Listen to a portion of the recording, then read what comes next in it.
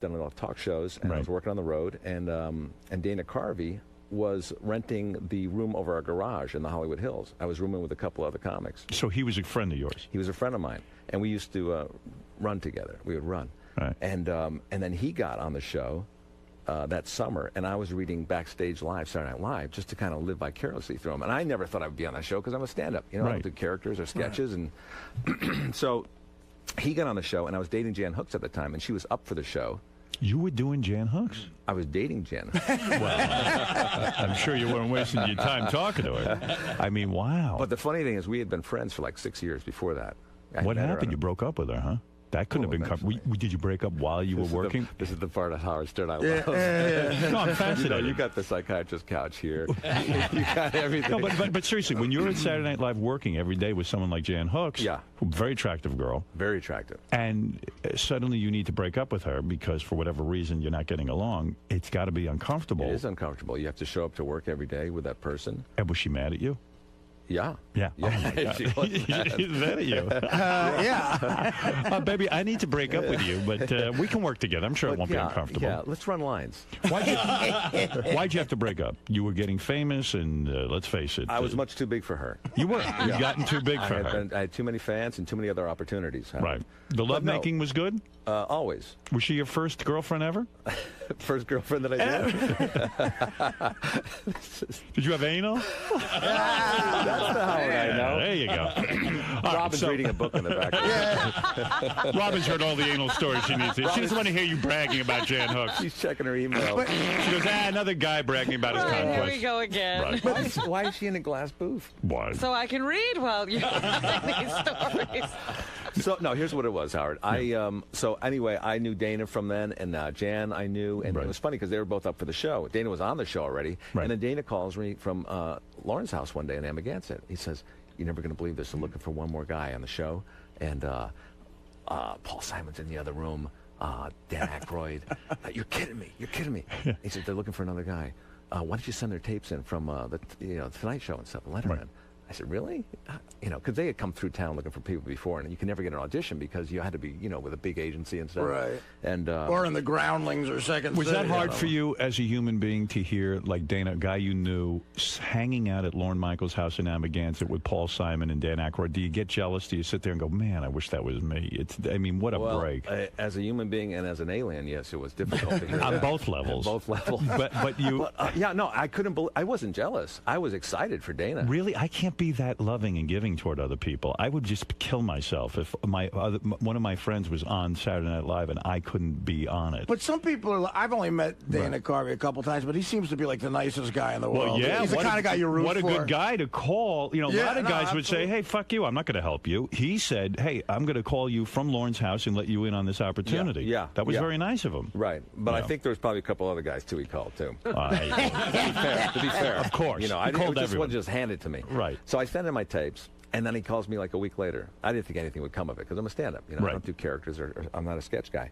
So he calls me and goes, I think they like their tape.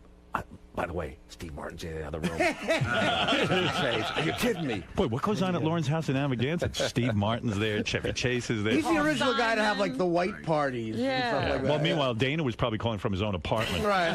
You're not going to believe who's here. Yeah, because he's doing impressions of all those guys. I'm a wild and crazy guy. Hey, that's Steve. I got to go. So you are accepted from this tape. What, they fly out for some sort of audition? First of all, now I'm getting excited. I'm thinking, well, maybe this can happen. Right. Well, I'll just fly in, I'll humor them, and I'll go in. And it's a big break. So I fly in, and of course, like this business, you think it's just going to be you and a couple other people. Right. And you get on the plane, like everybody's going to New York to audition. The pilot comes out. Hey, you think this is funny? The pilot's audition. I'll be auditioning later for Saturday Night Live. So the pilot. So I get there, and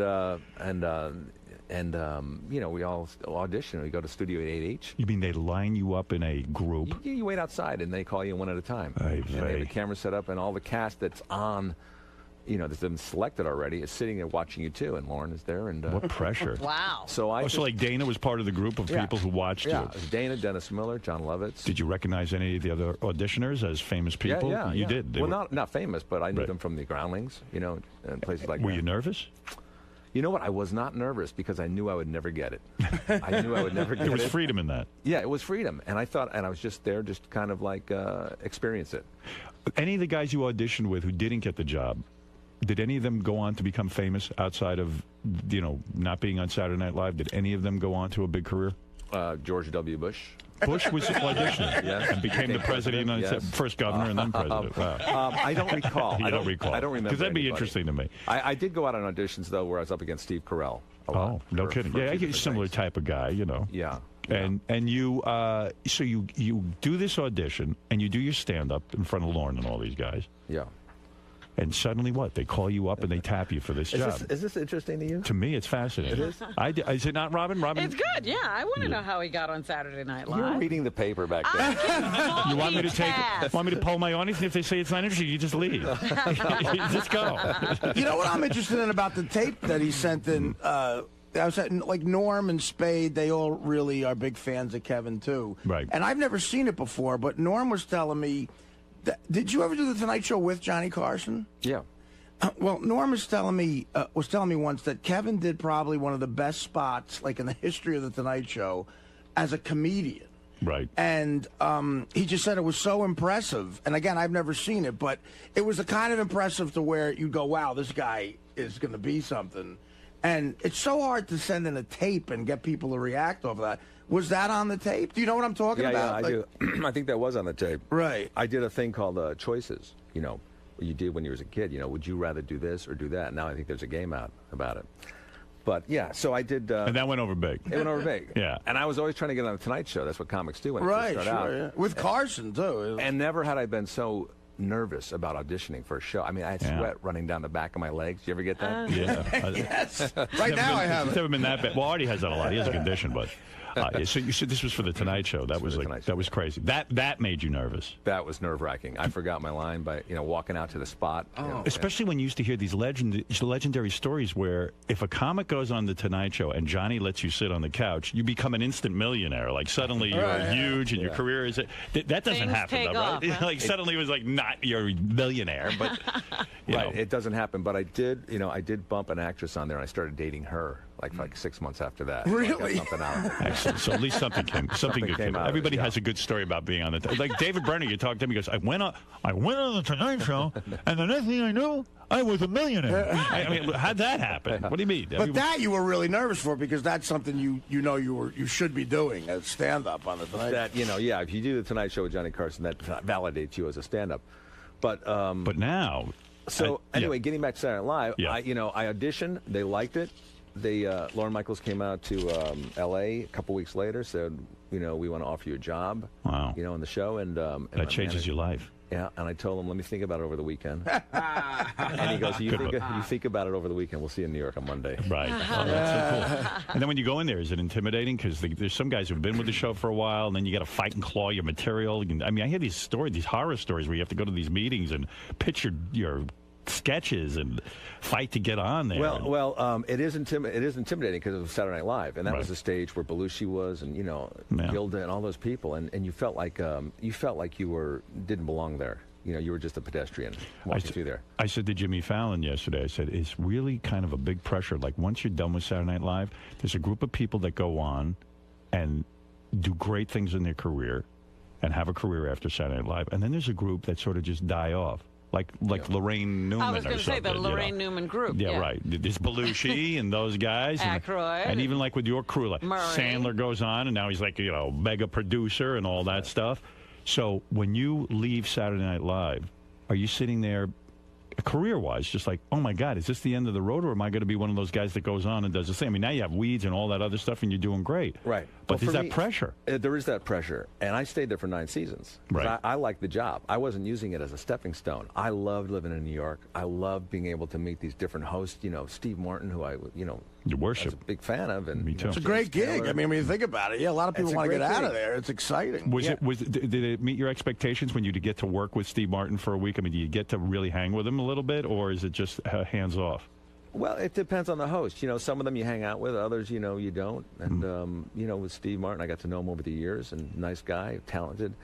But, going on the show, at first, it wasn't that nerve-wracking because the show was about to be canceled. Right. And we thought, we lived out of our suitcase for like the first 2 years because we didn't know if it was going to be canceled because the show the year before it was doing really bad in the ratings. So there was no real expectations, and I just pretended nobody was watching. It was just the people in the audience, and their cameras, and that was it. First time you go on live television, though, it's got to be really nerve-wracking. I mean, it's got to be scary when you go on live, Saturday Night Live. I mean, and because you even could really... for someone like you who's on the air every day. I remember seeing you on Letterman once. I was in the studio. You probably don't remember this, but I watched you on Letterman when he was in 30 Rock. Right. And you came off, and you came right up to me, and you, how did I do? How did I do? Yeah, so insecure. So that's why I hate doing like things like Letterman because it's even as much as I do this and this, I can be totally relaxed. You go on someone else's show and you got to be interviewed and you got to be funny and oh my God, the pressure is just ridiculous. Off the hook, how'd I do? I mean, and then they're looking off the side like there's time for a commercial break. You're trying to rush through your stuff. I know. And I don't even know you when I'm asking you how I did. You know what I mean? It's the worst. But like if you were a mean guy, you could have come up to me and just gone, "You were really bad." Yeah, right. Who just wrecked me? I go, "Oh my God, Kevin Nealon thinks I suck." I must know something. It's the worst. But then you think to yourself, "God, this is what I always wanted to do, though." Yeah, but it's strange. What do you think it is in you that makes you want to perform? Do you think it's an illness? Like, do you want? Like, are you ill? Are you seeking attention? As a child, did you get a lot of attention? I did get. I got plenty of attention. I came from a great family, loving family, supportive. Well, that's unusual for a comedian. It isn't unusual, but can be death for a comedian. Yeah, that usually doesn't work out for a comedian. Yeah, I want to raise a comedian, raise a real screwball. You gotta just really abuse them. Just do things to mess them up. That's right. Yeah. Robin's coming alive. There you go. She's into the conversation now. Well, I think there's probably something in me that needs the attention. Right. And I like making people laugh. I think it's, if there's a rush from that, this adrenaline where, getting a whole room full of people laughing. It's like you're controlling their emotion. You and Sandler are real close, right? He puts you in his movies and all that. In several of his movies. He's incredibly like very loyal. He's loyal to people. I see that. He really to his friends. He treats them really well. He will not buy any car unless it's an American car. Is that right? That's how loyal he is. Wow. That's good. I like that. He'll put up with anything. Yeah, he drives the big caddy. Right. So, now I read recently you attended Jennifer Aniston's 40th birthday party. Now that's real A-list stuff, right? You must have some get on that list? You must have some impressive friends. You guys, I was telling Gary this before. You researched the people that come on this show. I'm laying in bed this morning at 5 in the morning thinking, what have I done that they're going to find out about? Well, listen, you've got an interesting past. You were married once before to a model. You're married now. I am. It's your second marriage. That's right. But you nailed a model the first time around. Who said I nailed her? Maybe that's why the marriage ended. You never had any trouble with women, right? No. Yeah, I have. I've always been shy. I mean, you dumped Jan Hooks. I mean, that's pretty major dumping. I mean, she probably figured, I could dump him. That was a mutual thing. That was mutual? Yeah, what went wrong? What went wrong? Nothing went wrong. It was just, it ran its course. Sometimes things don't have to go wrong. Right. It ran its course, and the thing about Jan is I loved her. She was very, very Do you want her back? Is that what talented. you're saying? Probably one of the most talented, funniest women, aside from my current wife. Is it hard to be I'm being serious now. Cut the music. Is it hard to be in a relationship with a woman who's a fellow comedian? She's on Saturday Night Live competing for airtime and all that other stuff. The two of you are probably a little neurotic about it. Isn't it hard to be in a relationship with somebody who's in the same show business sort of venue as you and you're both comedians? It's got to be difficult. Hey, listen, I think it's hard to be in a relationship with anybody. Let's say you were dating Robin. Right. I'm not saying you Which haven't. I am. You are. Yeah. I mean, if you guys broke up, you would have to look at her every day. And, and get those darts coming at you. Right. So, yeah, it was difficult for a while. Right. And then we started seeing other people, and it became less... And it was rumored that Phil Hartman was dating Jan Hooks for a while. Really? Yes. I didn't know that. Yes, you do. I swear you know to God. everyone. Isn't it true you put a tracking device on Jan Hooks? I read that. You read that. Like Somebody Michael Strahan. I just saw that in the paper. That's right. I what did happened not know when you, that. But what happened when Are you you and the serious Yeah, about that? that's what there was a rumor. I don't even know So how we it's know true. that. It is true. Rumor is true. Rumor Yes. is true. Yeah, right. Until proven not. I don't know what Phil did. You really didn't know that? No, I didn't. Wow. Yeah. No, but I'm happy for her if she did. I could be wrong. It would just be awkward. That's all. Keep dating Saturday Night Live guys. So you you're on weeds now. This is good. Yeah. This is a good job for you. It's a very good job, because here's the thing, Howard. When I finished Saturday Night Live, it's like you said, where do you go after that? That's right. You know? Why did you leave Saturday Night Live? I left because I had a pilot. Oh. It was called Champs. It was the first Spielberg DreamWorks show, and Gary David Goldberg, who did Family Ties, and But you loved your Saturday Night Live job, but you said, hey, maybe it's time. 9 years. It's enough. loved it, but you know what? I had had enough of it. Right. You know what? I was going out to do sketches. I had food in my mouth still from the craft service table. That's how unnervous I was about it. Got comfortable with it. I was too comfortable. Are you still close to Lorne Michaels? Yeah, I don't see him that much, but I talk to him maybe once a year. You I do? run into him. Yeah. You run into him, you talk. Yeah. It's a good idea to stay in touch with him. He seems to have a lot going on. I like Lorne. Okay. Yeah. Were you upset that he gave Jimmy Fallon the job to replace Conan? Didn't you think you deserved that job? Isn't it true that you've been secretly going around saying that you're a more accomplished stand-up and that you could handle the job better? He's been whispering that. I thought he made a big mistake. Did you think, no, did you ever think about hosting one of these talk shows? Well, the funny thing is, and I'm trying to recall if this is actually true or not, because, you forget things after a while. But when Conan was taking over for Letterman, I think he might have asked if I was interested. I'm not sure. I can't remember. But I was not interested. No. I didn't want to interview other people. I know. Look at me. And I didn't want to be stuck in the studio every day. And I know how hard that job is. I know how hard it is what you do. It is hard. It's hard. Jimmy Fallon's describing this new schedule of his. To me, it sounds like a nightmare. It's a nightmare. He's in there 8 in the morning writing jokes, and he doesn't get out till 8 o'clock at night. It sounds like I know it. At first, especially the first couple of years. And a lot of pressure, right? A lot of pressure. So I'm good. I'm doing Weeds now. But coming off of Saturday Night Live, I thought, will I ever do anything else again that that will pass this? Right. And I had a couple of sitcoms, didn't work. You did Hiller and Diller with Richard Lewis, right? Thank was you. on the air. Yeah. Oh, my God. You had to bring that up? Well, he brought it up. What are you talking about? Well, Richard Lewis, by the way, one of the funniest guys I've worked with. He's great. I mean, neurotic, but Right. very funny. Like, he would call me, and I used to watch him do stand-up in the Improv when I was bartending, and he was one of the funny. Packed him in. Amazing stand-up, yeah. So I got to work with him, and then he would start to call me, at home, and talk about the show and the lines.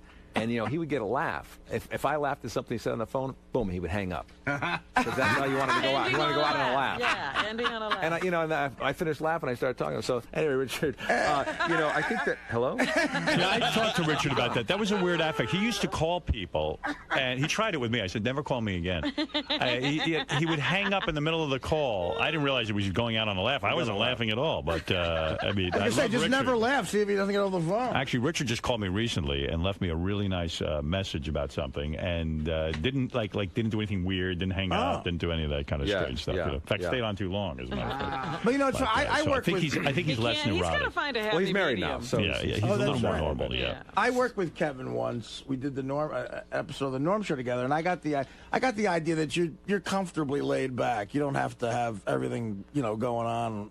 You don't have to be busy all the time. Right. Does Weeds pay okay? Which is nice. Weeds is on what network? Weeds is on Showtime. Showtime. So they that don't answers pay. your question Right. there. What are we going to do about So that? why are we doing this show? Yeah, why are we doing Weeds? Well, first of all, you guys aren't doing it. Right. I'm the one doing it. Good point. I thought So we let's were cut doing that bullshit out right now. Well, we're doing it because I'm living comfortably from my late night Saturday Night Live money. it. Is that right? Does Saturday Night Live? Got a lot of low-paying jobs. Why do you think I'm doing stand-up? That's true. In fact, no, you can no. see Kevin tonight through Sunday at Caroline's on Broadway, Manhattan, which is great. I should get over there. You should come and see I me. You know really what, should come Howard? I see would you. come with you. I don't have a gig this weekend if you're around. I will be around. You know what? And then everybody's going to be watching you. Are we getting free tickets, or do we have to pay? Howard knows how tickets to go to- sneak into the nooks and crannies of Caroline. For tickets, go to carolines.com. Kevin's book. Yeah, we got to talk about your book, too. You have a book out. I have a book out? Yes, You're Pregnant, but What About Me? Is in stores now. You have kids? I do. I have a 2-year-old. You didn't have kids the first time, the first marriage? No. So that didn't last so long, that first marriage. First marriage lasted about 11 years. When did you get married? While you were on Saturday Night Live? Yes. You meet her on Saturday Night Live? Well, during a hiatus. No kidding. Yeah. A hot model. You got into it. She was actually a stunt woman. Stunt woman. Yeah, I did some modeling, yeah. Oh, that Someone- means you got a good body. Hey, someone told me a story Little that, beat up, but that yeah. you saw this, that when Steven Seagal was on Saturday Night Live as a guest host, that in one of the sketches he was supposed to beat up a stuntman. Yeah. But he literally beat up the stuntman? Like he didn't Well, he didn't beat them up. What happened was he was supposed to take them and throw them into the breakaway studs. Right. Some karate sketch. Yeah. And he did that during the dress show. But during the live show, I don't know if the adrenaline or what, he took them and threw them just anywhere, and they were hitting the studs that weren't breaking. Your stuntmen, they're pretty macho. Good They're Lord. pretending they're not hurt, but there's like, they're limping off the stage and stuff. Wow. But a lot of people ask me, Boy, the good times. But just getting back to the weeds thing, when I came off Saturday Night Live, I thought, would there be another show that would kind of, surpass this for me, where I wouldn't just be remembered for Saturday Night Live. And I think Weeds is becoming that. It is. It's a huge hit show. It's a great And you should get the show. box set. You could catch up. And Yeah, I really should watch. I think you would so like it. much fun. Everyone says it. And plus, oddly enough, you play a stoner, a guy who smokes a lot of weed, and yet Who's you've in never politics. and you've never smoked weed in I your don't entire smoke life. pot. I don't smoke You pot. never were curious? I tried. Oh, you it. did try it. Yeah, but I Have you ever tried mushrooms? No, I never did. Ever tried LSD? Nothing else. Hash oil? Hash? Nothing. Psilocybin? Mescaline? Mescaline, maybe a little mescaline. And Opium? Artie's sitting there saying, did it. Does Artie remind you? Did it. Does Artie remind you of a fellow Saturday Night Live castmate, Chris Farley, at all? I mean, in terms of his self-destructive from his way. story. Here's the only thing that reminds me of Chris Farley with Artie is his agility in sports. Right. Remember we played basketball? Yeah, on the yeah, Norm we- show? During one of the breaks, we went out and they have a basketball court there. And me and Norman, Artie were playing. And Artie was so quick and agile. Yes. And a good set shot from outside. Yeah, right. Yeah. These guys have seen it. I kicked the shit out of a girl Yeah. basketball player. Yeah. He beat a girl right on our show. Yeah, Yeah. but she was, Penn State. Come on. But no, I remember that. Yeah, the Warner Brothers lot was the coolest place because But is you go out and Artie beat going- George Clooney in basketball. Is Artie going down the same path as Chris Farley? From listening to your show, I thought he might be. Yes. But then when I got here, he came into the green room there, and I thought, wow, Artie's looking good. There you go. Lost He's some alive. weight. He Yeah. shaved the beard. Yeah, Farley was an amazing athlete, right? He was He was good. maybe like an all-state football player. I think Really? he wrestled, and he What's this? When you go to Jennifer Aniston's 40th birthday party? He's trying to get off that I subject. want to know something. Wait a second. Yeah, okay. Well, if Is Kevin it had said, Adam- I think Artie's going to die tomorrow, he would have stayed there, but there was nothing Yeah, there. it was kind of like, hey, you're not like Chris He's Farley. rethinking that answer. I thought you were like Chris Farley. So wait a second. I don't give a fuck What if is he's got a it- good what- set shot. What is your connection to Jennifer Aniston that you even get to go to the party? Was she a guest host? Well, Howard, you have to understand, I'm a very popular person. You know a lot of people out in I L.A. know a lot of You live in L.A. I live in and Los Angeles. You're accepted by that community. I'm accepted. They know you're going to come to the party and behave yourself. No, They- I've never been invited to those types of parties before, to be honest with you. Yeah. I did the Ellen show about a month ago. Ellen DeGeneres. Ellen DeGeneres. Go ahead. She invited me to her and Portia's birthday party. Oh. I went there. And I ran into Jennifer Aniston there, and she invited me to her party. Is that exciting to be in with this in crowd? I would imagine to Well- meet these famous people is wonderful. You meet them all the time. They shun me. imagine. They You shun me. imagine. They shun me. But isn't that interesting that he has to be it's first like Ellen is like the gatekeeper. She Well, approves Jennifer you. thought Kevin No. was in because she's at Ellen's. Once you're at right. Ellen's and they Yes, see you then behave you can yourself. go No. That's it. everywhere. Yeah, First right. of all, It's a test. I've known Jennifer for a long time. Okay. When I did Saturday Night Live, I Right. used to live in the Upper West Side. Right. And I would go over to this hamburger place on Columbus and 85th, I think it was, Jackson Hole. Right. And I would sit in there, and I would see this really hot hostess working there. Mm-hmm. And I thought, wow, she is cute. And sometimes I wasn't even hungry. I'd go there Just to look at her. and just to look at her. And that was Jennifer Aniston. This is before Friends. Right. And so I go out to California, and I'm working on this show called The Edge, which she was on. Oh, the sketch show, yeah. Yeah. Right. And my friend had created that show, and so he had me on an episode, and I kind of met her there. And so I've known her from that, and I've kind of seen her over the years, a little bit here Some and there, ass on her, huh? I guess. Right. I figure if you go into a crappy hamburger joint, you're No, into it. she's- Howard is It was very good, yeah. So that's how I got invited to her. all right, her so you party. get to go to the party, and now I imagine this is a big deal. This is a big deal Yeah. party. Let me tell you who was there. Even for me, I know who was there. She Oprah Winfrey. Oprah Winfrey. Wow. left before I got there. nice ass. You kidding? I came in late. Why did you come in late? You were trying to show. I had a gig. What kind of gig would keep Stand-up. you? Really? That was more I had important. booked it already. All right. So But I Oprah came Winfrey, late. you missed. Yeah. Did you see Sheryl Crow? Yes. Did you see Courtney Cox? Yes. Tom Hanks was there. Did you know that? I know Tom Hanks. I've seen him. You know him Yeah, personally. I know him. And Tobey Maguire, Spider-Man himself, was there. Yes. And what do these people do? They sit around, like it's at her house, Is this right? a fun party? Do you look around her house trying to see what the hell's going on? Well, first of all, I'm always impressed by the homes of these celebrities. They're big homes. They're big, spacious homes. They're beautiful, and they're anointed. Right. They're, they have interior decorators that come in and do it right. Yeah, it's something to see. Yeah. They've got the money to do it. When I first went out to L.A., I would embarrass myself and show where I came from. Like I finally met people with money, and I would go in a person's house and go, "Wait, you got a pool? You got running water? Yeah, you have an in-ground pool."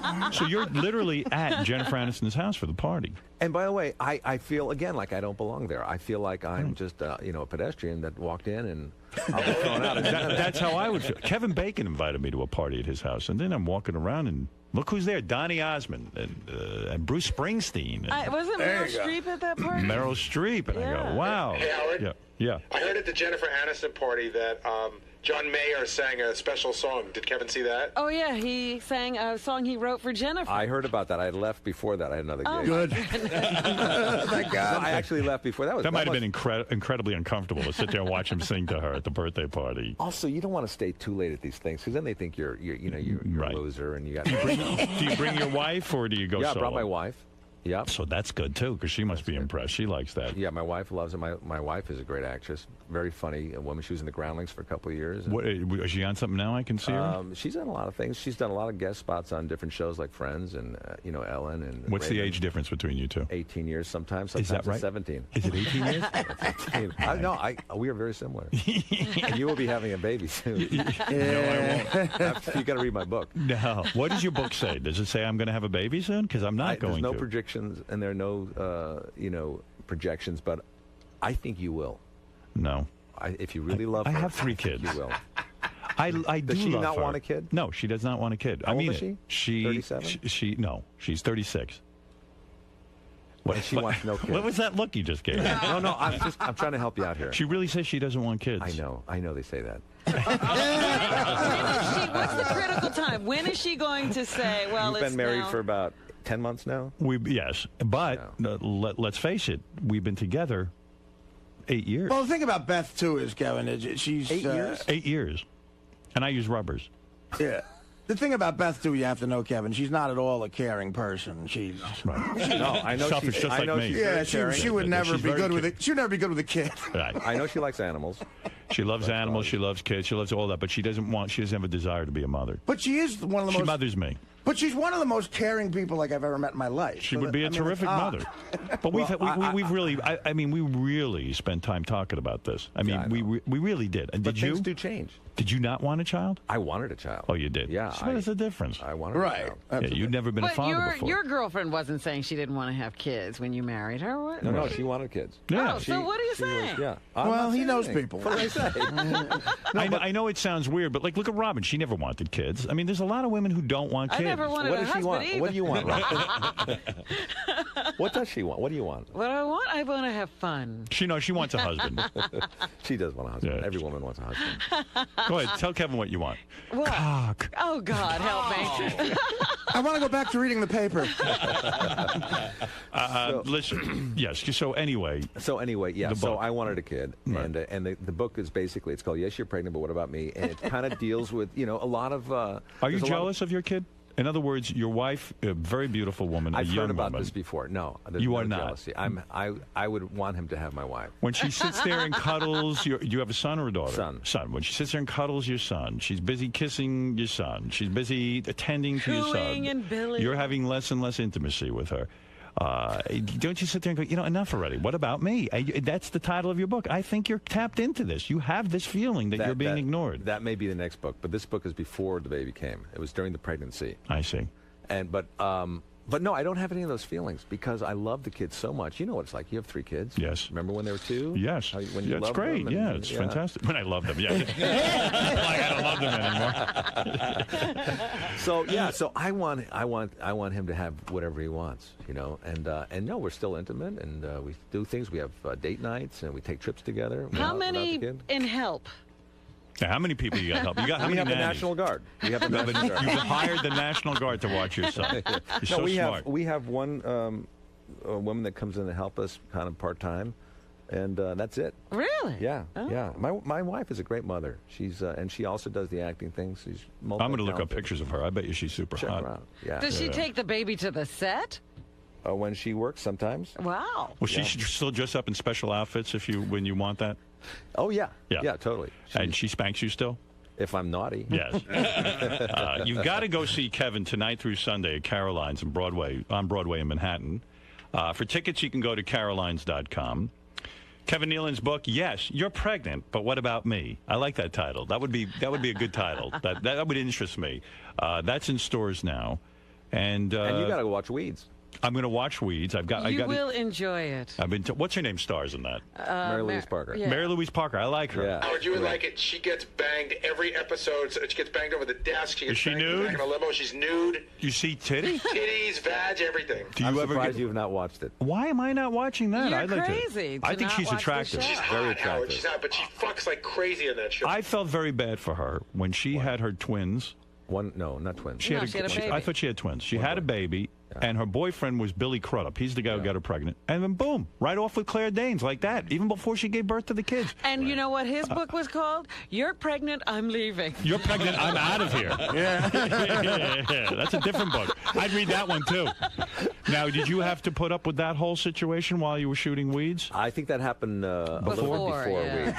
Yeah. So did she come into the trailer and talk to you about it? Do you advise her on how to deal with this kind of thing? I'm not good with that kind of thing. You're not. You don't have any personal conversation. Here's what I'm good at saying. Yeah. Here's what I'm good at saying, Howard. I'm so sorry. Is it true he wrote a book called You're Pregnant and Claire Danes Looks Hot to Me? I wrote a book called "You're Pregnant and I'm Not Billy Crudup." Right. No, but yeah, she's a great But actress. she's doing okay with that Oh, emotionally? she's great. Yeah, she's great. She's a strong woman and a great actress. Is she doing anyone on the set? Is she involved? I know you of. do not know. All right. Maybe Okay. Phil Hartman. I don't know. It could be. You never know. No. Listen, Let me tell you something. let me tell you something. You know, I always wanted to do you on Saturday Night Live. What happened? But then Michael McKean came on and he did you. Yeah, he did Yeah. pretty funny with me. Yeah, and I'm not a great impressionist, but And- all I could do was this. Let me tell you something. And Adam Sandler did Baba Booey. That's right. if That's you right. remember. That's right. Yeah, that's Hey, what's her name again? Mary Louise Parker. She was dating, and I think maybe almost engaged to the black guy that was on Weeds. For Really? Really? what? Were they? Weren't they a a couple? relationship No. together? No. You sure? Look, I didn't you're hear asking the that. wrong guy. Apparently, I don't know anything that's going on. You didn't know she on was the in an show. interracial. On the show, On the she show, was. she's with him. Yeah, all the news is coming in now. Baba Booey. no, you know. that's On the something show, else. she's seeing him. Like a part Right, of no, the but I thought character. she was. I got it wrong. Here's a picture of Kevin's wife, by the way. All right, let me see this.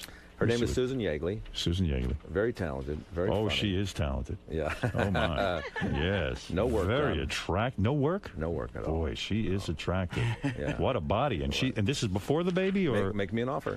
is it 500,000? That right is. now. Let me take a look at that. Look at that. Right there. This is like being in a courtroom. Go ahead. You want to see the picture? Before or after the baby? I'm looking at me. I think that's probably before. Yeah. No, that's 9 months pregnant right there. Yeah, wow, that's good. I didn't gain a pound. Yeah. Well, she's a very attractive woman. Thank you. I can see why you. I you're- gained 30 pounds during the pregnancy. Is it hard? Is it hard? Did you really? I did, yeah. Is it She's hard? nice looking. My first kid, I gained a ton of weight. You get nervous. You do. You start eating. You're, know- a girl like this, to get her, you got her on the first date, or did you have to put in a lot of time? Here's what I did. Go ahead. Be honest. I'm always honest. You know me. Not always, but go ahead. Well, I skirt around honesty pretty well. Go ahead. What happened was I'm going to do a pilot. It's for a friend of mine, John Henson. He was doing a pilot for a talk show. I know that guy, John Henson. Yeah. Nice guy. Yeah. And I get into the makeup room, and Susan, is sitting in a makeup chair. She's waiting to go on. She's been waiting for hours. Yes. The show's running behind. I see her. And loud enough for her to hear, I say to my makeup artist, I said, can a single guy adopt a baby? I mean, you always hear about single women adopting babies. Can a single guy adopt a baby?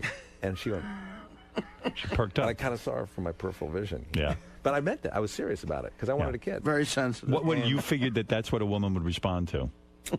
Well, if she responded to it, then that was the woman that I was interested in. Why? Because, in other words, I was ready to have a kid. yeah, I wanted a see. kid. Yeah. But also, I liked her, too. She But was when you cute. look at a broad like this, you go, man, I don't know if she's even in my league. I got to go check this out, see if I can get her. Exactly. So, Right. so we waited for a couple more hours before both of us went on. And I got to know her, and we laughed a lot, and she liked me. And Natural breasts?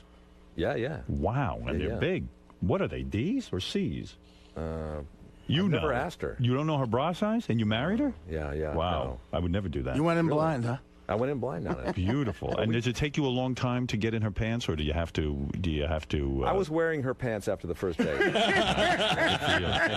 Well, you're quite the ladies' man. I'll tell you that. I didn't know that about you. But you know what? I'm a slow mover, Howard. I'm a lot like you. You're probably very. I'm romantic. Yeah, you're romantic once you kind of feel confident with her. Right. But leading up to it, you're probably not sure. Even though you're Howard Stern, right. You're a little maybe intimidated. I think because I'm Howard Stern, I move slowly because I'm pretty sure they don't want me. but even Beth's mother almost passed out when she heard I was on the scene. Didn't she hang up? But even if you weren't Howard Stern, even if you weren't Howard Stern, now I'm doing you.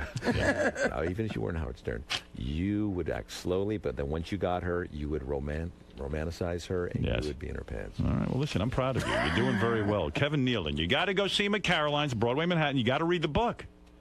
Yes, you're pregnant, but what about me? It's in stores now. It's all Kevin all the time. And if you don't like Kevin, you might see Howard at the show. That's right. You'll never come. No, I might come. I don't know. I gotta see what's going on. I think you'll find me funny. According to Artie, I will find you funny. Yes. There's no doubt. All right. Hey, Kevin, thanks for coming on the show. Thank you, Howard. It's a pleasure to speak to you. It was exciting. Kevin, how'd it go, man? I don't know. I think it went all right. I think it went well, too. Yeah. I mean, he was very inquisitive, as I knew he would be. Wasn't that painful? It's actually kind of fun. Yeah, well, no tough questions, right? Not yet. They get you on the second time. The second time They have you around, back, he was feeling you out, right? Yeah, I still, treading lightly. Don't completely trust getting there, though. So don't do anything stupid between now and next time. Don't give him any ammo. No fodder. Yeah.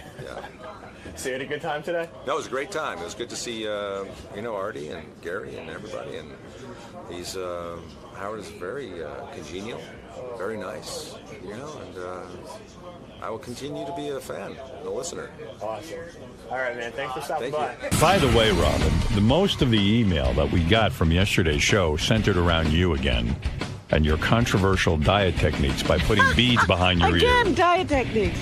Yes, diet techniques. And also your chastising of Scott the engineer is trying to put down his diet. I wasn't putting down Scott's diet. I was just saying he should look into his cellular health. You were saying he looks bad. And, I just can't sit around watching people not be well anymore. But Sorry. he is well. He is not. You were very mean to him, by the way. And you were very, Go ahead. what I would call, what do they call it when you assist someone to continue to be unhealthy? You're an enabler. How so? You're saying, oh, no, he's fine. He is fine. What's wrong with him? Fine. He looks fine. What? Why am I unhealthy? You're not unhealthy. You think you in other words, you look so much better than him. And Tim went through the same thing. Tim's lost a lot more weight. Do they look the same? Honestly, yeah. I don't think Tim looks that good. Tim looks wonderful. He's got beautiful skin. Tim walks around here like he's in a coma. Are you kidding me? I agree with Scott. Every one of you wants to portray Tim as suffering. Everything that you do is perfect? He has rosy cheeks. He has come on. tight skin. You look he good has a 'cause of beautiful genetics. jawline. You have a good where skin. did Tim get it from? Tim doesn't look good. Tim's skin isn't sagging. Yes, it is. Tim doesn't have a pallor. You don't listen to the conversation behind Tim's back. I don't care. I can see Tim. Everyone says Tim looked better fat.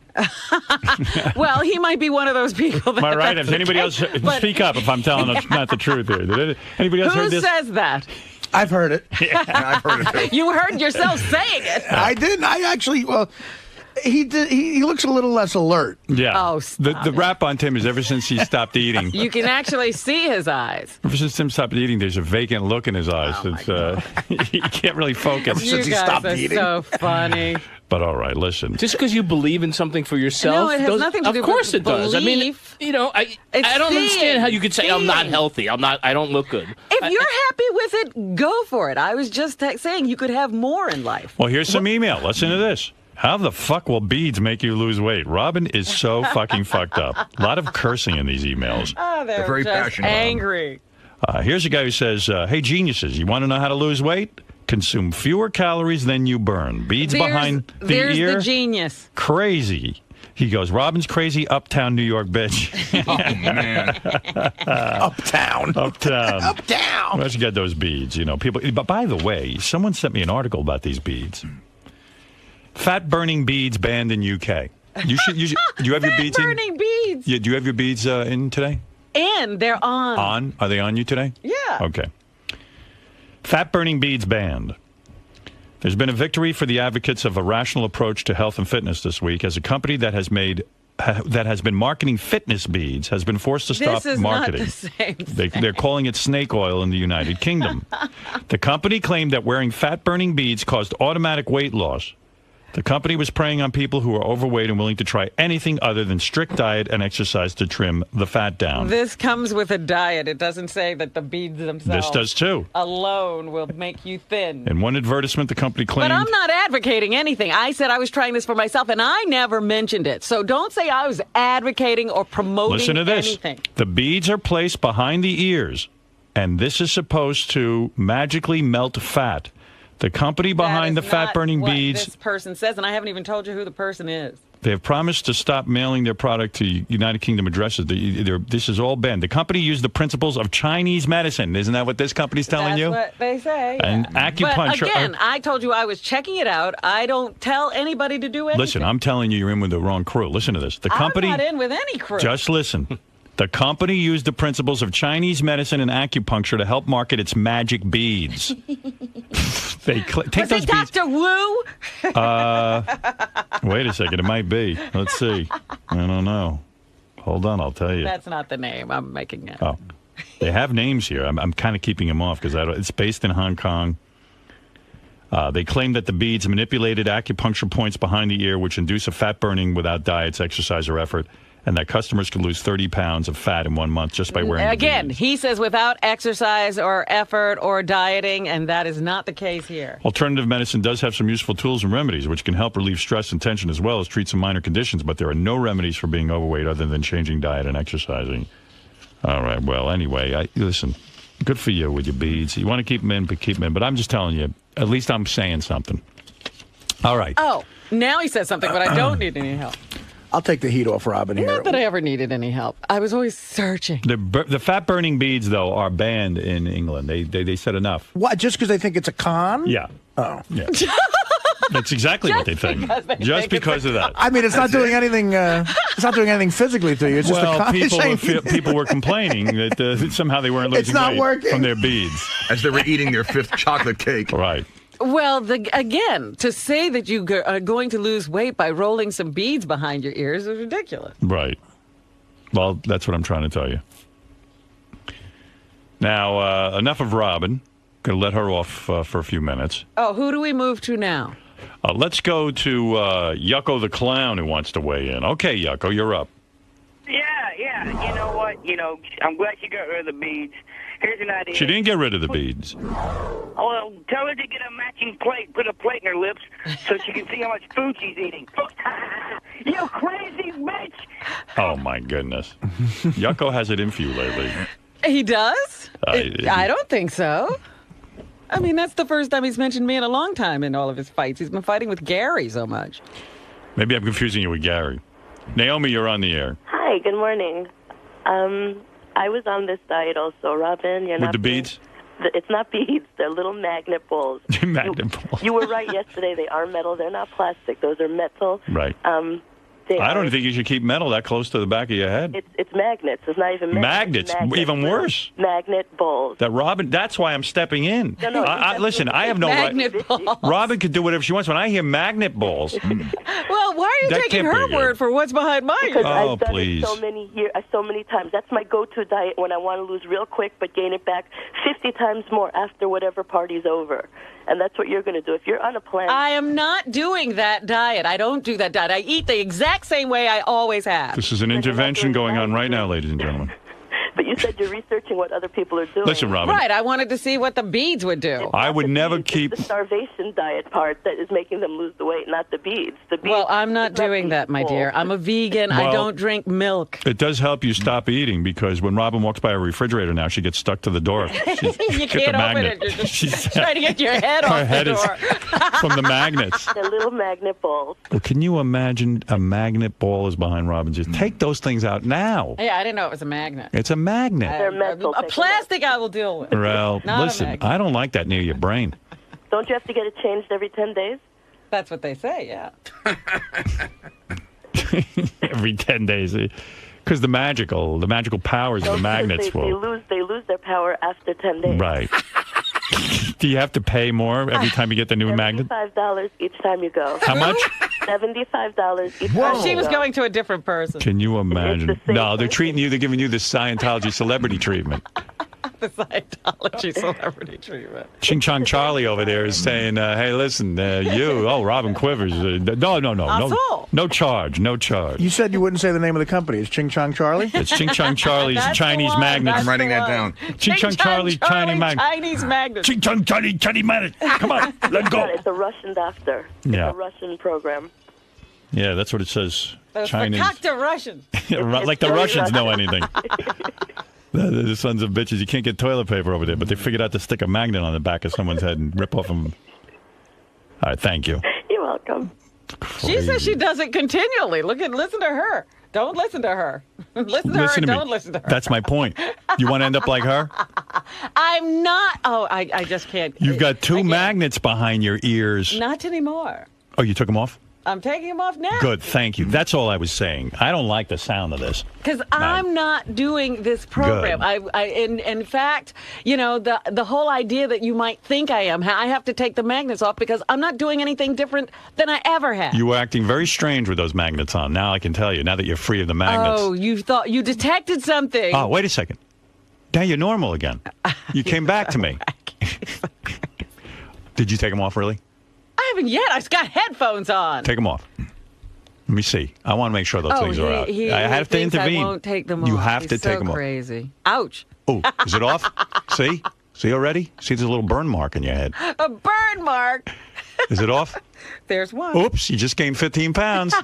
Again, I wasn't doing this for fear of gaining weight. Thank God she took them. She didn't even know they're magnets. They're putting a magnet on her head. They should have told you that. Yeah. Yeah, I mean, I should be aware if I'm being magnetized. These magnet? No, not magnet. All right, everyone who was concerned, Robin's magnets All are right. off. Do Thank you you. understand now that I have no fear of gaining weight? Oh, she's eating right now. She's running to the refrigerator. I'll be back. Maybe you better put the magnets back on you. I'm Jay Thomas, and I'm going to just visiting Howard. That's all. And then I'm going to promote my show on Sirius XM, and it's like walking by, and they must have had an open, like an open moment. So you're just here to shoot the shit? That's it. Yeah. It's always good when you just come on without anything specific to talk about, because anything can come up, right? Anything could happen. I mean, I'll tell stories about what's happened. That's all. But we'll drive people into my show in the afternoon, and then the Howard 101 show on Friday morning. That's it. And now, of course, that I'm here and it's early and I've been drinking all night, I'm sorry that I'm here, but I'll make it through. Jay is a very, very well-known actor, comedian. He's called, in our business, a triple threat. Oh, yeah. I forget what the third thing is that I don't know. Radio. You forgot that. Radio, right. Radio, acting, triple threat. How are you? Hey. Dancing, singing, everything. Well, everyone asks me why I don't get invited on Dancing with the Stars. I was just going to ask you that. I don't know why. I don't know. Does that mean that I'm just the lowest of low? Because it's like you're washed up. It's like the Dancing with the Indicted now with the guy. He looks ridiculous, and he thinks Tom DeLay. He looks ridiculous. Did you see with the little Village People vest he has on? So the reality shows. I'm shocked that you actually watch the show. Of course, he watches it. You know what? For the radio show, I watch all kind of horrifying crap. Because you have to comment on pop culture. But my wife watches. It's like Robin had to put magnets behind her head because she comments on these things. Yeah. Clean House. And she watches the stuff where they clean people's houses. Yeah, the people who clean up the clutter and the crap. But she'll watch it like every night. She'll watch the clean house thing. And you want to really comment and say, she used to watch Who's the Boss. So now we've actually, gone up from that.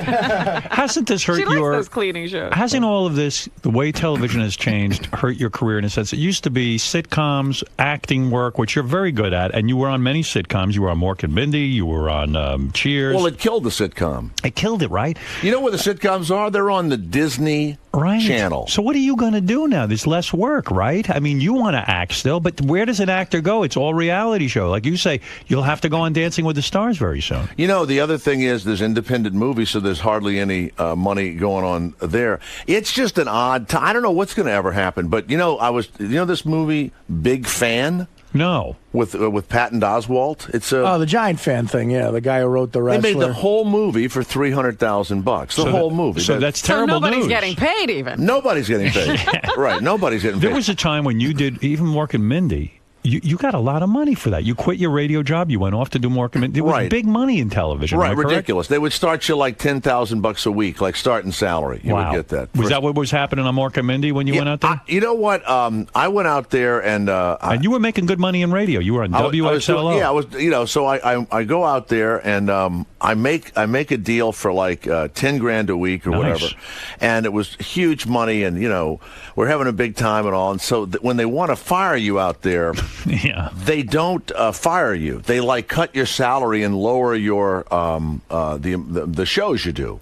So I didn't have an agent for some reason. I wasn't with Don, and I was in between agents, but I had $10,000 a week. I didn't care. Who cared? And I did the Love Boat. I remember the Love that Boat and all that.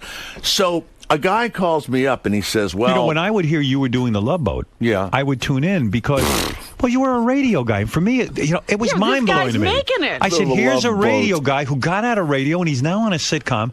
You were my hero. What's her name? Marcia Brady was my love interest. What's her real name? Not Eve Plum, but the other one. Maureen McCormick. Yeah, right. Maureen. Yeah, Maureen McCormick. So they call me up, to go and do an episode of Love Boat. So I go to her house to learn the lines or whatever. And she comes out with little short shorts and a T-shirt and no bra. And I'm in Hollywood. Look, I'm thinking, man, this is fantastic. Right. So we do lines. And she was cute back then. Yeah, and then you read a book. She was doing blow and she was screwing people. Not me. Nobody screwed me. Nobody offered me any cocaine. You missed all of that. I'm doing the wrong lines with her. You mean you went over her house to rehearse your script on Wilshire Boulevard, and she comes out in little short shorts and no bra. we go over the scenes or whatever, and it was kind of a sad movie. She dies in a television show. She dies in it. In Love Boat? She died in Love Boat. Right. Well, look at the ship's doctor. I think they the guy from Get Smart. Isn't that sort of an unbelievable plot when you think about all the people dying on cruise ships now? I mean, everyone disappears on these cruise ships. You know what's funny? No one died back then on cruise ships, so they were keeping it quiet. Right? It was sort of like a crystal ball, that show. So I go to the thing and I read with her, and I think we went to dinner or whatever, and so we get back to the set, and then they introduce everybody, and I think that they must have messed up the parts because there was kind of a handsome guy there, and he was playing a sleazy gangster. So they introduce the cast, and they go, playing the beautiful ingenue today will be Robin, and everybody, claps, and you remember our other cast, and then they name the handsome guy plays the sleazy guy, and they go, and playing the handsome architect from Denver, Jay Thomas. I swear to God, everybody paused. Like, what's wrong with the casting And department? so I'm going, Jesus, I think I was supposed to play the sleazy whatever. So I'm the handsome architect. So they have a fan and stuff, and blowing your hair, and you're by the side of the boat, and I don't know. I had to kiss her, and she's crying and she's dying, and I love her, but she's dying, and we run up these stairs and we go off set, and it's in a dark little room, and you have to stand there until they yell cut. And I never did a thing to the woman. I kiss her, and she runs up the stairs, and I go, wait, and I run up the stairs with her like that, and when I get into the little room, she turns around and she goes, don't touch me! And I go, I wasn't going to do anything to you. Nothing. She goes, well, don't touch me. I went, and now I'm in a little tiny room, and they haven't yelled cut. I said, I wasn't going to do anything. I'm acting. Look, I don't know what I did or what the deal was, but when I used to kiss these women on TV, you didn't know if your tongue had to come out or stayed in or whatever the deal was. You weren't trying to be a brute. You were just trying to act. You were acting the scene. I tell you who I did hit on. There was. Did you use tongue when you kissed Maureen McCormick? No. No. If the woman tongues you, you're allowed to tongue back, but yeah. you can't. Right. That kissing of a woman in a movie, and I only did sitcom kissing. It is odd. It is strange. What? Not to get Sarah Jessica Parker, I kissed once. Oh, no kidding. I played a really sleazy guy, and I was looking at a house with her, And so she says, well, you could make the deal for this house. And I go, really? You can make the deal?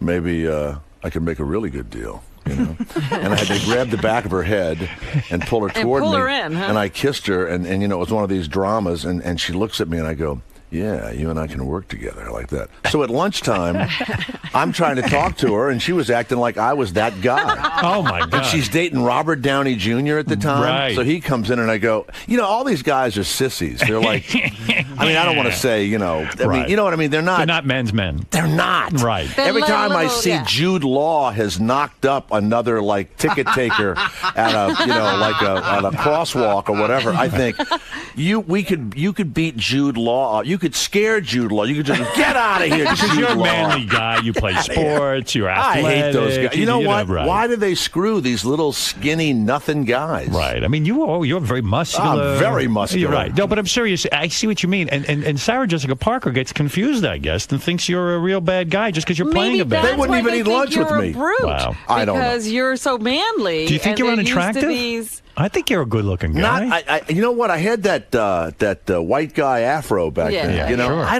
don't know. I think maybe I'm overbearing. I was overbearing. I think I looked like I was up to something at all times. You look shifty. I look very shifty. Yeah, you do. So, I mean, look at the career you've had. Yeah, I mean, you've really done a lot of. You made out with Sarah Jessica Parker. That's right. You've done a lot of important things. Wait, you were about to tell us a story about somebody you made out with. Maybe it was Sarah Jessica Parker. I don't know. No, yeah, no. You were saying there was somebody that you hit on. Yeah, you hit on somebody. Yeah.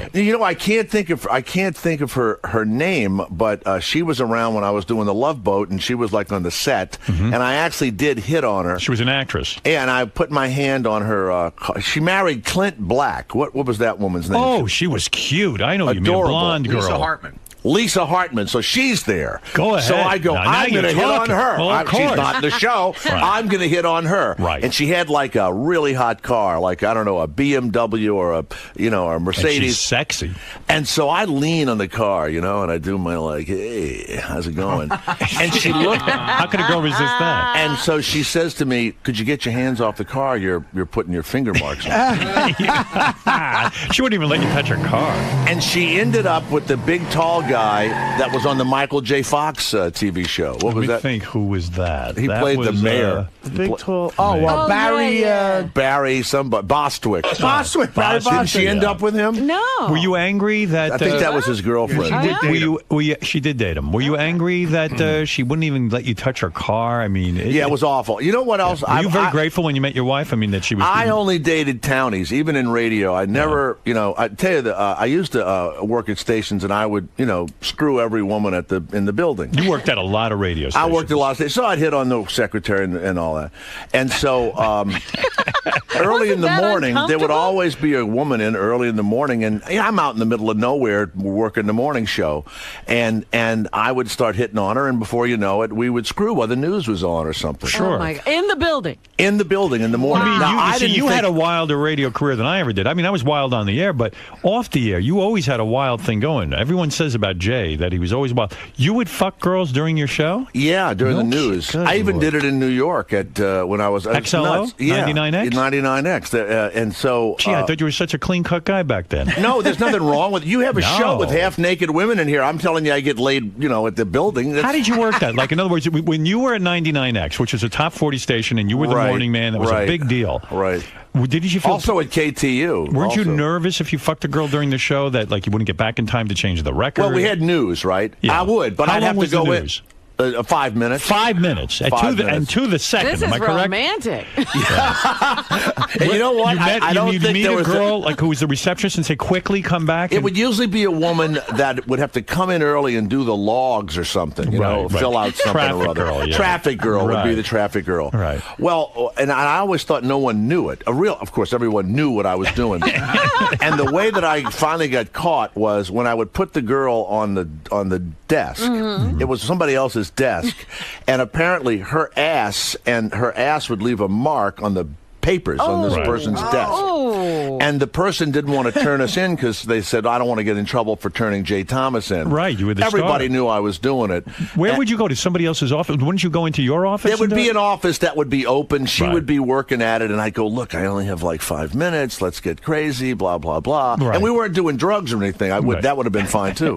But and so you just get on the desk or, you'd have oral sex or whatever. So when I heard you doing these shows, who knows what was going on during the news? You might have been banging somebody. I didn't do it like every day. Right. But it in the happened a lot. Carolinas, I did it a lot. No There was kidding. a lot in the Carolinas. So you had a real radio career. I would have was women come in sequestered. to win tickets, and we'd have sex in my office, and I'd give them tickets to concerts. Good Lord. No Sometimes kidding. they'd left their kids out in the lobby. That was always the bad That would one. be strange. Yeah. Boy, how many girls you figured you've had in your lifetime? When I see those numbers, I was a disc jockey, and I would have been like a guy that owned a trucking company if I hadn't been a disc jockey. Yeah. So it was a lot of women, but not to brag about it. And they always had a good time with me. Right. Yeah? I always had a great time. Yeah, You of had a course. great time. Listen, you're Jay Thomas. Yeah, but after a while, your brain gets a little soft because you don't know why you're having sex anymore. Well, I can imagine, Yeah. I guess that's kind of how people thought I was conducting myself off the air. But, I got married very young. And You were married the whole time. I was married But you the whole don't like to time. go out.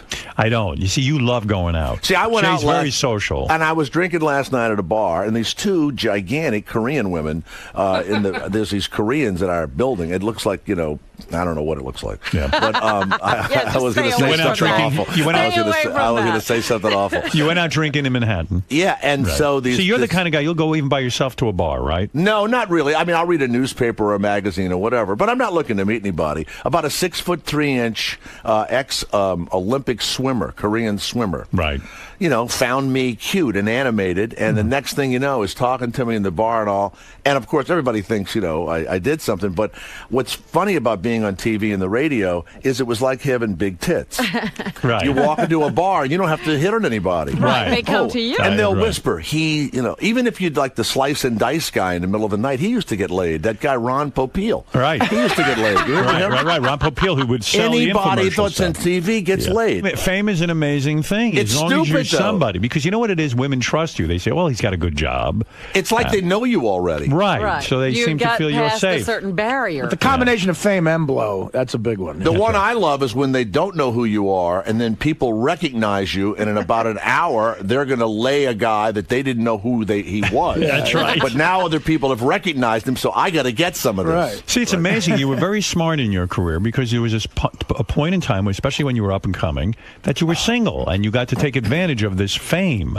And But wasn't it uncomfortable around the state? I mean, were you screwing different girls at the station? Yeah, the worst one was 99X. I think I would go into WXLO in New I would York. go into different offices, and I'd get off the air, and I would go, and each one, they had one woman that spoke in tongues actually, and I don't know what she was ever were saying. you picky at all?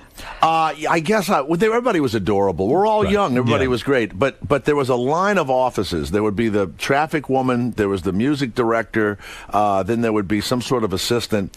And I would, move in and out of the offices. You were a busy bee. You were just moving. I was like a busy bee. pollinating every Right. flower. I was a yeah. busy bee. I was. Do you think you were a sex addict? In a way. That's another stupid thing when you see that. What's a sex addict? Well, I didn't used to think that there was something about That's that, but not a sex. But true. do you think that you were? It wasn't that you were that horny. It wasn't that you were that horny. It was that you felt you had to connect with every single one. No, I didn't. I didn't. I do think that, man. No, you would just connect, and you'd be in the office, and you'd you'd be talking. And but wasn't it embarrassing afterwards? Because basically you had to see them the next day, and you didn't. Now you're not fucking them anymore. No, but I mean, you never took one of these girls out to dinner. Yeah, I would take them out to dinner. Oh, Sure. okay. No, I would have relationships with them for years. Oh. And I'd go to their weddings and stuff. You know, Oh, my God. I mean, I was their friend. I was their fuck buddy. I don't know. What do you want to call it? So you're the kind of guy. Yeah, I would describe you as a It was very social available. guy. It was available. So you're a social guy, even though you're a morning guy and all that. You will always go out at night. I'll stay out late. Yeah, you will stay out late. I don't know how you do it physically. I didn't want to do. I went out. We stayed out till 2 a.m. last night, and I said, "Jesus, I got to do Howard. This is stupid. Right? But you do it, and then what do you do? You don't care about sleep. You don't get sick a lot from not sleeping. I don't get sleep. No, I don't get sick. You don't get sick because, like for example, Monday night, my wife's out of town. And I get a call. I got a call from. Isn't that in the paper every day now? Yeah, I got a call from Steve Martin. You know who Steve Martin is? You mean the comedian? The comedian. Steve called me up, and I'm friendly with. I've gone to dinner with Steve. Do I know who Steve Martin is? I don't know who you know. You're so busy fucking. So you might have missed him. You were busy with the Love Boat. But he's boring, Steve Martin. No, a terrific guy. But that's not the point. I'm not here to debate the merits of Steve Martin. Yeah. I think Steve is a genius. But so did you and Steve get together? No. So Steve called me up. He says, "Hey, listen, we're going to dinner with Ben Stiller and his wife." He says, "I think Beth's out of town, but would you like to join us?" Now, Jay is a smart guy. He would say, "You know what? Let's go." In fact, they were even eating early, 7 o'clock. 2 seconds, I'd be there. Right? Because why wouldn't you? I said to myself, "I'll be sick. It's too late. I've got to get to bed by 9 o'clock at least. I need to organize for the show the next day. I'm completely focused on this fucking show." It was ridiculous. I know. But By this the is way, how I think. when you get it, I mean, I have to listen, and you're certainly great, and they pay you a lot of money, but this is not difficult to do. Well, I don't know. I mean, you had the is. women in here taking their clothes off and answering questions, and Sal, and I come on. I had to craft that. I had to get people naked. You weren't doing Benjamin Button in here a few minutes ago. I feel I need to be focused for the show. Well, you're stupid. You shouldn't do that. That's silly, right? I should have gone to dinner. Go to dinner. Right. You live. You know what? What you really have to do is stop being like that. I don't know how else to tell you. But maybe that's why I'm so successful, because I'm so focused on the show. Don't you think? It would make no difference at all. Look, drunks and drug addicts who stayed out all night were hugely successful. Is that right? Lenny Bruce was on heroin. He was very successful. Extremely successful. If Steve Martin had called him, he'd have gone out with him, So your advice to me is to pay less attention to the show and get out and do your come thing. home at 9 o'clock. You'll be fine. Go to early dinner and come home. Right. But what it does is... I wake up tired. I need my sleep. This is all, but you program yourself. Do you hear what you just said to yourself? Jay has he has a good attitude. Do you Jay nap? says I'll go out and have a good time, and then I'll get up Look, and do I the was show. tired this morning. I'll take a nap later. Or You'll rally. I'll figure something out. Yeah. Who were you out with last night? You went. I to went the out bar. with the people from my show. Oh, okay. And we were having a nice time. But I was. Is that nice? Did you at some point get very fatigued and say, "I can't talk to these people anymore. I'm exhausted from talking. I just want to be by myself and But think." he doesn't see them that often. You don't. You guys don't work in the same. No, but I stayed find- with them for 45 minutes, and then I talked to the Korean women for a while. Then I went across town, and I had dinner with somebody else, and I do it in like 1 and 2 hour little segments. Really? And then when I came back, somebody called me, and they said, we're at the vodka bar, and I go to the vodka bar, and I said, I'm only going to stay an hour. How much drinking do you do when you do this? I probably do 2 or 3 drinks a day. Either wine A day, or every day. every single day. Yeah. Wow. Something or other. Boy, but you're having a lot of fun, aren't you? Because I've always, but I'm from New I Orleans. find that That's a whole exhausting. different deal. I don't feel that connected to people. I get exhausted from talking to people. I get tired. From it's exhausting. It's Yeah, but you draining. have a whole dialogue going on in your head about, know. am I being funny? Am I witty? I don't know. Do they like me? Howard, and at I some even point, you're a just married gonna- guy. Why go through all this if you're not going to get laid at the end? No, you're not going to get laid. But you know what? You're not Right. thinking about getting laid. I Right. mean, and listen, when it's no fun anymore, you go, oh, I gotta go. I gotta get up. I got to get Okay. across town. All right, Well, well, so maybe what do I'll you do? learn. You sit alone? That's Yes. fun. Sitting I love alone it. is fun. I And love watching what? Television? Television. I play chess. Jesus. love If I it. watch study TV chess and I'm books. alone, that's depressing to me. Yeah, I well. mean, if you were writing a novel or something, I can See, understand. it's depressing to me to be out with people. Well, sometimes I don't want to be with anyone, but I want to get together with you one time. We're going to do it. nothing Me- exciting is going to happen. No, I'm going to go to dinner with you. I'm not as exciting as Steve Martin. I want to watch. watch. Listen, Steve When I is was a on genius. Let me tell you 99X, about he was Steve the Martin. hottest comic. Steve's a genius. He came on the show and he wasn't funny. So that was 25 years ago, and he wasn't funny, and I never forgave him. I don't like these star comics who come on shows and Listen, they're not funny. Steve Martin put out some of the greatest comedy. He made did. great I movies. worshipped and him. that book he just wrote was brilliant. I'm talking about What about book. the Pink Panther movies? Why does he do those? I didn't see Pink Panther. For the money. Listen, the same reason It's you did time Love for Boat. the payday. Same reason you did Love Boat. I wouldn't do Pink Panther if I was Steve Martin or Why? with 8 You Get April. think It's you'd embarrassing. have He wants some to. dignity, He wants to right? act. No, he can do anything he wants. It's embarrassing. All right. It's embarrassing. Well, listen, you can take it up with him when he invites you to dinner. I'll tell you, the other day, this hadn't happened in some of my sitcoms, Kelsey Grammer's doing a television show. Go ahead. So they said, hey, there's the part of The Best Friend, but it's not going to be every week. You can do your radio show and Great. And be fabulous. I go, Great, good. right? And I go, gee, I'm Finally. getting ready to leave for New York and all. They go, look, you've got the part. Go ahead. Just go into the building and meet him. And Meet Kelsey Grammer. No, I know Kelsey Yeah, and, right. and the other director guy who did Cheers. And so I said, all right. So I rearranged my schedule. All I got to do is go in. Right, That's all I because the gotta do. part's yours. It's mine. Right. So I go in and I rearrange everything, and I get in there, and there's 40 people waiting to be I'm thinking, this isn't even like that special, right? Yeah. So I go in, they laugh, I read. All I got to do is go in. Right. I get back in the car, and I'm heading for the airport, and my the manager guy calls me up, and he goes, Jesus, God, you're not the right height and weight. Oh, stop They said, it. you did a great job. They always say, you did a great job. But I said, what are you, crazy? They know how tall I am and everything. And I thought I should have not gone out of my way. I should have just said. Why do people say to you? Well, I got to ask you a question. about I don't show know. business. I've heard these kind of stories before. Why do people say to you, Jay, know. we love you, come in, it's a formality. I don't know. And the part is yours. Just meet And then you. you show up and there are 40 guys waiting to audition. I don't know why they do You're it. part of a cattle call. I don't know why that It's humiliating, right? It's weird. Because It's you weird. know the players, they've seen you act. And the other guys are great, and whoever got the part is great, but they were different looking In guys. other words, I'm asking you, why do they lie to you? I don't know that I don't think they lie as much in New York, but in L.A. they cannot hurt your feelings. Right. It's they don't want to hurt your feelings. I mean, I'm upset for you. Now, you did get some work in an upcoming movie. You were in the movie. Well, the movie was out already. Snatched. Has it been out? We just finished. You it. finished shooting it. It's about a weird movie. It's about a guy that is going to give a kidney up.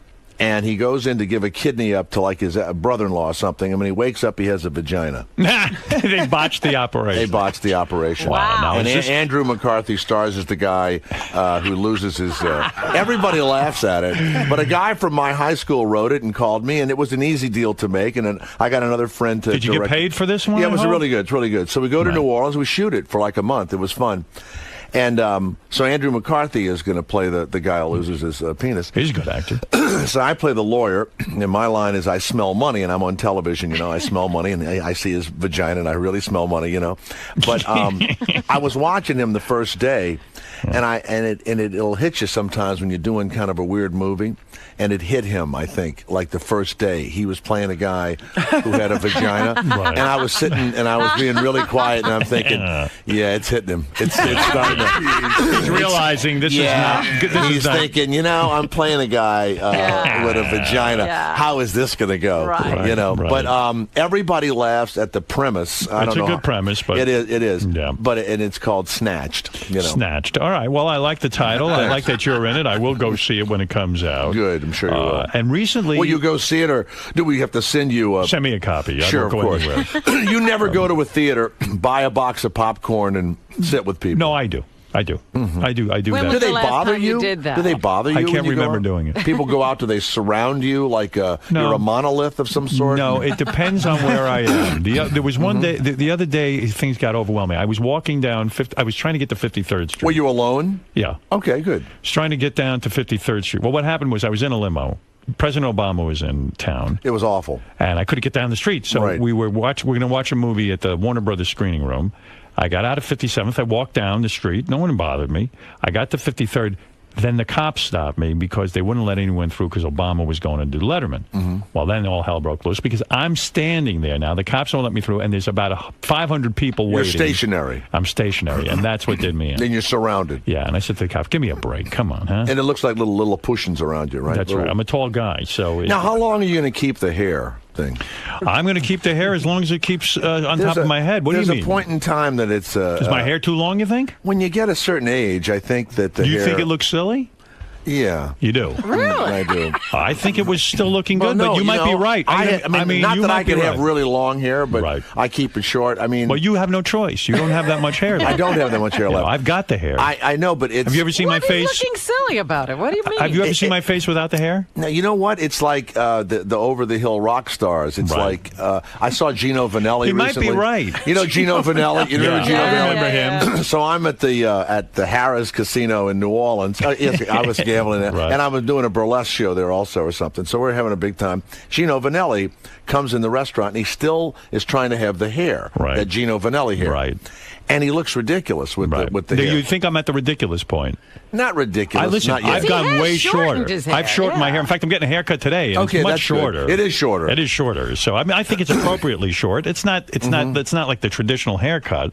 It's a little bit of a. And you bouffant. have no gray hairs, or is that dyed? No, not dyed at all. I do have gray hair, but I'm not coloring my hair. Okay. I'm not doing any of that weird shit. No, you know what? I mean, I don't want. I know it's probably going to send you into some, therapeutic tailspin. I'm already there with your hair. But I was just wondering, how long do you? I mean, do you go all? You're Look, like, will you be I'm 70 with the long I hair? don't and have the answer for you. a silver ponytail. Will you have that? That's the one If I you like. notice, my hair's gotten shorter. It has, and it's getting shorter. I'm starting to move into that area where I make it shorter and shorter. Right. Beth likes it shorter.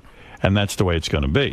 But will it ever be a traditional haircut? I don't know. But listen, guys do stuff. Will they you fix ever their teeth. dislike her after a while, like men? Of course, I'm a guy. Dislike their wives. No, so far so good. You're all We have- like. I love her. I'm having a good time. How many with her. years do you dislike your wife? No, we've gone through everything, but we happen to be going through a good period now. But you've gone through dislike and then liking her. Yeah, you wake up. I'm sure she couldn't stand me either. You just don't like each other. You look at each other, and I think that's why Beth maybe took this job. Maybe she didn't like me so much anymore. I don't know. Because she left for a month. So I'm kind of like, you know what? Maybe she, in some level, she was kind of like, I need to get away from this guy. Little space. Because in the she beginning doesn't of the need relationship, you as much as you need her. That's right. Because every 5 minutes you say she's out of town. Right. Yeah. Right. Yeah. I need her. She doesn't need me that much. So when you're just sitting around watching TV, does she just stare at you?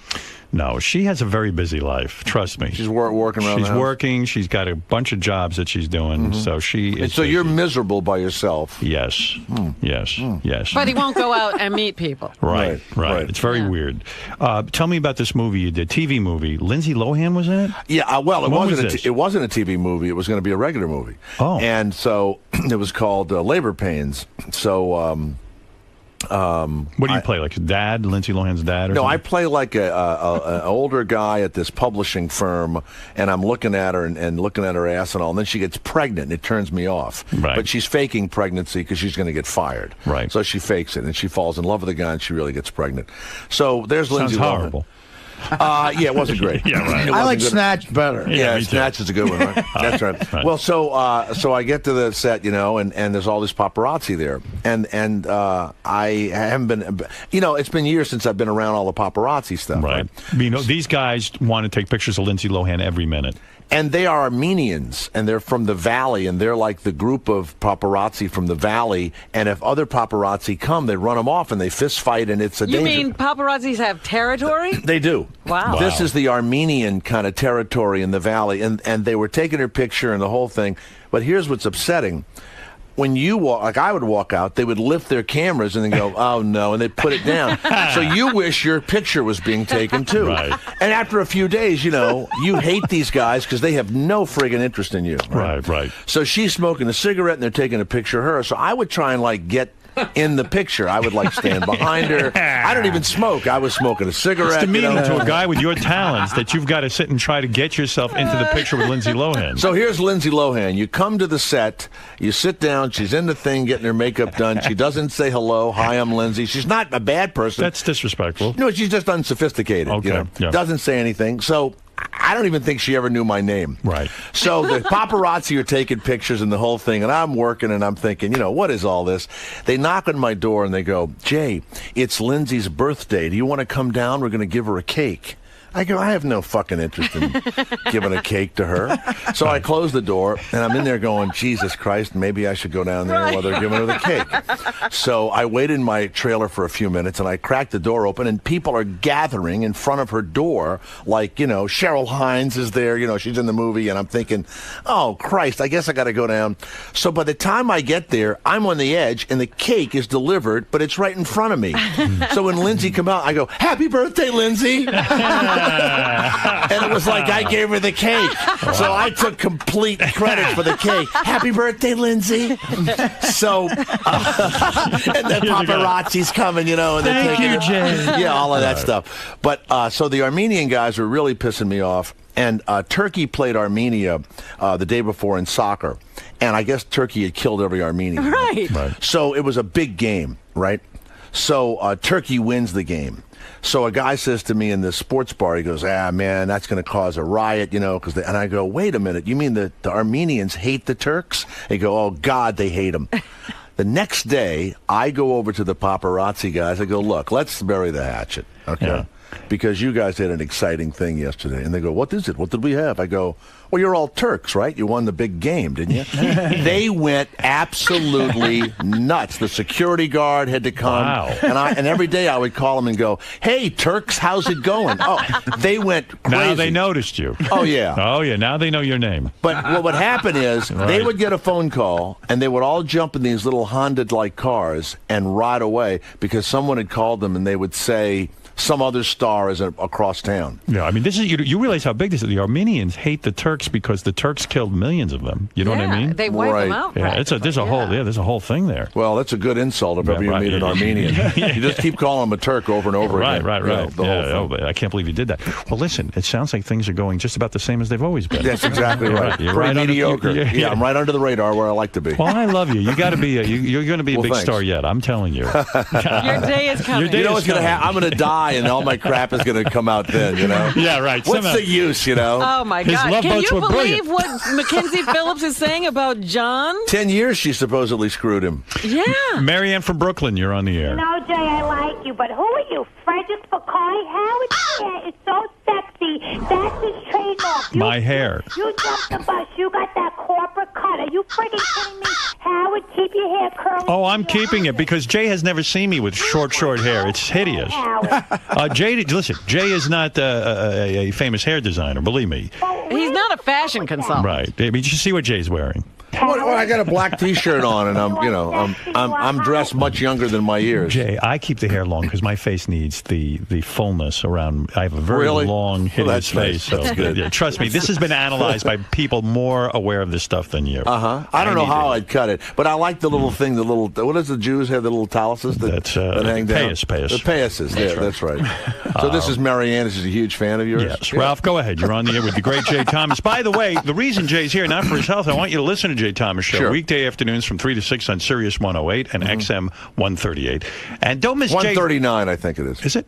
Yeah. And don't miss Jay Friday mornings from 7 to 10 on, of course, right here, Howard 101. Yeah. That's right. Which we love having him on. Ralph, go ahead. Listen, it's a good show. And Jay is maybe an A-list guest on your show. But, Jay, maybe if you got some sleep, you wouldn't be doing that annoying coughing every 2 minutes. Yeah, I know. I apologize. See, that's what I'm talking about. You can't be clearing your throat and coughing all the time. That's where you pay the for booze, it. You're the leading man. Bar. You're the lead singer. You got to take care of them boys. If you just gone home before the vodka bar, you'd be fine.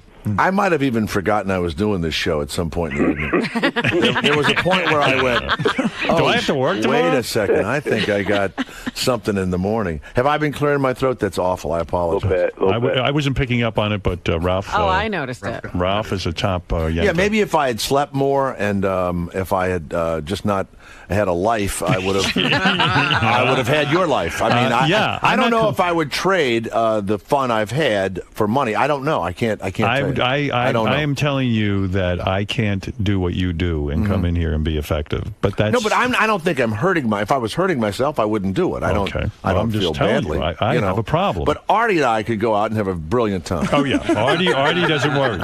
Yeah, I'm not the lead guy. I could just sit here and just. He can phase in and out of this. It's impressive that Jay could do both, though. You know. Yeah. No, but I'm not doing a lot. Well, you do well though. You're a successful host, and you party. Yeah, but a little bit. But I'm from Louisiana. Louisiana, from New Orleans. We were raised. Yeah, you got to party. We were raised like that. You and have a everybody party does. muscle. You have a party muscle. Yeah. I was raised, as I've said. I like the party muscle. I've said in my That's book. a good title. I've the said party muscle. I've said in my book, Jay, I was raised like a veal. You're still acting like one. I stayed in my house. Oh, man. And I waited for the next thing. My mother told me, you'll get sick if you go out. You need your rest. Deep rest is very important. And if you go out, bad things happen. You'll see a lot of people got killed in the Holocaust. They went outside. If they stayed indoors, they would have been there.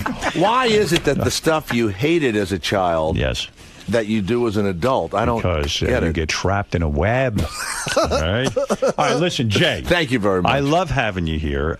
Next time I won't loves stay you. up till 2 in the morning. No, drinking. I want It you to was a behave. big mistake. Behave professionally next time. I will. I will. Listen to Jay Thomas. Thank you. You're on this afternoon, right? I'm on this afternoon from 3 to until 6. I'll That's be on wide Sirius awake. 108 and XM 139. Don't miss Jay right here Friday morning. You're talking about tomorrow morning from 7 to 10 on Howard 101. I'm going to You get a going good out night's tonight? sleep. Yeah. No going out tonight. No, I won't. You know what? I got to see what happens. Let me the tell you day is something. young. You are A-list here, as Ralph said. Thank you. In our world, you're bigger than Lindsay Lohan. Hey, Ralph. Until she shows up. Hey, there you go. Enjoy your breakfast, Ralph. Jay, man. Yes. Good, man. Good. You were pretty honest in there today with telling Howard about his hair. And, Yeah, after at a certain point, it's you're too old to have that kind of hair. I really did. I saw Gino Vanelli. Remember Gino Vanelli with the hair, and he's still trying to keep it. Yeah, it's I mean, I could still have some sort of a afro-looking thing, but Do you think he might have taken it the wrong way? I think everything hits Howard, and I think he'll think about it all night tonight, especially because Beth isn't around. All that stuff. At the gallery tonight. Yeah, I think you'll think about it. Sure. I do that. It's like a little way for me to hurt somebody that's bigger than me. You just give them a little Make seed, yourself feel a little better. seed of insecurity. Exactly. Yeah. So, So you had a good time today, man? I had a great time. All right, thanks for All right, stopping thanks by. a lot. This is the best of the wrap-up show. A recap and behind-the-scenes look with John High and Gary Dell'Abate. The best of the wrap-up show begins now. Hey, it's Gary Dell'Abate, Baba Booey. On Monday's wrap-up show, we talked about all the crazy rumors. We heard that Howard might be the new host of American Idol. We were trying to figure out if it's a real offer. Does that mean he's going to leave here? Is he going to try to do both? What's our future? We had a lot of questions. Here's how it went.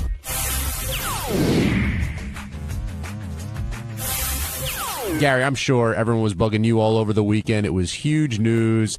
Is Howard going to replace Simon Cowell on American Idol? And Howard didn't confirm it, didn't deny it, but had a bunch of great ideas for how he'd improve the show. First off, let me start by saying that I emailed him over the weekend. I said, wow, this is getting a lot of ink. Is there any validity to it? I said, it sounds like it'd be a cush gig. That was it. I didn't call him. I didn't do anything. And quite honestly, a lot of people were calling me, including people who work on the show. And so this morning I came in and I just mentioned to him during the break. I goes, is there anything to that? I figure you'll discuss it on the air. I promise you I was not bugging him.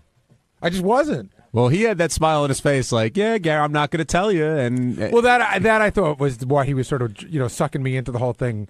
Because you were there this morning when I said, are you pulling my leg or you just, is there anything to it? And he said, I'm not going to tell you. And as you're walking away, he had the smile on his face like he's got one over on you. Are you tortured by this? No. No, I'm not tortured by it. I mean, it'd be curious. Like, if that's what he wants to do, listen, I want to work on the show as long as he wants to work on the show. But if he decides he doesn't want to, then I'd just like to know for the future. But I didn't spend the whole weekend going, oh, my God, what am I going to do? I was just sort of curious if there was anything to it. Well, Howard won't say so, but let me ask you, do you think he got offered this job? I think there's something going on. I don't know exactly what it is. I don't know whether I would guess that they would have made some sort of overture to him because Howard's not the kind of guy that calls up Fox and says, hey, can I be the next guy? He's never been like that ever. Somebody wants to give him the job, they come to him. So I think somebody might have snooped around and there's something to it. And then the second part of the question, of course, especially after hearing that Fox affiliate newscaster say he'll never watch American Idol again, would Fox let this happen? Do you think Fox would let Howard be the judge on American Idol? I think Fox almost needs somebody like Howard to be the judge. I think they need to do somebody. Listen, The one thing you can say about Howard being a judge on American Idol is there's nobody that has no opinion about it. Nobody goes, I don't care one way. So people either think it's a great idea or they think it's a horrible idea, but everyone has a thought on it, and that's good for them. Now, what about the wardrobe, the trapdoor, all the other suggestions he had to improve the show? Dude, I'm telling you, the idea of having a rack and pulling up McDonald's outfits, at first it would be like horrific. I think it's such a great idea. I think by the middle of the season Howard's on, there'll be sponsors looking to be part of that rack. Domino's would like to know, could they get an outfit on the rack? Now, if you're Howard and you're offered that gig, do you take it? $100 million a year speculated for 13 weeks of work. Well, if it were really, listen. If those numbers are real. It's so hard to say because he loves doing radio, right? And they say that he makes $100 million a year here. That's what people say. So if you're saying for the same amount of money that he's getting here to get up early every day and work, 42 weeks a year, he can do that and have most of the year off. I don't know how you pass it up. I mean, the only thing, the only thing is that he may be like sort of, he's leaving his legacy of radio behind. But I think he's already made his mark. Do you think at this point, and I'm not sure, Howard is here at all for the money? I mean, I know he wouldn't do it not for a good salary, but isn't he already probably in a position where he should be doing what is the most fulfilling to him? Right, and I think there's something fulfilling about that job to him. I think he sort of likes it. I'm not saying it's not, but I'm saying that you're saying it's not about the money. Well, I'm sure the money could make it, competitive. I think it is about the money, but it's no longer about the money in terms of financial need. I think it's about the money in terms of ego and self-worth. Steve in California, you're on the wrap-up show. Hey, how are you? I don't think Howard's going for multiple reasons. One is what the guy commented on the HD. Howard, as we know, is very worried about how he looks on TV, and Howard on HD isn't going to be one of the prettiest things you'll see. And believe me, I'm no prize myself. Steve, I've seen Howard up close. I see him up close every day. He's not doing any better or worse than anybody. HD, he doesn't have an acne problem or anything. I don't think HD's an issue for him. And like he said, Steve, he's a judge. He's not a contestant. Right. Okay. And another thing is, do you think, and I have a question after this, do you think that there's a possibility that he could do the 13 weeks on American Idol and then do a limited satellite radio gig? Like when he's doing American Idol, he could, they can run Best Of or what have you, and then after that's over, he can have a limited satellite or even go back to terrestrial. Well, one of the things I learned about satellite radio is that anything's possible. And as Howard pointed out this morning, Oprah's got a channel and she's barely here. So, yeah, I mean, would they be interested in some form of Howard? Anything's possible here. It's all new and it's all different. It's subscription radio. So, yeah, maybe they would be interested in Howard for 3/4 of the year. Well, look at what Ryan Seacrest does. He has a radio show and he hosts American Idol. Right. And yeah, but hold on a second. Ryan's not putting nearly the effort into his radio show that we are. He goes in and he I don't know what he's doing over there, and right, I guess the whole radio show would have to move to wherever. Like, does Ryan's show travel when they're in Phoenix? Does Ryan do the show from Phoenix? No, Ryan Seacrest show living out in California and Los Angeles.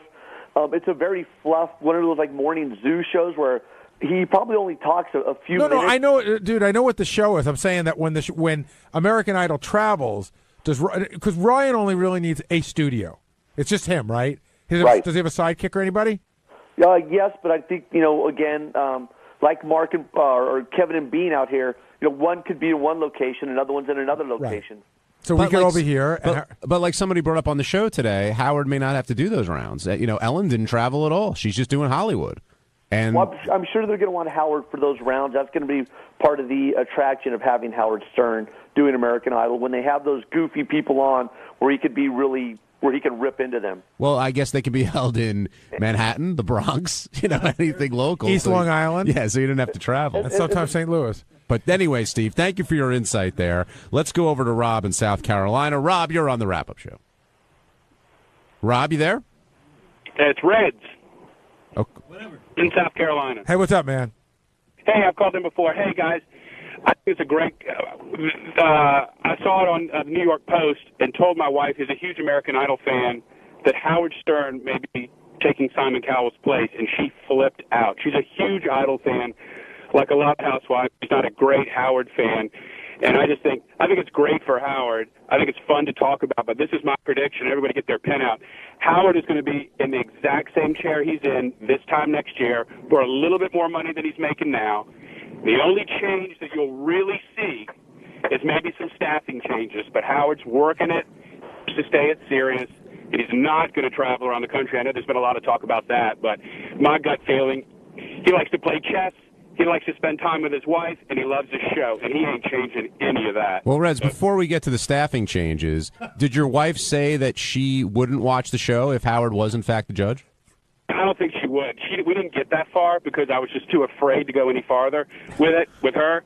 But she's a big Christian, and, all that kind of stuff. And so, dude, how is it that you're a huge fan of the show and your wife's a Christian? Do you have to deny that you even listen to the show? Pretty much. I don't deny it, but I keep it quiet. I keep it very, very quiet. I listen to it in my car all the time. I'm a huge listener. I've been listening for years, and I've had it since day one, Sirius, in my car. And I'm a big, big fan. And, yeah, it's not something we talk about too much. But, those are my thoughts. I just don't think Fox, they want somebody like Howard, but they're not going to risk it. I think they'd lose.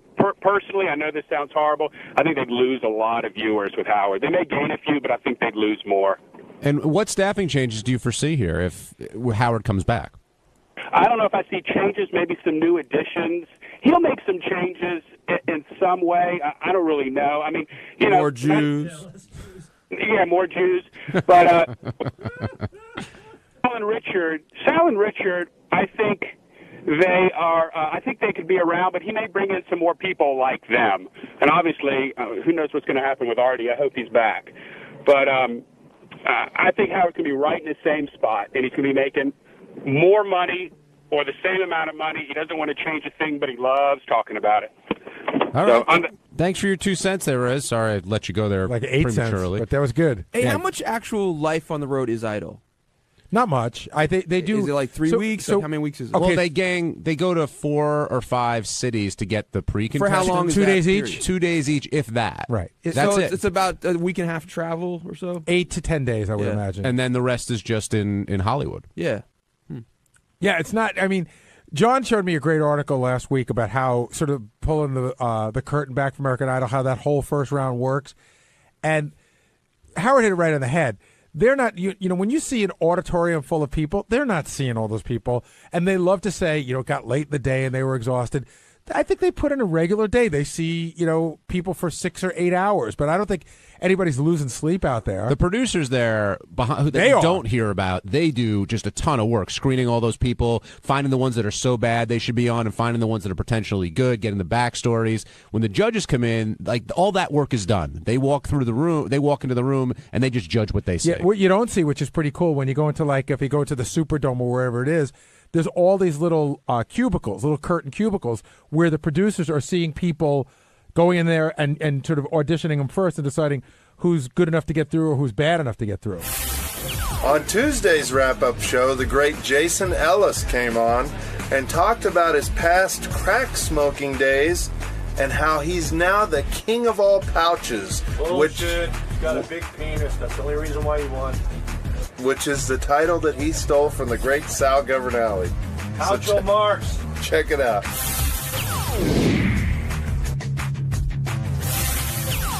We should talk about today's studio guest who's actually joining us here on the wrap-up show, and that's Jason Ellis. Hey, Jason. How's it going, mate?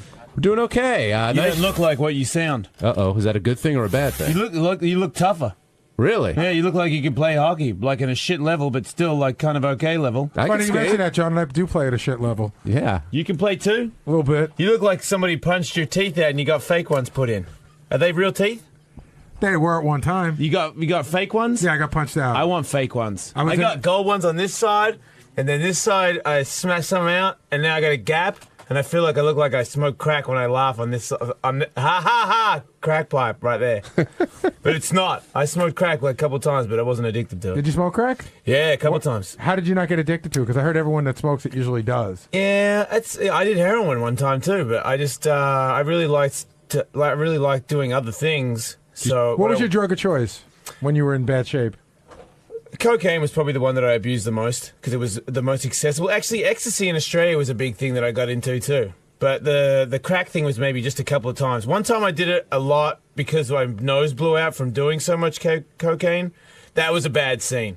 And then one time I did it in a light bulb with a hooker. That even. Now, do you That's like a really in a awesome light bulb story. with a hooker? Yeah, she took it out of the bathroom. We went to like a cheap hotel, and she took it out of the she scored it because I paid for it all. I was like, yeah, just get like whatever so that I can bone you for as long as I possibly can.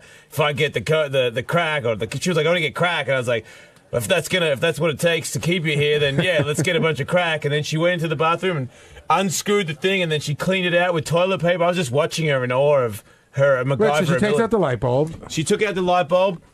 She got the fucking end off somehow, and then she was in there with the toilet paper, right? Cleaning because it was an old light bulb, right? Cleaning the shit out of there, and then she had a pen, and she put the crack in the bottom, and she heated the bulb and the pen, and then she's like, "Here you go," and I was like. And then I had a flaccid penis for like because I smoked too much crack, and I had a flaccid penis, and I was just rubbing my flaccid penis on her for like 10 hours, just sweating profusely. So it wasn't good for anybody. Oh, crack's great. Everybody should do it. I recommend it. If you want to. Did you go to a program or something to stop doing drugs? No. I took a harden the fuck up pill. That's what I did. So you don't do it at all anymore? No way.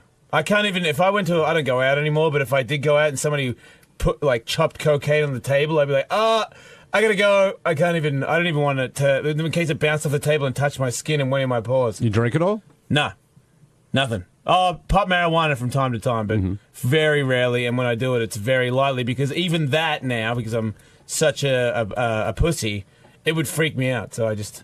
Little bit. Now, you spoke about your flaccid penis back in the day with the crack, but today, when you saw Sal's penis, I believe you called it offensive. One of the most hideous things you've ever seen. It's like a charbroiled, fucking mutated, infested. It looked like a fucking cooked maggot. It does look like it's been in some sort of a tractor Yeah, accident. the very end of it is like dark and black, and there's nothing wrong with black dick. That's a great fucking thing that I'll use in my show later on. Pull that drop. Yeah, you can use that as long as you want. But there's nothing wrong with a black dick if it's attached to a black man. But if you're a white dude and then the very end of your dick is the darkest part of your body, it's like fucking, you look like you had frostbite dick, right? You should introduce him to Eddie the produce guy. We have a guy that comes on our show. Again, I can't explain to you why I saw his dick, but it was a lot like today. And he's like a Hispanic guy with like a black man's penis. It's like they're two separate colors. Right, and it's full on black at the shaft and everything. Yeah. Does it get darker as it goes down Cells? Yeah. Because Cells is just offensive in every way. I was He's gonna just say- a grotesque man. I was going to say, Jason, you've seen a lot of nasty shit in your time. You've done a lot of, still do a lot of crazy stuff, but something tells me that pouch thing with Sal has to rank up there as some of the grossest things you've ever witnessed. Yeah, it wasn't the grossest thing I've ever witnessed. The only thing I was weird about is because I know you guys have Howard TV, and you can get Howard TV in Australia, and it's my dick and balls. Yeah, I'm not in porn.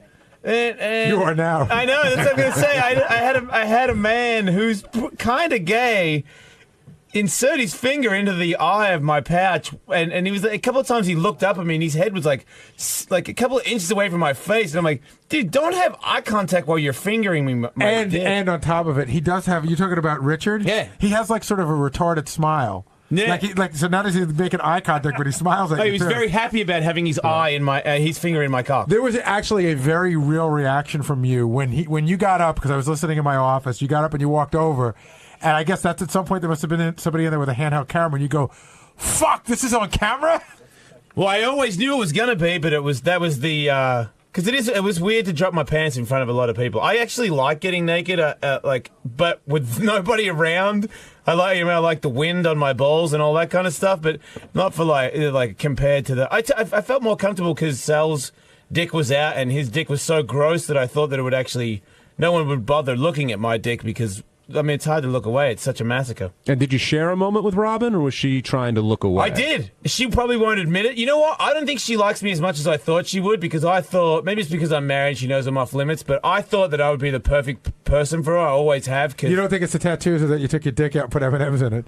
Well, see, I think it's a part of her that she likes that kind of stuff, but she's not going to let you guys know that because you'll bury her. Right. I think she likes a guy who's dangerous. I think she likes a guy, I'm young and I'm strong and I'm fucking crazy, and if I fucked her, it could go go for hours, and I could do weird angles and stuff. And don't even think that she's not into that. She loves her life. She's an intelligent lady. She knows that I go do everything in your life. So don't think that. I think she just does the I'm offended thing, because if she was like, wow, I'm kind of into this guy, you'd all be like, how could you be into a guy that just put M&Ms in his dick and has tattoos on his hands? Well, that may be her character. But I did catch her looking at my penis for 1 second. Sorry to talk over you. That's okay. And then as her eyes went up, we had a moment. Maybe it was just me, but my eyes caught her eyes with M&Ms in my dick. Well, the other moment I think that might have occurred was with Richard Christie, because he was enjoying packing those M&Ms in quite a bit. I had two moments. One I don't like, one was kind of cool. And Gary, no one else volunteered when it came to the M&M packing. I mean, Will said no, Jason, Richie Wilson, no one else really wanted to go near that. My favorite part was Richie Wilson said no, and he was wearing like industrial gloves. He had on like those yellow gloves that firemen wear, and he said no. Wouldn't have worked. He wouldn't have been able to get him in. All right, Glove would have ruined it. Let's take a couple of calls. We're here with Jason Ellis. John in Connecticut, you're on the wrap-up show. I got a question for Baba Booey. Yes. Oh, do you think if Stern really retires, that this guy really could take his shoes? I mean, those are some pretty big shoes, and from what I'm hearing, he's not the funniest character. They are very big shoes. I don't know that he could take his shoes, but I love the idea that he feels he can, and I think part of it is having to believe that you can do it. I just want to clarify that I'm not trying to take Howard Stern's shoes. I just think that when Howard Stern retires, I was born on satellite radio. I'm not a terrestrial radio guy, and I have no plans going there. And I want to be the most entertaining talk show on satellite radio when he goes. I would never try to replace Howard Stern. The only reason I like radio is because Howard Stern made it look cool to me. So I'm not trying to disrespect that guy. No, I know, but what by if filling his shoes. But yeah, when he's gone, the biggest dude in radio, I fucking guarantee you it's me. I guarantee it. What about like somebody say like Bubba? I think I'm way better than him. Because he's been doing radio for a while. He's on the He channel has been. too. Yeah, and he's good at what he does, but I think I'm more entertaining. I think I have a better show. And I think I have a show with nobody that works for me at all. I'm by myself. The bigger the army, the better, the more professional we overrun everybody. I think everybody should start being nice to Jason on the off chance that Howard leaves and then we all have to work for Jason. It's a good point. Never know. We could be wrapping up his show. That's one of the funniest things you've ever said right there. Could be true. Like you're going to fucking work for anybody if he retires. You're going to retire. I gotta work. You can't retire on all the money you make? No. You're not a millionaire? No. Liar. I'm not lying. Really? Man, you're getting underpaid. Well, I was for a long time. You're Baba Booey. Yeah, you can't sell Baba Booey. Like, what do? You take the name. You can't. I can't trademark it. I can't sell T-shirts. Sell baseballs or something. Exactly. Now, Gary, I don't know if you noticed who came into the studio, but he's casting a glance across the way. That's Richard Christie, who managed to. Because someone else is casting a really creepy glance. Well, Benji always does that. But Richard, you got creepy written on your forehead. Thanks, man. Richard, That's I tattooed it on my knuckles. Then. Richard's bringing back the wink as well. I saw that. Richard, if we're doing a bit that's funny and you believe in the bit, touching another guy's dick is not an issue as long as it's for the good. It's not gay and it's a funny bit. Exactly. I'm the go-to guy if a cock needs touched around here. I'm with you. Yeah, and I was talking to Jared Fox. I was joking around. I was like, I should put that at the top of my resume if I want to raise from Sirius because without me to touch their cocks, that bit wouldn't have happened. Now, let me ask you a question. Would you have done the same thing today for that guy Jonah Falcon, that guy that you prank all the time with the ridiculously giant penis? Yeah. Would you have done that? I could have put my whole fist in his pouch.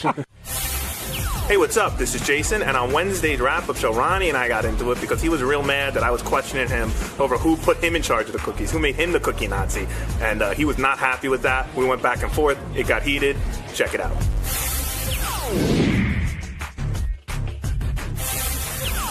We do have Ronnie who just walked in the door, and Ronnie, Gary made the comment first thing this morning. You were kind of angry today, and really.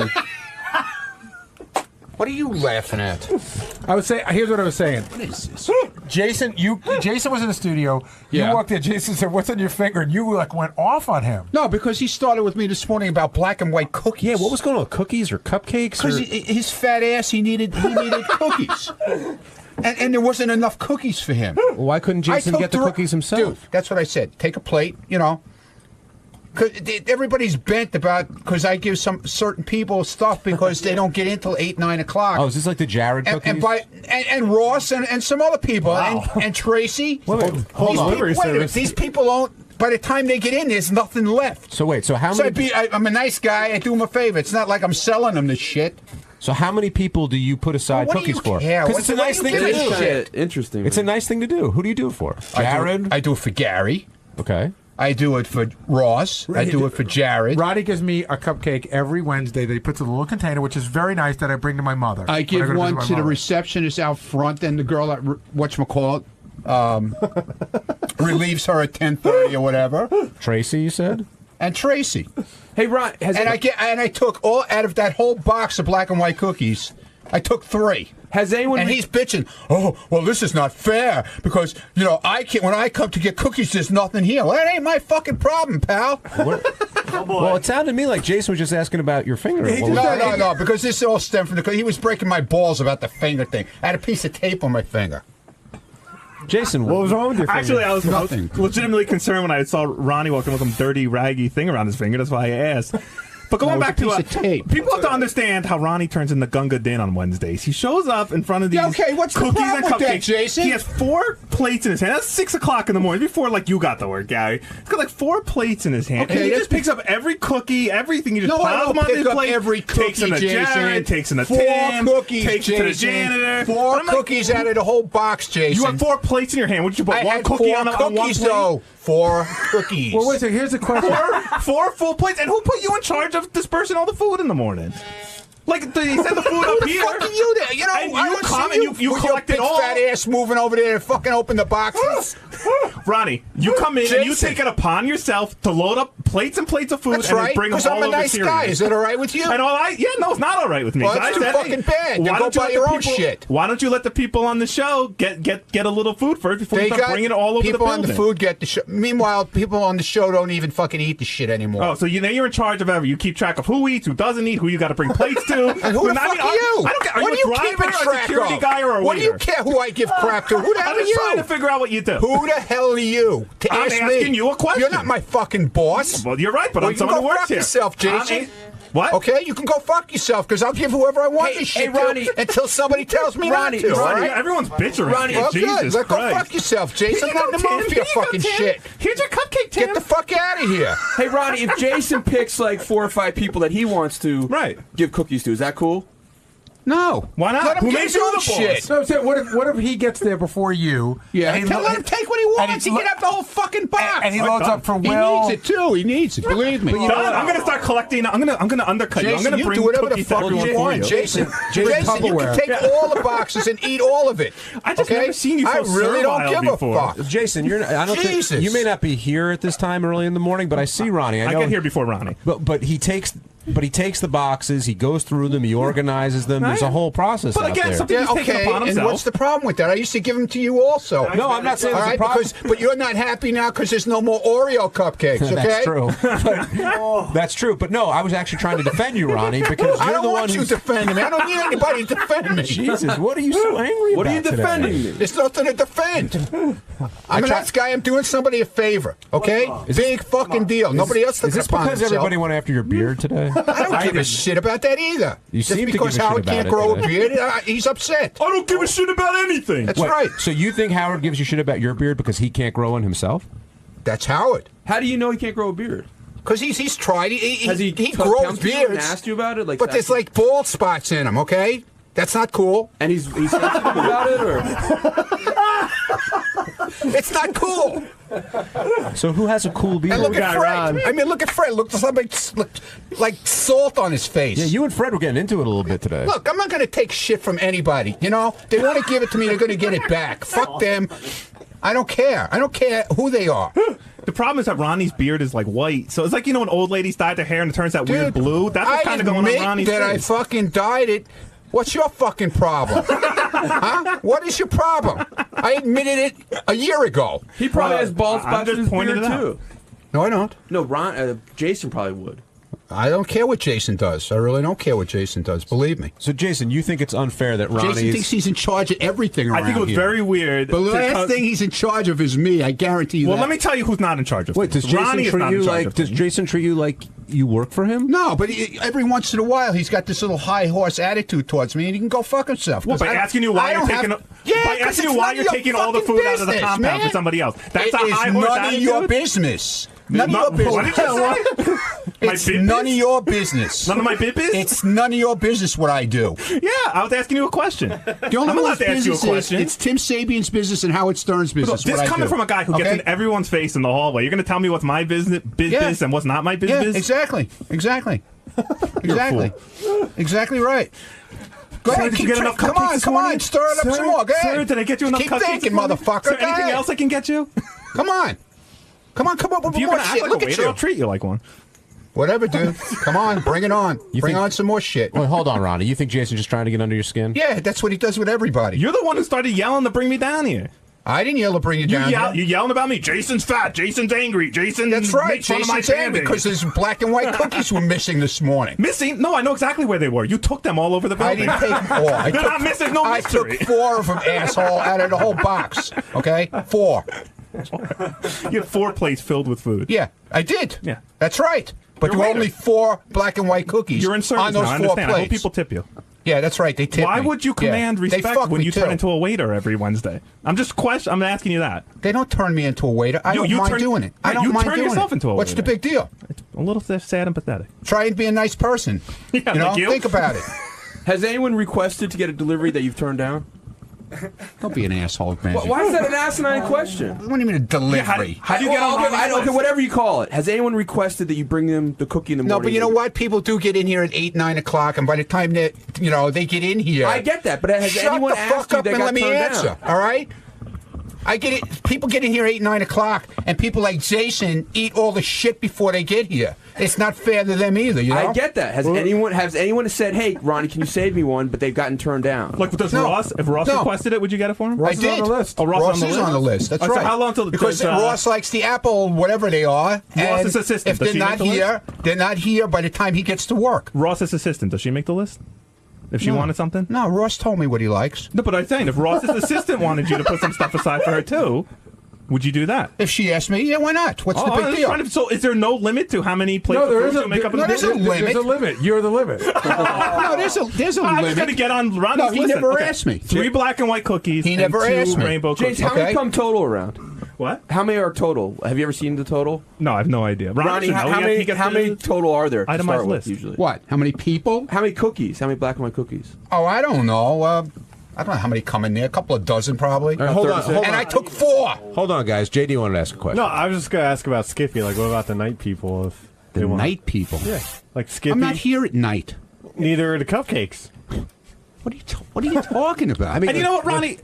Here's the deal. The people that come in at 8, 9 o'clock also got to sleep about 3-4 hours longer Yeah, than so us. what? Like, They're still why entitled- is it up to they're still you entitled to save Because they food asked for me to them? do them a favor, okay? And they you just asked say me yes? to do them a favor. Is that Well, all right screw with them. you? You know what? We're here at Unlike 5:30 you, in the morning. who wouldn't do that for anybody because you're so fucking self-centered about yourself. But when I'm here at 5:30 in the morning and I can't get a black and white cookie because That's you not my fucking commandeered them problem, all dude. and taken Not them my to him, problem. who quite I don't frankly give a shit. I reads don't it care less if you than I get do. any. How's What? that?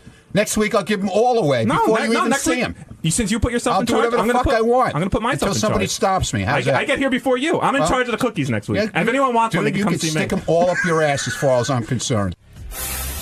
On Thursday's wrap-up show, there was a lot of talk about Jason Kaplan. Look, Jason's one of my closest friends here, but he'll be the first to admit he can get under your skin, and what makes it tough is that he enjoys it, and it sets certain people off. And today, a lot of people wanted to say how it made them feel, and Jason, rightfully so, came in and defended himself. And here's how that friendly chatter went.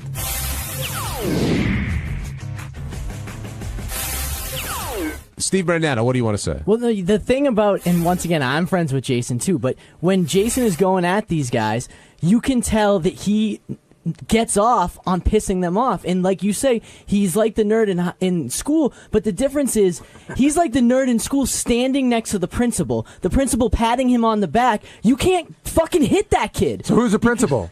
Howard's the principal. Oh, you're saying that Howard condones? Yeah, because we know in real life, if Jason was talking this kind of shit, we were in a bar, someone would take him outside and beat him up. And then he wouldn't talk this shit. It's the same thing when Perez Hilton says the thing about the guy in the Black Eyed Peas. He deserved to get hit, but he's in the internet where he's safe. Jason's right next to Howard where he's safe. No one wants to lose their job here, but sometimes a guy that does that gets in your face and is annoying, deserves to get punched in the face. Yes, Jared. Well said. See, I'll give you a perfect example. Jason is extremely confident without realizing that there are repercussions and that there are consequences. And he doesn't realize that by him overstepping boundaries, people are going to be upset with him, and he doesn't realize that they're going to, they might get pushed to a point where they can't control themselves. And he looks to do that. I mean, perfect example is I'm giving a tour to some of our clients at one of our sponsors, and he's in the middle of doing an orientation. And I spoke with Tracy. I said, listen, I have to give this tour to the studio. I walk in, and Jason just snaps at me and says, Jared, excuse me, what are you doing here? You're interrupting me. And excuse me, I'm here with a bunch of clients, and I have to explain myself to you. And he just snapped in front of me, in front of all of the interns, trying to, belittle me. And afterwards, I said to him, Jason, I had permission, and, where do you get off? But he has this demeanor to himself that he just thinks he's never wrong, and he can say anything he wants and he's not going to get punished for it. Well, in this case, Ronnie's going to snap. Ronnie sometimes doesn't know how to control himself, but other people are going to. Here he comes. I was going to say, I told him to come down. John, before he walks in, question: is Jason soaking this all in and taking it in and feeling bad, or is it just completely going over his head? I think a little bit of both, a combination of both. And no, I asked him to come down because this isn't really. Hey, before he gets there, blanket party. Well, this isn't really Ronnie related, so I think it's okay for Jason to come talk about. But Jared, the story you just told sounds awfully similar to the one Scott DePace told last week about that meeting where Jason came in and basically took control, and you guys sort of, I'm trying to look at you, Scott, but you sort of resented the fact that, who are you? Now, Jason, I'm glad you're here because you're getting knocked around a little bit, and you should defend yourself. Well, so far, I heard Steve say that I should have been punched a long time ago. which thanks, Steve. I don't get into anyone's face. Any argument I've ever gotten in with Scott has happened back at my desk. And the argument with Ronnie happened back at my desk. Protection needed? And Jared... Come around here. I think Jared's the weasel in this instance. How am I the weasel? Well, yeah, Ronnie, first of all, you've This never. real quick because I got to go. I apologize for throwing the garbage can at him. Okay, he didn't accept it. That's so that's right. all I wanted you to know. Okay. Now, why didn't you accept it? Because it wasn't a sincere apology. He pulled me aside. He put his finger up. He goes, I fucking apologize for throwing the garbage can at you, but I don't apologize for anything else. And I go, what kind of apology is that? Exactly. What You want to happened? apologize for what grabbing happened, me? What happened, and that's it. But I apologize for throwing the garbage can. I don't think you're. But now you All sound right, more I'm going to sincere. put the squash on But this. you know Ronnie, what? go. No. Ronnie. Listen, dude. Everybody, you hear what everybody's saying, okay? I don't have to say anything else. Good.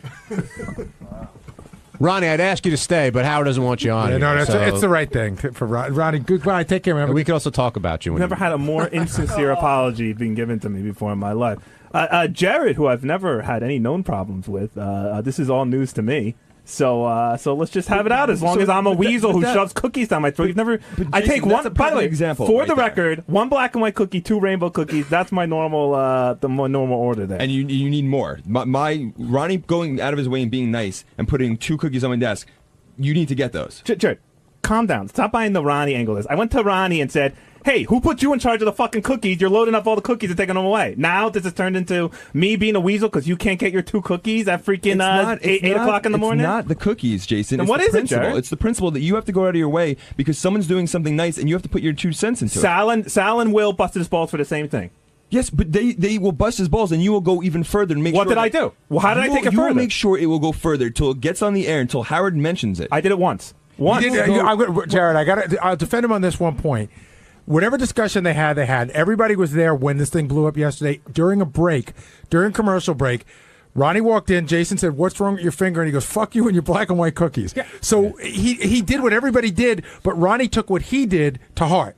I didn't bring it to the wrap-up show. Ronnie did. I didn't bring it to Howard's show. Ronnie did by virtue of bringing it to the wrap-up show. I said one comment to him. You don't even know what went on. Jared, but I didn't realize your feelings were so hurt. I would tell you if Jason was piling on here and kind of egging Howard and secretly he didn't do that in this case. And a perfect example Will of did it much worse. how Jason will continue to stir shit up. Ronnie is apologizing for taking it to the physical act. He shouldn't have gone to the point where he got out of control and threw a garbage can. All right, he's not apologizing for the fact that he's angry at Jason about other things, and Jason's like, "Oh, I don't accept it," and all this other stuff. He's looking to start more things. No, I'm not. Jared, you're putting shit into my head. I'm not looking to start anything. Ronnie pulled me aside into a room, got in my face, pointed a finger at me, and go, "I fucking apologize for the garbage can, but I don't apologize for anything else." I'm sorry. That's not a real apology. You don't know me or what my intentions are, and you certainly don't know what Ronnie said to me in the room. You just told us what he said. Okay, so now you know. And so you I said should that he accept that apologized apology? No. He's trying to move on from the fact that he got physical. He just said it right there, and you're going to start with stuff with, "Oh, I don't accept this." So you're looking to continue to keep this going. Maybe he should have cried like some other people do when they apologize to people. Maybe he should have just broke down in some fucking tears, and then I would have. What kind bad of for veiled him. reference was that? I mean, obviously. I'll say Jared broke down crying here one time, apologizing to somebody. You see, now a comment like that. So this is why Jason's Hold on, a little Jared. snake. A comment I'm the like snake. that. You brought this on. But Jason, a comment. Jason, a comment like that. Yeah. And again, sticking your tongue out when Ronnie is getting. Oh, I knew what I was doing. Of course, exactly. And Jared, you're buying into it. Like he's. No. This is perfect because I want to get this out because Jason is a snake. I had an apology behind closed doors with Steve Brandano where I was upset that Steve was making comments about me and I didn't want at the time to have those things come up. So I spoke with Steve. I said that it bothered me that he was, bringing these things up. But, listen, I'll put a light on me and I'll try and change the way I was behaving. And I think that the relationship between me and Steve has gotten a lot better. But for it has. We put this away. Jason brought this up. But Jared, you bring up a good point. Your apology sounded very sincere, and Ronnie, and I do understand how Ronnie got in his face, and he's like, you know what? That's I'm a different not a real person than Ronnie. We're all different people. Yeah, but if Ronnie would have come to, I'm listening to this. I'm saying, if Ronnie came to you, go, you know what, man? I shouldn't have thrown that at you. You really get under my skin, and you still fucking piss me off. But I am sorry about that. But what he's saying is not even that. I thought it was going to be that you cried to JD that it was hard being good looking. That was a different crime. That was a different time. This is what I'm talking about. Like this entire time, Jason will just sit there and cackle and do his little laugh and try and start shit up by pulling the most obscure jabs at someone to try and get under their skin. That is your sole purpose by bringing that up. Jared, you came on here. You called me a weasel without me even in the room. You went on a whole diatribe. So yeah, I'm coming back. You're telling me how to accept an apology, and I'm telling you that Ronnie didn't apologize like you did, bawling like a little fucking baby. But see, first off, I'm not going to even justify that comment of bawling like a baby because you weren't in the room, and I heard it. Everyone could hear you. You were screaming and yelling through the door, and he came out all red-faced and teary. Okay. Like a little girl. Jason, just so you care, Jared is the guy that will punch you in the face. Jared's not punching anybody. I don't understand why I have to stand here and hear him call me a weasel and say all this shit about me, and so fuck it. I'll say shit about him. But see, you're looking to bring up stuff that you know is going to be hurtful because it's something that's personal. Whereas this stuff, you're just starting shit on to be on the air and start shit with Ronnie and push his buttons. You just told me I don't know how to take an apology. That was relevant. I was explaining how you give an apology. You gave an apology in the proper manner. I did not come down to the show. In fact, I told John I didn't want to come down to the wrap-up show. I came down when I heard you come on and just start trash. Jason's a weasel. Somebody I thought who was my friend, by the way, called me a weasel. I ate all the cookies. Steve your friend? This is what I do. Steve is my friend. But Steve can say that you should have got punched in the face. I didn't say I want to punch you. No, I didn't say. So there's a defining line there. Yeah, Steve was given an observation and said, "Yeah, I'm surprised someone hasn't punched Jason in the face sooner." If that's his observation, that's fine. He And didn't get here's on the my air observation. and call me a weasel and whine about not getting the cookies and saying I'm an air whore. Here's my observation. I never said you're an air whore. You just did 2 seconds ago. No, you said that you came down because I was calling you an air whore. I didn't say that you were an air whore. You just said, "Oh, here's Jason trying to get on the air again as usual." My observation, since you were giving this observation, is you have to put your nose into stuff that your nose doesn't belong. Ronnie was being nice. Just like if I went to Will and said, "Hey, Will, can you put a cookie aside for me?" Or, "Hey, Will, can I get a copy of your magazine?" But it's the same thing. Those cookies are there for the entire show. Will snuck his nose in it. Why aren't you angry at him? He did it way worse to Ronnie yesterday than I did. I fully admit I did it way worse. So than why Jason. aren't you mad at him and you're mad at me? Good point. No. That's not the reason, Scott. I didn't know anything about that. Anti-Semitism. No, it's because you're a snake. Yeah, apparently. I'm a weasel. No, snake. Hey, Jared, I agree. Jason is a complete weasel. But in the kind of environment we have, shouldn't we be allowed to be... I don't like it, and he should have the stigma for being the weasel, but should you be allowed to be the weasel without the threat of getting hit? Not that the garbage can was thrown. I don't think that. But hold on, I'm not saying that Ronnie was right for trying to hit him, and I said that when he apologized about that, I think that that's something you have to accept and say, yeah, Ronnie realizes now he lost his control, and he's apologizing for the fact that he got physical. Sincere, and you don't. And the one thing though, Jason, you have to admit, it wasn't out of the blue. Like when I was busting Ronnie's balls yesterday, if I had seen that he was really getting irritated and like was on the verge of getting physical or really angry, but like, dude, calm down. We're talking about dumb cookies here. You continued to push it a little bit, right? You have to at least say that. But hold on, I'm gonna add a but to that. Yes, but I wasn't like you yesterday. Unlike you yesterday, I was not chasing Ronnie around the halls, busting his balls. He came back to my desk and started screaming at me about how he has no respect for me, no respect for what I say, and how I shouldn't say his name. I didn't go looking for that. That came to my desk. Now, yes, I saw how angry he was, and I was pissed off, and I fought back, and I certainly kept pushing because I saw he was, he just wouldn't let it go. But all he had to do was walk away from my desk. I wasn't hounding him. I wasn't chasing him down to be annoying. But at the same time, you put your headphones on and start typing, it ends, right? Maybe. But So, whatever. okay, Yeah, no, who's I gonna- definitely who's play blood? into it. I Right. definitely throw coals Okay. on the fire, but I did not go looking for the fight.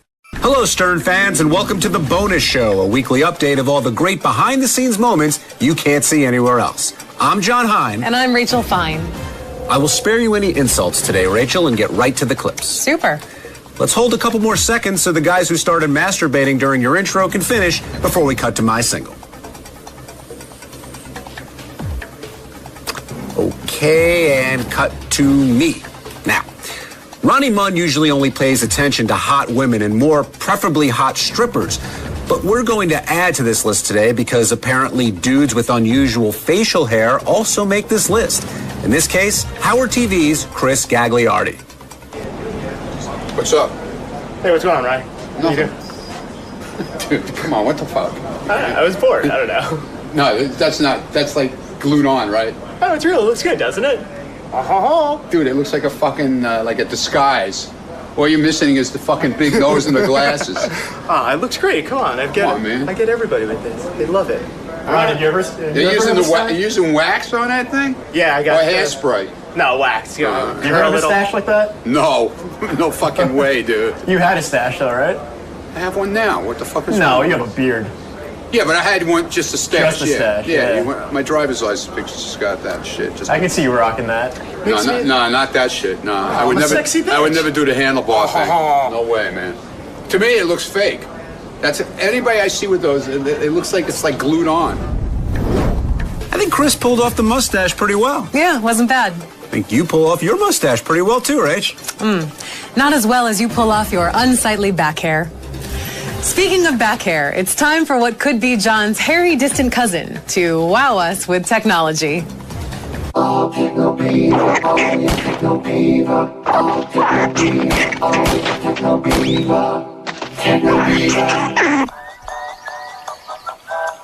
Hey, hi everybody. You're probably wondering what I have around my head here. I've got my Acoustic Research 2.1 wireless headphones. Now, why do I love wireless headphones? Well, when I'm at home at night, if I'm laying in bed and I'm watching TV and my wife's around, she says, turn it down, put the headphones on, boom, she doesn't hear any sound. Another great place I'd love to use the headphones is in the gym. Downstairs in my gym, I have a treadmill and I have an elliptical machine, and the TV's like 10 feet across the room. And sometimes when you're on the machine, it's making a lot of noise. You can't really crank the TV up that loud. So I put these headphones on and I work out with these things. They're great. They're really easy to use. They have a phenomenal sound. You take this little box right here, and this comes with a variety of cables that you can plug into the back of your TV. I use the RCA cables, but you can use a mini cable, whatever it takes. And this is a little transmitter right here. Once this thing's going, it transmits wirelessly to the headphones. They got a volume control on the side. And when you need to charge them, you put a cable right from here, and it goes right into the back of the transmitter, and that's how you charge it. And a charge lasts a really long time. They're good for up to 100 feet, so sometimes I get off the elliptical and I go get a drink of water. I'm still listening to what's going on. Sometimes I get out of bed, I go to the bathroom, come back, and I haven't missed a bit of TV. I think these things sound phenomenal. I highly recommend them. Acoustic Research 2.1 wireless headphones. What are you doing? Nothing. What are you doing?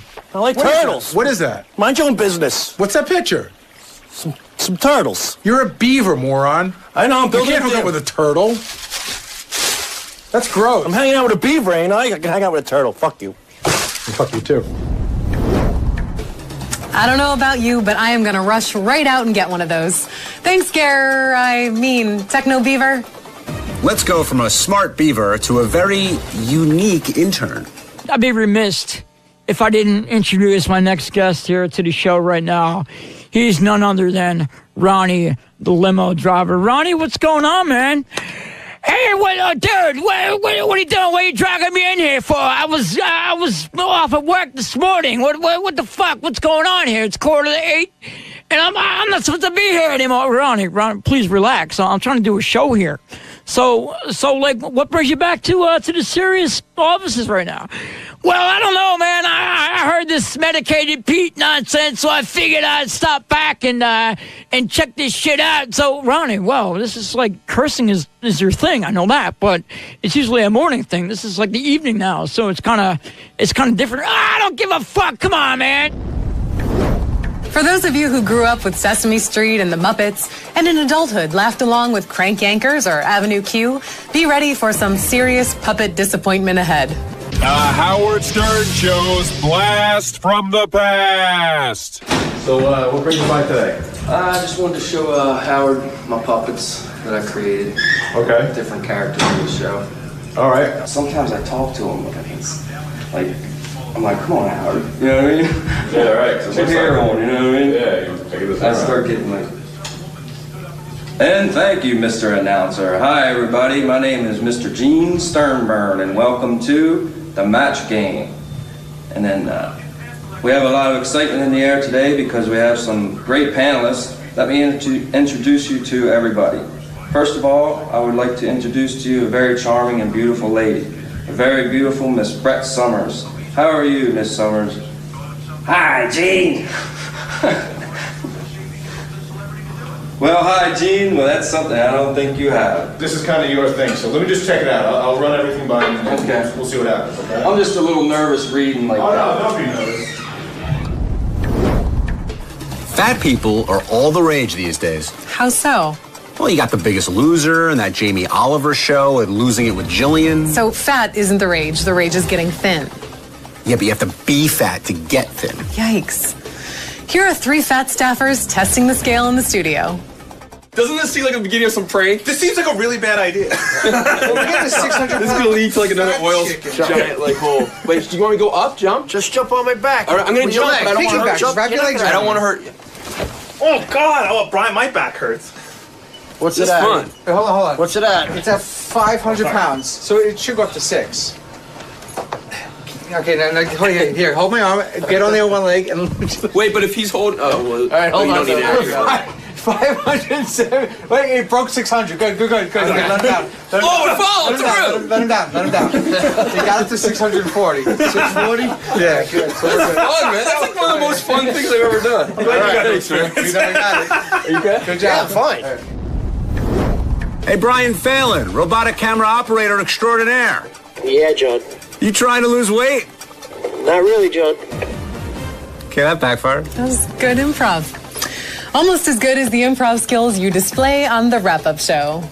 You guys were talking about getting Coheed in there and having Richard do something to get those boys in there. And with the new album, Year of the Black Rainbow, out, I was wondering how close that was to happen for some promotion for those guys. Not even a little close. It came up and we opted not to have the band on. Oh, really? Even with Richard doing what he's doing. Oh, man. I would have done some crazy shit. Yeah, I know. It's just I would have sucked off John Hine. Oh, Richard, that was for Rush, not for Coheed and Cambria. I am calling human resources for John. From man-on-man blowjobs to feats of horribly executed athletics, we have it all on the wrap-up show.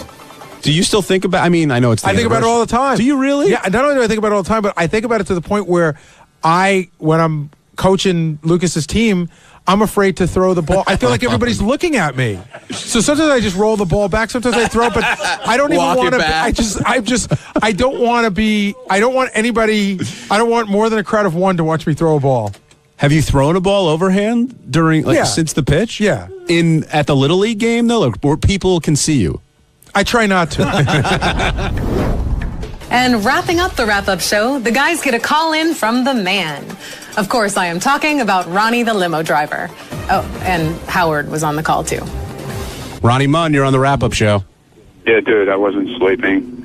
And Sal burnt the whole back of my leg, and he's going to have to pay my doctor bills. It's all crazy in here. Yeah. Ronnie, you've got five. Stupid head in. I saw him looking. I saw Scott walk out of the room to go get the camera. You're going to kill somebody. Ronnie, you're back? Yeah, man. The guy, nobody says nothing about how he burned me. I did, and I apologized about it. Yeah, okay. Yeah. Hey, help us. He's going nuts. Help us back. Help us. Oh, man, he's going nuts. How bad of a burn are we talking about, Ron? We're talking about a 6-inch burn and like a straight line down the back of my leg. He's got his pants off. Howard saw it. He believes me. Put your pants off.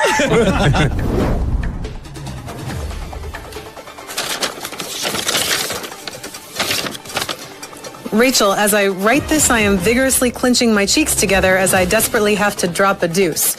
I went to a Mexican buffet last night and haven't been right since. Please close out the show without me and remember to mention me in your sign-off. I'm Rachel Fine. Thanks for watching. See you next week. Gary, is the shoot as fun as it was the first time you did? Oh, it was even more because now I got Sal and Scott, so it's just nothing but a party. Yeah, but I didn't tell you off for sleeping. That wasn't a fight. Okay. That's a fight. Okay, no. Go ahead. That wasn't even a disagreement. I know. Listen to the Steve Ward call. That's a fight. You sound like my wife. Scott, I'm sorry. I was busy getting yelled at by Gary. Can you tell me again what's it? Is there any part of you that's like pissed? Oh, so he needs a skew camera left? You're just ready to do your thing. No. Yeah. Thanks, buddy.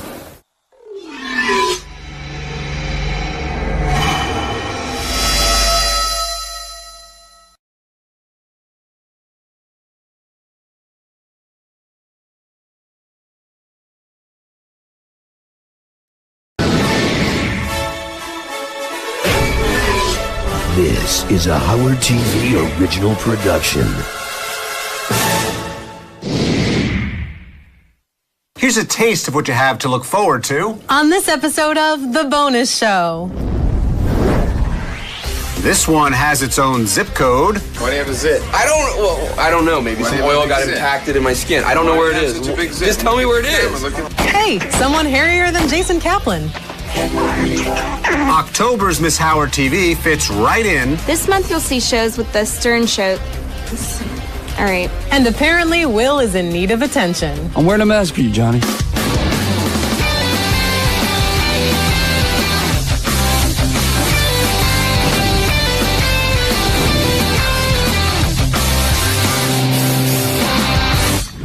Hello, Stern fans, and welcome to The Bonus Show, a weekly update of all the great behind-the-scenes moments you can't see anywhere else. I'm Rachel Fine. And I'm John. What, no last name this week? Rach, you're a cute kid. When you get to my level, you don't need to rely on the whole name. They know me. Okay, must be awesome to be you. It is. Well, while my co-host revels in himself, we'll begin the show. I guess Benji is so stressed out about getting to work on time that he's starting to break out. Oh, Benji, when are you going to catch a break? Why do you have a zit? I don't know. Maybe some oil got impacted in my skin. I don't know where it is. Just tell me where it is. Look at the reflection in the camera. Right on his right by. Oh, yeah, Benji. Look right in the camera. All right, thanks. See it? Where? I really don't. I believe you. Oh, it's a big. No, I believe you. Oh gosh, yeah. Oh, pop No, that. that's not. That wasn't a zit. It was a piece of skin. No, it was a zit. No, it wasn't. Look again. No, it wasn't. Oh, that's gross. I have flaky skin sometimes in the morning. Really bad. No, it's not. It's not. I have zits. You have zits. I can show zits on you. I get once. Okay, let's show the 6 spot again, months, Chris, maybe? and claim it's a zit. That was a zit. Show the spot again. Here's a zit expert on our show. Ask her. No, she used that's to work dry skin. That's just irritated skin. You just had a big white pus mark. No, I didn't. Then where is it? You I walked in this morning. You just you wiped it looked like off. that. You have dry skin. I have dry skin. Combination skin or dry skin? Rosacea? Maybe. Could be rosacea. Techno Beaver doesn't have to worry about unsightly zits. You know why, Rach? Why, John? Because he's covered in hair and because he's a beaver. Now, I imagine beavers also have low stress, so they probably wouldn't be prone to breakouts anyway. I mean, how stressful could it be to build a dam? You got the wood. Okay, here is Techno Beaver.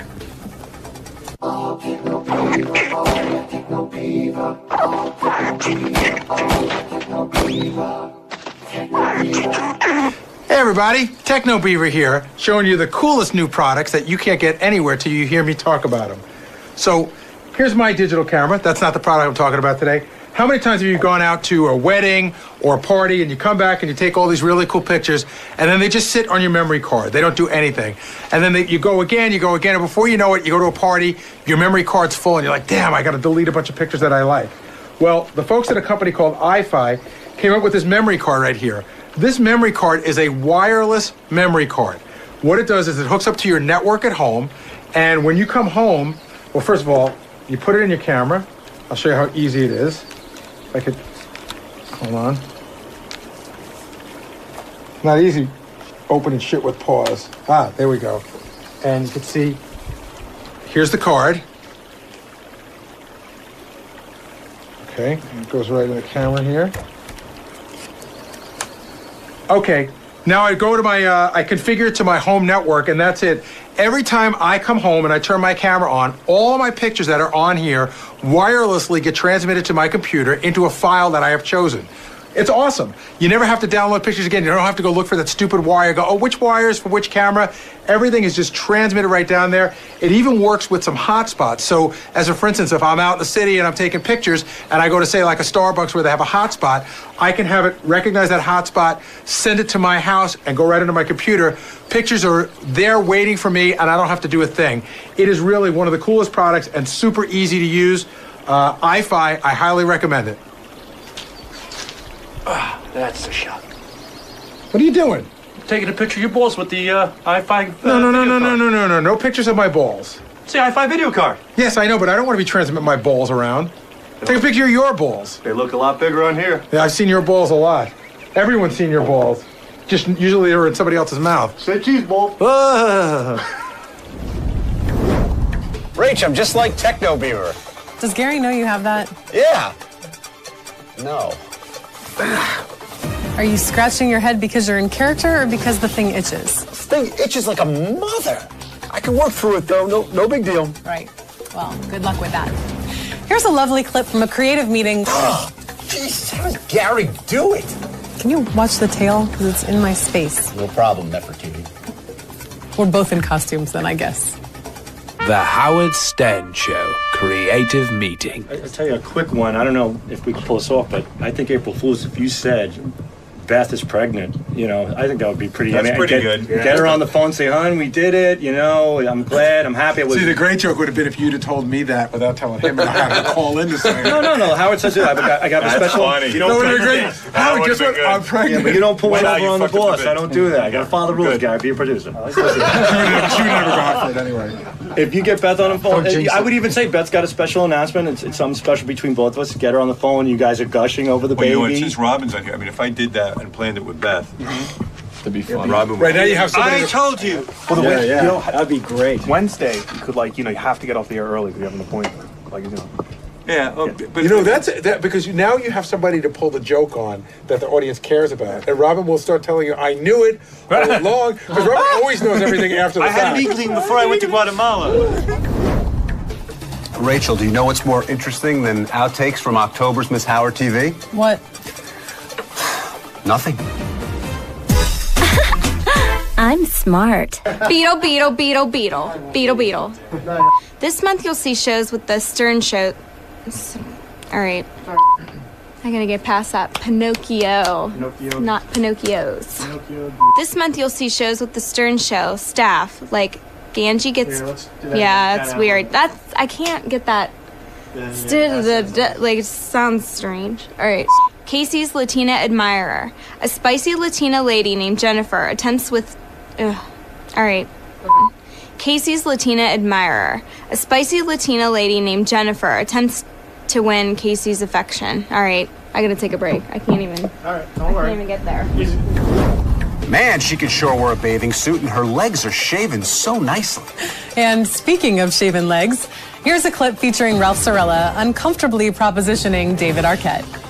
How are you, Ralph? Look at you. Good to David, meet you. Nice to meet you. How are you? Don't steal my Good, how are you? Are you up for grabs? I'm totally up for grabs. Hold on. I'll be a Hold on, everybody stop. When I was out in May, David invited me over for dinner. I couldn't make it. I'm coming back in October. Come on. Can I come by? Bring it, man.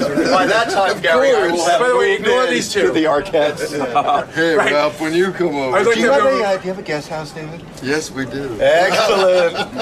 Right up your alley. You can puke in the Check bed. that box. Is there plastic on this? Yeah, Okay, we'll put good. it for you. Yeah, check that box. Okay, next. What's the next question? I just want to say I've never thrown up in any of Sam's houses. Nice. I don't throw up in. It's a New York thing. When I come out to LA, I don't throw up. John, what's your favorite part of hosting the wrap-up show? So many things come to mind. I mean, the chair I have in the radio studio is super comfortable, and it's a little higher than the other chairs, which is nice. I can see out the glass window when people go by, and the phones work. I think that's about all we need to hear. Let's go to a highlight of John in his comfortable chair on the wrap-up show with Will Murray, who apparently is about to go into surgery. Oh, there's Will. Will's wearing a He mask. looks like a Japanese tourist. Yeah. Thanks, Will. Anything you need? Oh, shit. We don't need you to stay. Sure? Yeah. Thanks, Will. You got this guy, this star. Will came in today, and he's got a very important job, but I'm convinced he's getting everybody sick in our back area. Fine. No, you're not I'm fine. You sound doing good. horrible. I'm wearing a mask for you, Johnny. I appreciate that. Oh, I'm out of here. you sound. I know. I'm right in the middle of a sick sandwich. I got Ganji on the right, and Doug on the left. Oh, Ronnie's in good. He just talked into that thing. With a mask on. He had a mask. So what? I think Will is onto something here. It's a little hard to breathe, though. You can really smell your own breath. Oh, this is heinous. I'd rather be sick. Do I really have to wear this thing? Well, if you want to hyperventilate and pass out, I hope you do. As Larry David says, the only two people who wear dark glasses inside are blind people and assholes. Smells like an asshole. That's your breath you're talking about. Why are you wearing sunglasses? Exactly. I was just outside. It's very sunny. But you're not outside now. Well, I'm trying to be cool. I'm in the Secret Service, okay? Is this an image thing? No. It's the first time I've had them on. What do you mean? Is this an image thing? You're wearing sunglasses inside. You look like Teddy. I put him on because he has. Oh, you're full of shit, Teddy. You wear them inside all the time. I put him on because you have them on. Dude, you walk in all the time with them on. Admit you think it, you're you have fucking cataracts. Cool. You think Admit you're it. fucking cool in the morning. You wear them every morning. You come walking. Why would you wear them in the No, morning? I get in from work. I still have them on because Yeah, well, my why don't you glasses take are in my them off? backpack. So Well, this morning, my glasses are fucking broken in half. And I walk. I Whose just fault came. is that? And I just came in from outside, and I put them on, and I never took them off. Okay, I'm like you. You're waiting for. And I left my glasses in the car. Is that all for your right? geezer eyes to adjust. Yeah, that's A lot Go of- fuck yourself. Okay. Oh, yes, J.D. Harmeyer. Did Ronnie wear those glasses the entire time in here? Yes. How would you describe the way Ronnie looks in those glasses? Like, I hate to say RoboCop, but I don't know. It was just weird. It was like, I don't know. It was just funny. I asked him why he was wearing the glasses inside, and he got offended. Well, listen, I'm not a fan of anyone wearing sunglasses inside. It's just, it's a quality that I'm not very fond of. He kind of looks like, you know what? He looks like he's missing his dog. You know what he looks like? You're right. Oh my God. He looks like that scene in The Lady in Red where Charles Grodin says, "Let's go do the blind man." That's what he looks like. He just got back from an eye doctor. He or looks like something. Weekend at Bernie's without the guys holding him up. Here's a great wrap-up show highlight featuring a guy we call Baba Booey and my carpool buddy, Sal. You see? You're not blind, so I guess asshole is what it is. Talk to me, Goose. Sal had somehow convinced me that he could make money in the stock market. And Stuttering John goes, "I'm telling you, this guy can make money, So I remember I went home and I talked to Sal off the air and he goes, "Listen, I'm telling you, I know I make fun of you, but I can make you money." So Sal and we filled out the whole form. And I remember I gave him my home address and my phone number and I gave him a bunch of stuff, but just the bare bones. Right. And I hung up and I just felt really gross about it. And I just said, why am I involved why would I give money to a guy who says I'm a horse-toothed jackass? Right. He's doing parades about your teeth. I lost the end of it. Did you actually end up doing it? No. Or? Okay. No. I never returned his call, and then he would constantly leave me messages like, say, I'm going to make up a symbol, ARI. Say the stock was called ARI. The intern would say, Sal, the stockbroker called. ARI was at 4, now it's at 16. He says you're losing out. Would those serious stock calls be in between the ones where he's goofing on you? So is it like you check your machine? right. The R2 jacket. Seriously, ARI, sell now. Right. Was that something like that? But that's what it was. I'm like, what am I doing? Well, that's all we've got for this week. Thanks for watching. For my busty beaver, Rachel Fine, I'm John Hine. We'll see you soon. Guess I walked right into that one. You sure did. That's fun, though, right? Yeah, I kind of feel like a 99-cent Disney costume character, but I'm having a good time. Well, you look cheap, but it itches, though, doesn't it? Actually, no. That's just you, John. Oh, come on. Don't fake it. It doesn't itch. I love it. I'm terribly comfortable. You're a nice beaver. Thank you. Best beaver I've ever seen. Thank you. You're welcome. You're welcome. Look good. Thank you. I appreciate all the feedback. Thank you. Damn, you're one fine beaver. Oh, my God, with the beaver jokes. Can we do, like, Techno Rabbit? Beaver smells good. You shave it? And scene. Thank you. I like those black and white cookies. Man, I like them, but they don't like me. They don't want me touching them, you know? You're the dude, man. Thanks. So there. 1 minute. They can all go fuck themselves. I got my own black and white cookie. Cookie Man. Yeah, see? See? Oh, my God. Oh, my God. Oh, my God. Take a bite. I don't want to take a bite. Why not? Because it's a special cookie, man. Okay, gave it to me. Maybe Courtney bought it and gave it to him to give me. Who knows? You never know.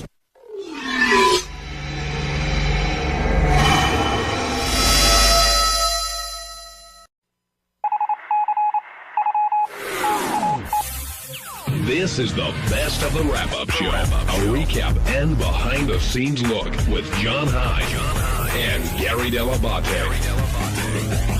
The best of the wrap-up show begins now. On Monday's wrap-up show, we talked about how Jimmy Kimmel and I are feuding, except Jimmy Kimmel and I really aren't feuding. I don't think we're feuding. I just wonder why he's so obsessed with my pitch, and if maybe I did something to rub him the wrong way. But I wouldn't say we're in a feud.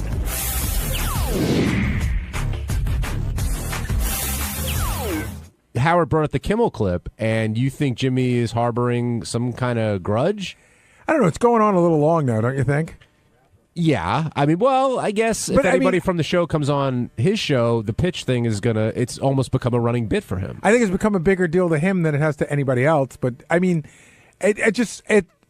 I'm not mad. I just think it's like, okay, you want to keep doing it. I don't get it. Did you do something to get under his skin that you're unaware of? Well, I talked about that on the show this morning. I'm starting to wonder if I did. I showed you, Jimmy and I had a lot of correspondence. First of all, we used to email back and forth a lot, but I think he emails with a lot of people, so it's not like I think that I'm special. Although I was under some idea that maybe him and I were more friendly than maybe I think we are. That might be my first problem. But we were emailing back and forth a lot right after the whole pitch thing went down. And he said, hey, listen, you're pretty merciless. Like, I told you something once in the green room, and you went right in the air. It was really bothersome to me, and I was very annoyed and hurt by it, but I should have known better. And I sent him back a note, and I said, God's honest truth, I have zero recollection. What was it? He said, I'm not going to tell you again because you'll just say it again. But, so I don't know. Maybe I said something, I repeated something I shouldn't have said. This just popped in my head. Was it Jimmy that had the inability to sweat? No, that's Adam. Oh, because maybe that was, I was thinking. Do you think that Jimmy has some kind of grudge against Gary here, Benji? Just judging from the TV show, like I watched Howard's thing, I didn't get that feeling. I thought it was more like a comedic type thing. But maybe it is if he said there was something. But did you think it was funny? Yeah. I don't think, if you think about it, like, if he really thought of you as like, he wouldn't have had you on his show, Yeah, no, that's true. No, I don't know. I don't know what to think. It's one of those things where I feel everything sort of is fair game between these two shows. Like if Jimmy came on here and you did something the equivalent of showing your pitch to him, he would accept it as okay. That's just the way it goes. But we've talked about this before. You wouldn't do something like if Jimmy threw that pitch, would you play it on this show? Well, he did mention in one of the things, he's like, hey, man, you guys, kept playing me crying with John Ritter. And I was like, well, I said, listen, I'm not being a pussy. That's JD's job. JD's job is to watch everything at night. But in all fairness, Jimmy, had I seen it, I'd have brought it in. Okay, so is all fair and yeah, but that's not me creating a bit. In other words, that happened, and that's a guy. That's a guy crying about someone dying. That's funny. I mean, this was a pitch. That's serious. Vinny in New York, you're on the wrap-up show. Hey, yeah, you guys wouldn't be having this conversation if Gary could just throw a ball. True. Well, the one about me in Connecticut? Oh, no, I'm sorry. With Kimmel. Well, of course, that's true. Do you think, Vinny? Do you think Kimmel has it in for Gary, or he's just breaking his balls like anybody else? He's just busting his balls a little bit, I believe. So let me ask you a question: if every time Jimmy came on here, I busted his balls about Sarah Silverman, would that be funny or mean? No, that'd be funny too. Yeah, it would be funny. Or how about the fact that can he not piss normal or something? Isn't there doesn't he have a tiny urethra or something? Oh, maybe that. There's plenty to make fun. His ratings. I mean, the guy's been on TV for 8 years and gets 1.5 million people to watch. There's plenty to poke fun at there. Jason fighting back for Gary. Listen, I love what I happen to think that what Jimmy did with Gary was very funny, and I get why Gary's angry at it. I'm not angry. I get why Gary's put off by it. However you want to say it. I also get Jimmy's standpoint, which is, hey, it's out there and it's funny. I get both standpoints. I'm just pointing out that Jimmy has plenty to make fun of too. Do you think he's crossed that line though, from funny to mean? How do you tease someone about having a small urethra? Well, what kind? I don't know. If you had a small urethra, I'm sure we'd find a way to make fun of it. You with the small urethra. Hey, wait, not to be able to come normally. Gary, do you think he's crossed that line? No. I don't know that he's crossed the line. Jason? No, I don't think he crossed the line. I think he's like we do on to it though. I think like we do on our show, and trust me, I'm guilty of this too. Once you know you got under somebody's skin in any way, it just makes it that much more fun to keep picking at it. And I think that's where he's at. But I also get Gary's side too. I get both sides. And in Chicago, you're on the wrap-up show. Yeah, I just wanted to comment. I love the show, love Howard, but this kind of goes with the territory, Gary, doesn't it? I mean, all the years. Oh, sure. No, I get it. Like I said, I was under some bizarre impression that Jimmy and I were sort of more friendly. That maybe that's what it is. I always expect to take shit and for people to throw shit on me, but maybe I guess I wasn't expecting it from Jimmy so much. On Tuesday's wrap-up show, I got my balls busted about how I said I went to visit my hot daughter-in-law in the hospital. And people thought it was like pervy and fucking weird and fucking creepy and all this kind of bullshit. It was a fucking nice joke. It was meant as a compliment, not as being pervy or I wanted to fuck my daughter-in-law. Check it out.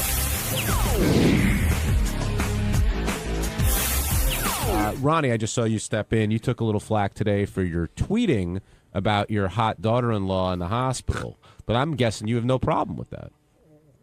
Well, what's the big deal? You got a picture? No.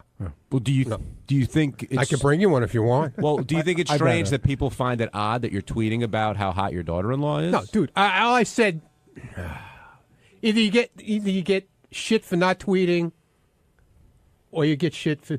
No, you can tweet. It's just that was an odd tweet. It wasn't whether you were doing it or not doing it. Yeah, but what did I really say? That your daughter-in-law's hot. I went to see my hot daughter-in-law in the hospital and check out the hot nurses. Okay. And put on fresh mambo. Okay, I can. What is so terrible about I can dissect that into 3 parts. Completely normal. First of all, it's odd that you think your daughter-in-law's hot, even if she is, which she is. But why is that odd? Because she's your daughter-in-law. So what? But she's still hot.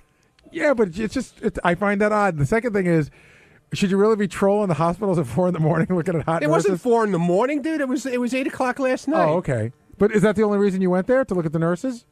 No, to visit my hot daughter-in-law. If your hot daughter-in-law worked with a bunch of garbage men, would you go to visit her as often? No.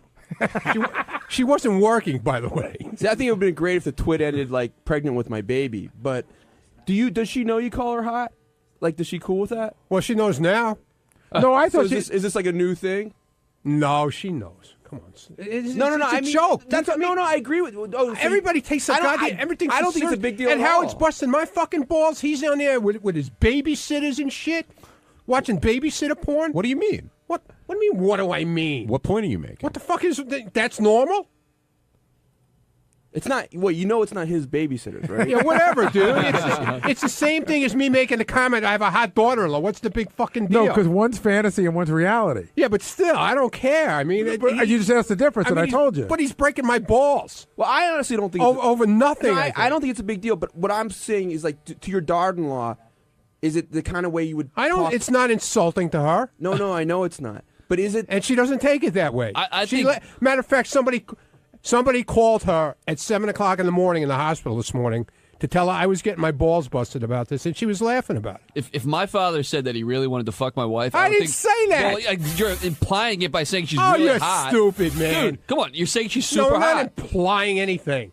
You're not. You're looking at her sexually. You're saying she's super hot. Give me the list of hot chicks you don't want to fuck. Oh, stop it now. But I'm saying, I'd be like, what the hell are you talking about, you weirdo? You would? Yeah, you don't okay, think your yeah. dad, like, if you have a hot wife, which I think you do, you don't think it's cool that your dad, like, says, yeah, man, she's fucking hot as hell? What's wrong with No, that? I think it's What's a little the big weird. fucking deal?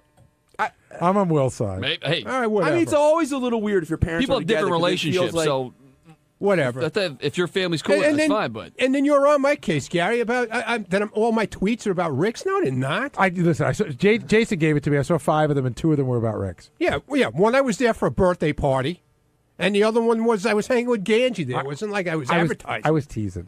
Ronnie, who are these haters you're referring to on Twitter? Well, all of Gary's a hater now. No.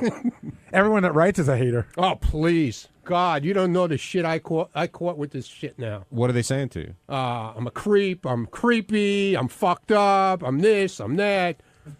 What's the furthest you have gone with her? Oh, stop it. Greg in New York, you're on the wrap-up break. show. Hey, how you doing? Hey, Greg, what's up? About Ronnie, thinking his daughter-in-law is hot. Now, Ronnie, I love you, man. You are the epitome of a New Yorker. I'm originally from Brooklyn. But, man, I tell you, my father was the same age you are now, and he tried hitting on my wife after she had our 2 children. And, like, Dude, I'm not hitting on my daughter-in-law. I know that. I'm not saying you are, but when you say what you said, it makes you sound like the biggest perv on the earth. And I'm defending you, man. I think you're a good person. I think that you're great for the show, but I just don't like when they dump on you for stuff that you say so innocently, and then it turns out to where it makes you look like a perv. And what you said, okay, hot daughter-in-law, I didn't think anything of it until my father tried to basically molest my wife one night. Yeah, but I didn't do that, dude. I made a joking comment on Twitter. And okay? Ronnie, you're giving her the ultimate compliment, I think, in your eyes, right?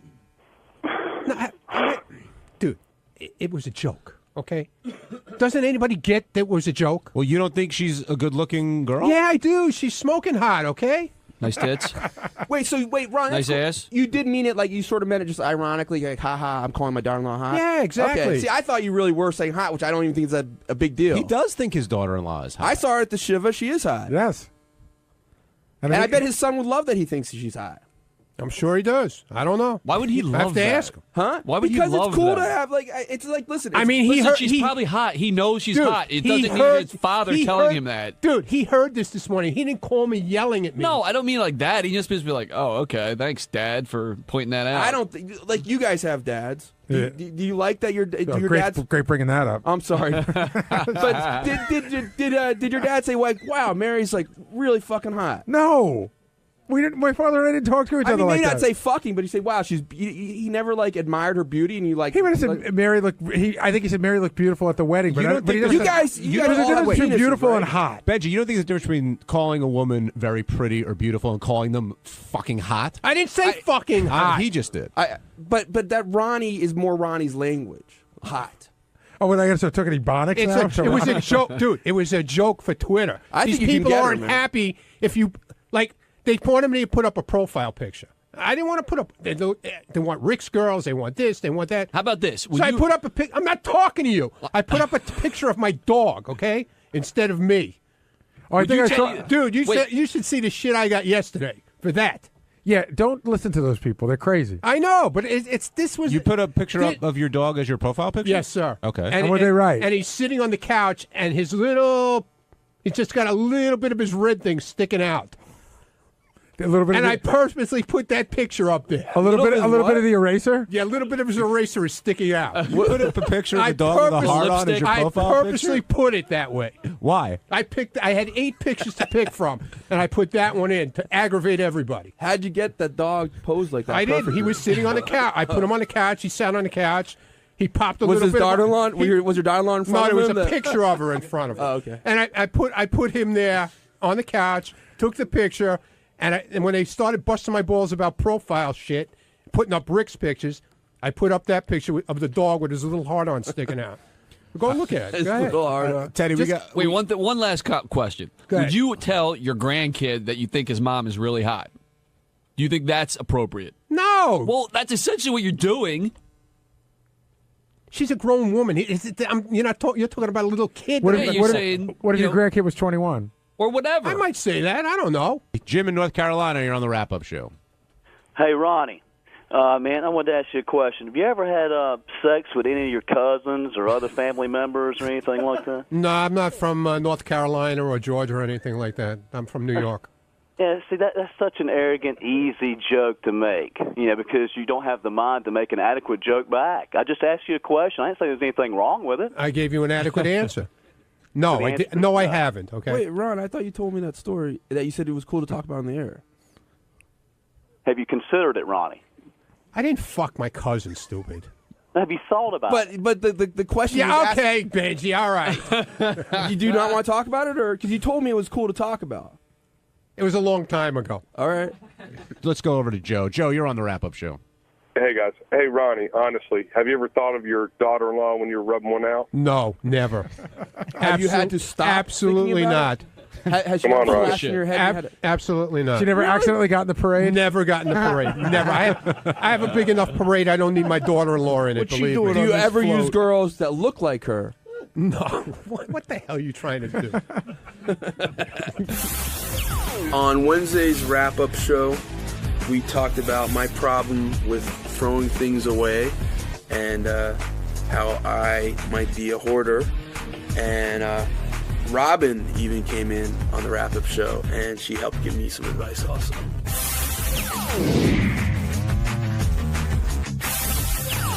Benji apparently has some hoarding problems, and Lisa G asked Howard for permission to go to your place. Are you going to let her in her place? Nah. Why not? I have a feeling if I do that, you guys will make fun of me about something. You do, huh? Yeah. What, you mean any more than the fact that you have boxes of jokes that have no dates on them? It's your personal life, so you know. Do you want to take care of the hoarding problem? Yeah, no. We talked about it before. I hate it. It's like being fat. I hate being fat. I know what I have to do to stop being fat, but it's the actual putting into practice. Would you ever the think? hard part. Would you ever think about going to see a shrink? Do you go to a shrink at all? I told you I would love to go see a shrink because that's part. I have trouble making decisions like that. It's hard to pick out the shrink. Benji's crazy. Benji's got a phone. I said to him when I saw him using it, I'm like, "Where'd you get that from your DeLorean?" The phone's from like '85. It's like the most ridiculously stupid looking phone. And I go, "Why don't you get a regular phone?" He goes, "I can't decide." Like that's one of those things. He really is paralyzed. He's not being goofy. He is like, I look at a phone, but then I hear there's a better phone, but then there's another phone, so I just can't decide. So he uses a shitty phone. That's true. It seems like you're aware of these issues, whether it's your weight, the hoarding, yet what's keeping you from making that step on doing something about it? I don't know. I don't know. Some laziness, some perfectionism. Could you let someone else make a suggestion of a shrink for you so that you could go get some help? Yeah, I've done that. You have? What happened? Yeah. Did you go? I did. How many times? Once. It was doesn't work. You know if what the you just woman go told me? once. Right. I told her because I explained to her I have a real trouble picking out a psychologist, and I said I've always I wanted a female psychologist, and I always had this fantasy of sleeping with her. And she goes, well, I just want to tell you, I will not be sleeping with you. But she was in her 80s, and that's Sounds like you found somebody as crazy as you. and I got her. No, she tried to sell me a tape at the end, which I kind of I don't know. Well, then you probably didn't go to a very. You probably didn't go to anybody very good. Where did you go? She was a certified. Where'd you get her? The Penny Saver? No, I actually have a friend that's a psychologist that's helped Actually, she recommended against her. I could send you to a guy who's sort of low key, or Robin could send you to somebody. We've all feel could send you more somewhere. comfortable with a woman, like just being open with an older woman, older than me. Why? Well, it's getting pretty hard to get. Yeah, that it is. He needs to see a shrink to know why he wants to do that. Well, I don't you feel more competitive? Let's say you went to a psychologist that was younger than you. Wouldn't you feel more competitive with him? I don't know. I hadn't really thought of that. You know what? All of that is Issues, something right. you should be addressing, and that should have nothing to do with your selection. That's right. Right. Like any issue that comes up about your relationship with that person should be addressed because it means something about the way you're handling your life. Right. Yeah. Gary, what's the difference between hoarding and collecting? Because you like to collect a lot of stuff. Depends but I how big wouldn't your say apartment is. That's You're the a hoarder.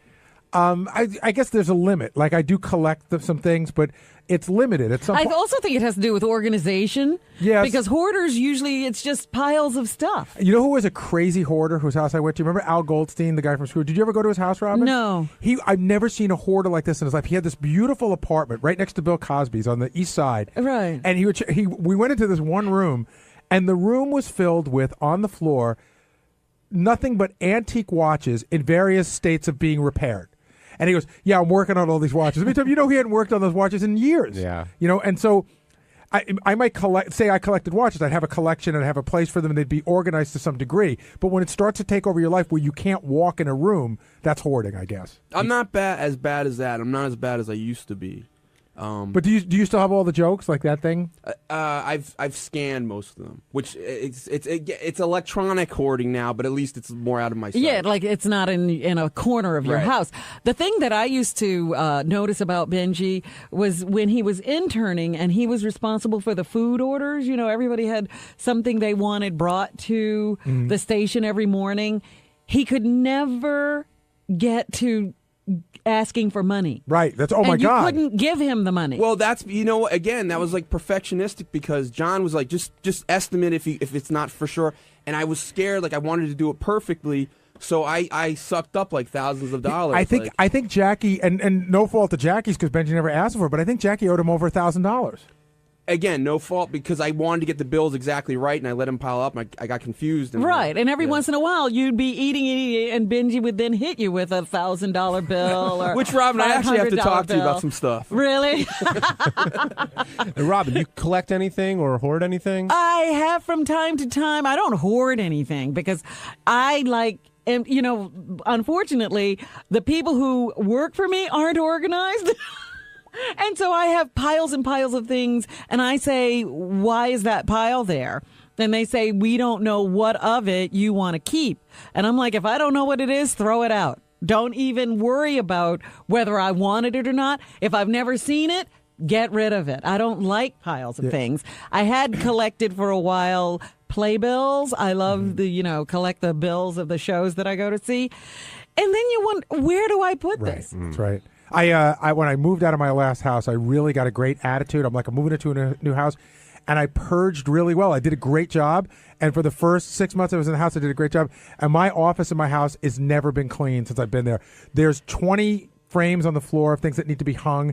There's probably 4 stacks of DVDs. There's a whole shitload of electronic equipment that needs to be tested out for the gadget column, and I can't get to anything. Where would you categorize Howard when it comes to this? Collector, hoarder, get rid of everything? Collector. I mean, he does. He opened up his archives and he pulled out all of those.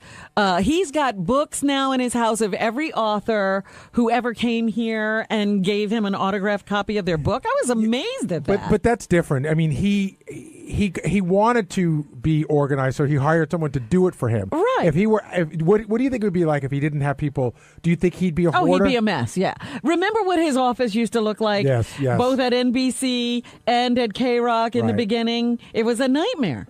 I do remember that. I used to talk to Allison, and we would say that we were the only people who could go into the pile, were allowed in the pile in the first place, and could find shit. You're right. There were different piles. And now he swears by the book. Organization, right. yes. I mean, on Thursday's wrap-up show, we spoke with Benji about why he thinks Howard treats him so poorly. Made him realize that it's because he never answers a question directly and takes forever. But he also talked about how he wanted to try stand-up and couldn't do it. And Gary also said he couldn't do it because he can't remember anything. Lots of great stuff. Here it comes.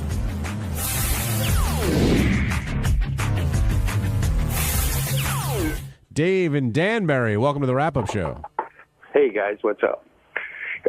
Quick thing for Benji. Benji, do you feel that Howard, just kind of treats you like crap on the air? Yeah.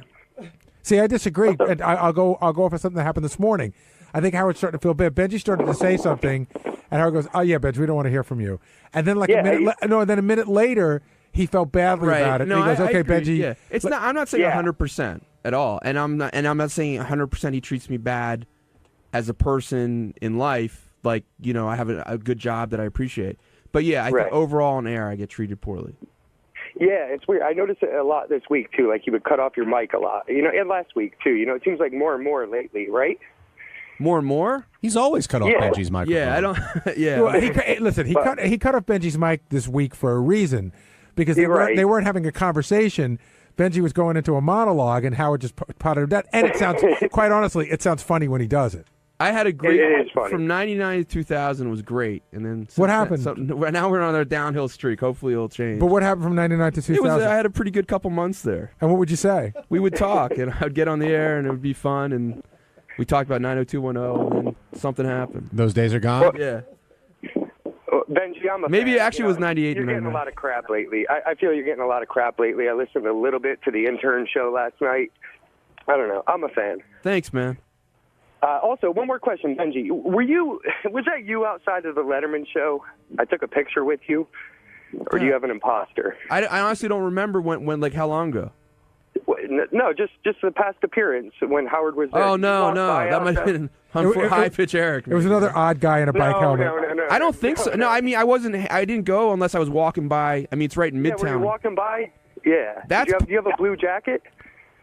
I have a blue hoodie. Huh. No, I don't it was know. like a winter jacket. It was a cold day, but dude looked and No, I don't have a winter exactly jacket. like you. Nah, definitely wasn't okay. me. All right, thanks for calling in, man. Yeah, sorry, Dave, if it wasn't him.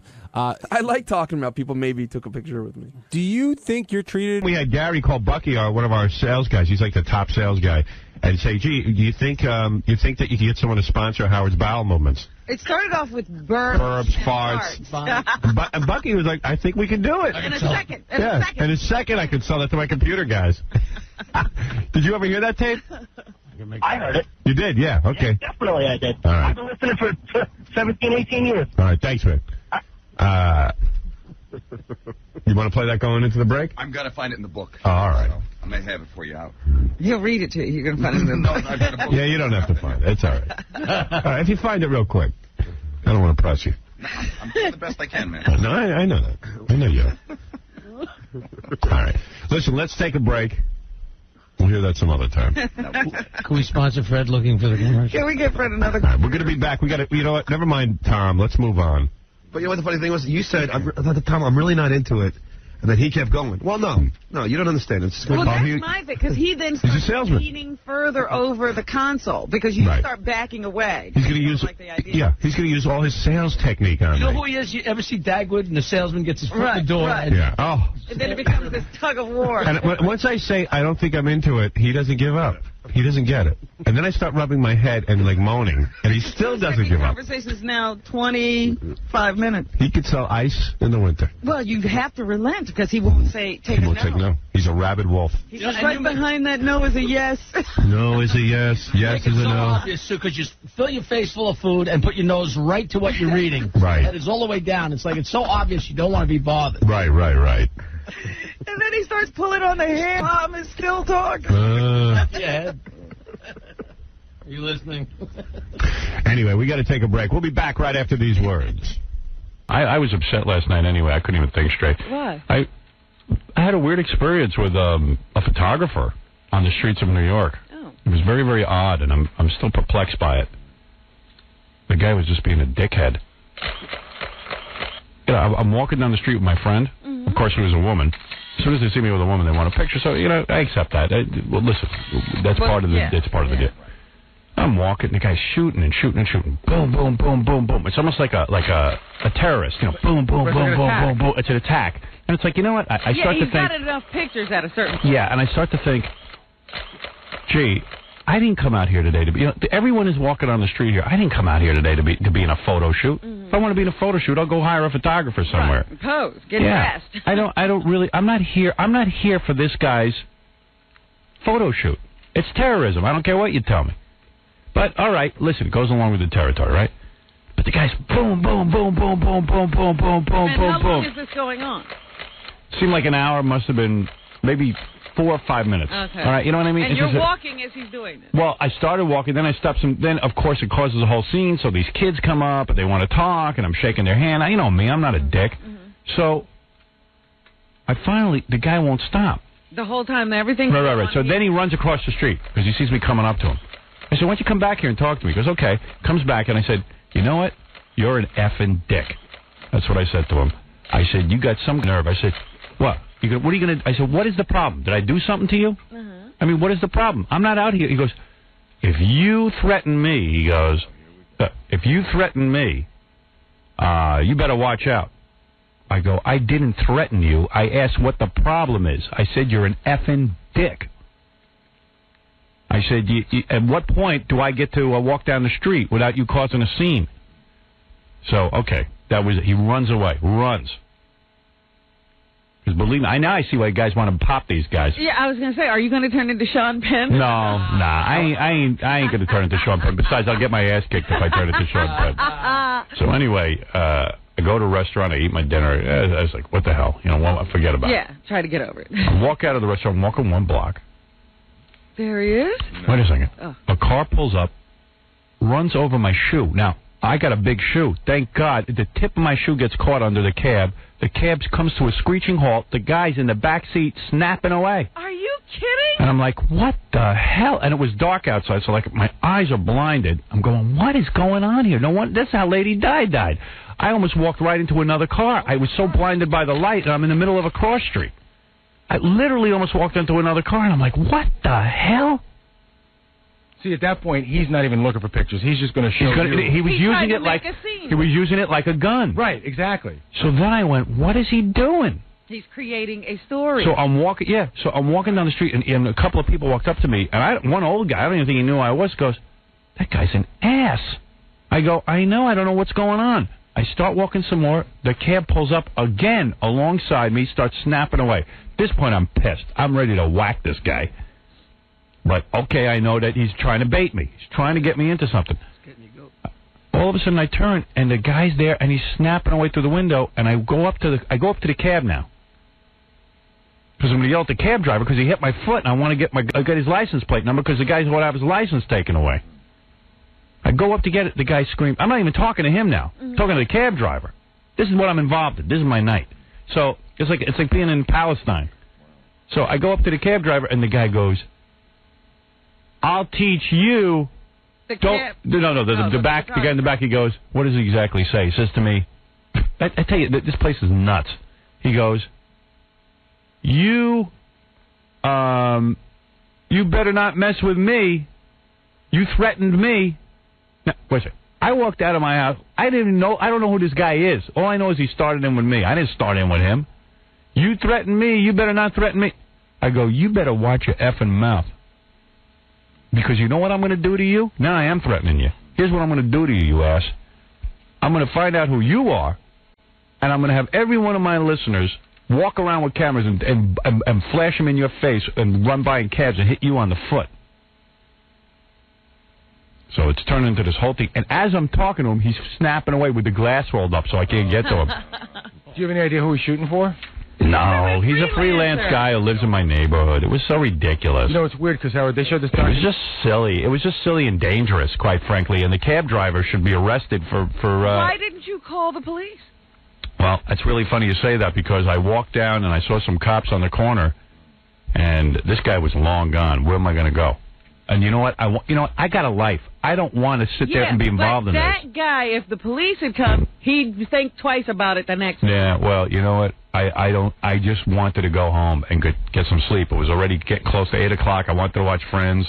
I just want to have, it was silly nonsense. It was hijinks. It was just like, wow, this is stupid. This is just dumb. But you should never get into... This is the Stedman Graham... Right. That guy saying different. that we're talking... No, I didn't yell at anyone. Not any different. I didn't hit anyone. Not any different. You're the celebrity, and you're wrong. No.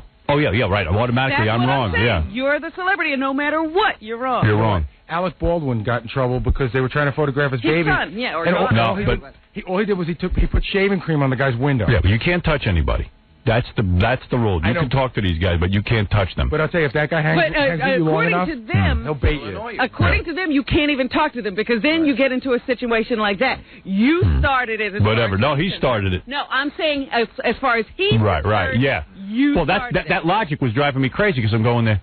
This guy's like, hey, man, you started with me. Right. I noticed he was there. Yeah, because I noticed he was there, and the guys are shooting away. I say, I started with you, dude. You're the one who built your day around ambushing me. As far as he's concerned, he's just doing his job. Yeah. The moment you say something to him, you start. Yeah, right. That's in his mind. He really thinks that's how convoluted his logic is. It's true. You know what? Yeah, you're absolutely right. And I'm sitting there going, this is why the world is full of idiots.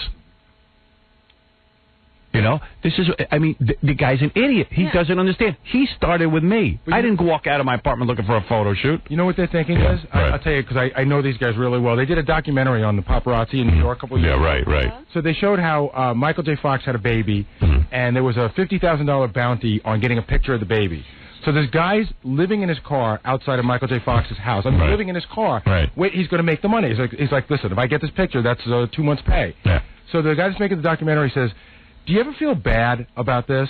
And he goes, you know what, man? F Michael J. Fox. He's a celebrity, man. F him. Once he's a celebrity and he's out, he's an effing a-hole, and he's open game, and it's his tough crap. I mean, that's their opinion. It's just like you're a celebrity, and now you're his So now I have a right to have a cab driver run over my foot and almost cause me to walk into another car. It's unbelievable. These guys were crazed. Well, that's what, you know. And I'm like, what's the big deal? Is to get legal with them.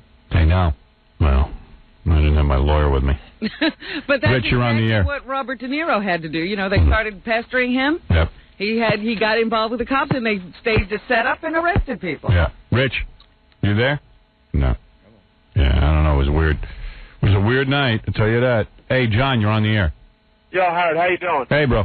I want to tell you something about the Mets. By the way, can I play a game for Mets tickets or something? I don't have any Mets tickets. Mets tickets? All right, hey, listen. Anyway, that pitcher last night, I heard that his own man's like doing time for like drug dealing or drug trial. Maybe that's why he was throwing the ball all over the place, man. They said that on the telecast? No, I heard it prior to the telecast. They didn't say that on the telecast. I never heard anything about that.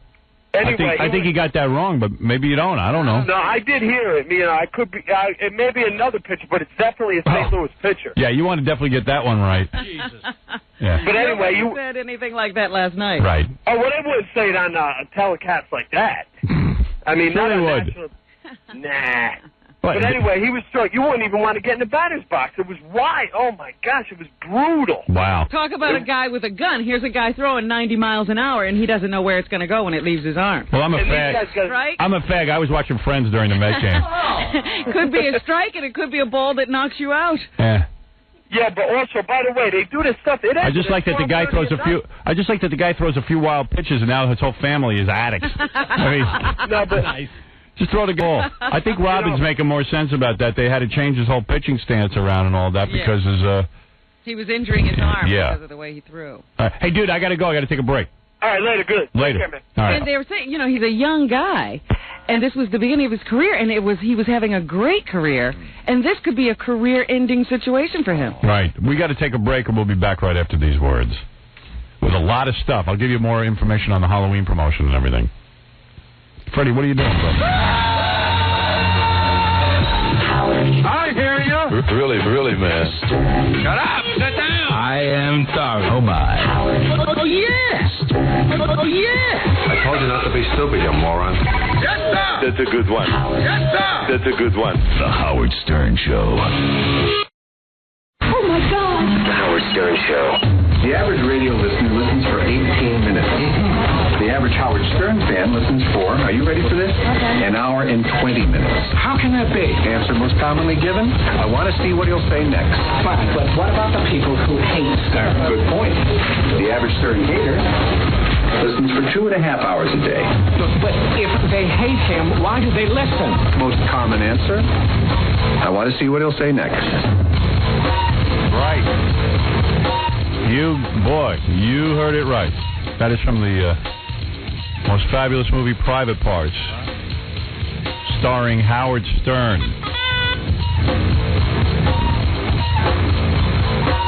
I can't even bear to watch that movie. I tried to watch it a couple of weeks ago, and I don't know. Kind of upset me. I think you can understand why.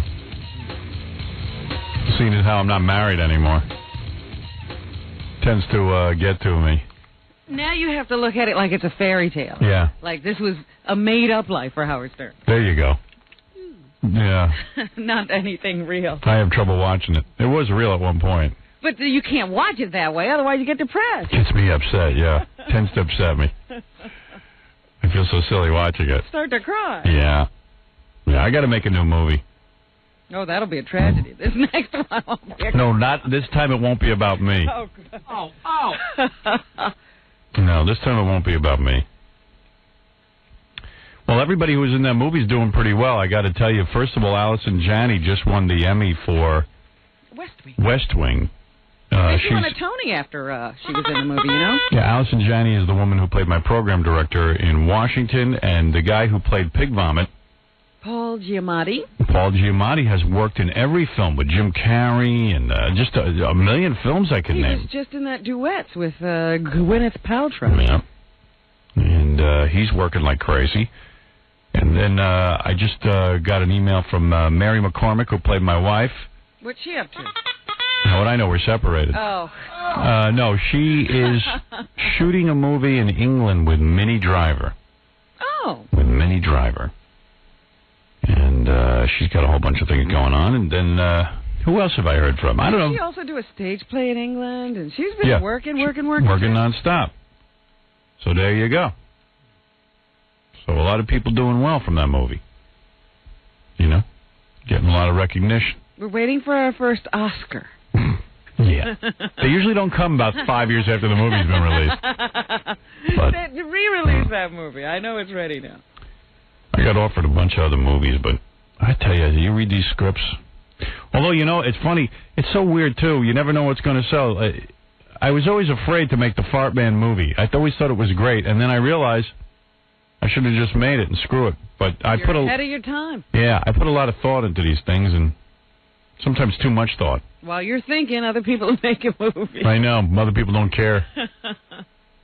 And not to mention that from Private Parts, Betty Thomas is a household word now as a director. Yeah. You know? She works all the time, too, and is producing and directing now. And me, I'm still sitting here. Although I was on the phone last night in my role as executive producer of Son of the Beach, I was on the phone with Tim Stack, the star. What was the executive producer doing? The executive producer was reviewing and giving script notes on the first script of the new season. Now, how is that? Do they email you the script? No, I get it delivered. Ah, so it's a hard copy. Hard copy. I don't like reading it. I don't like printing it out. I like a hard copy. I read that there script. I try to envision what it would look like on screen.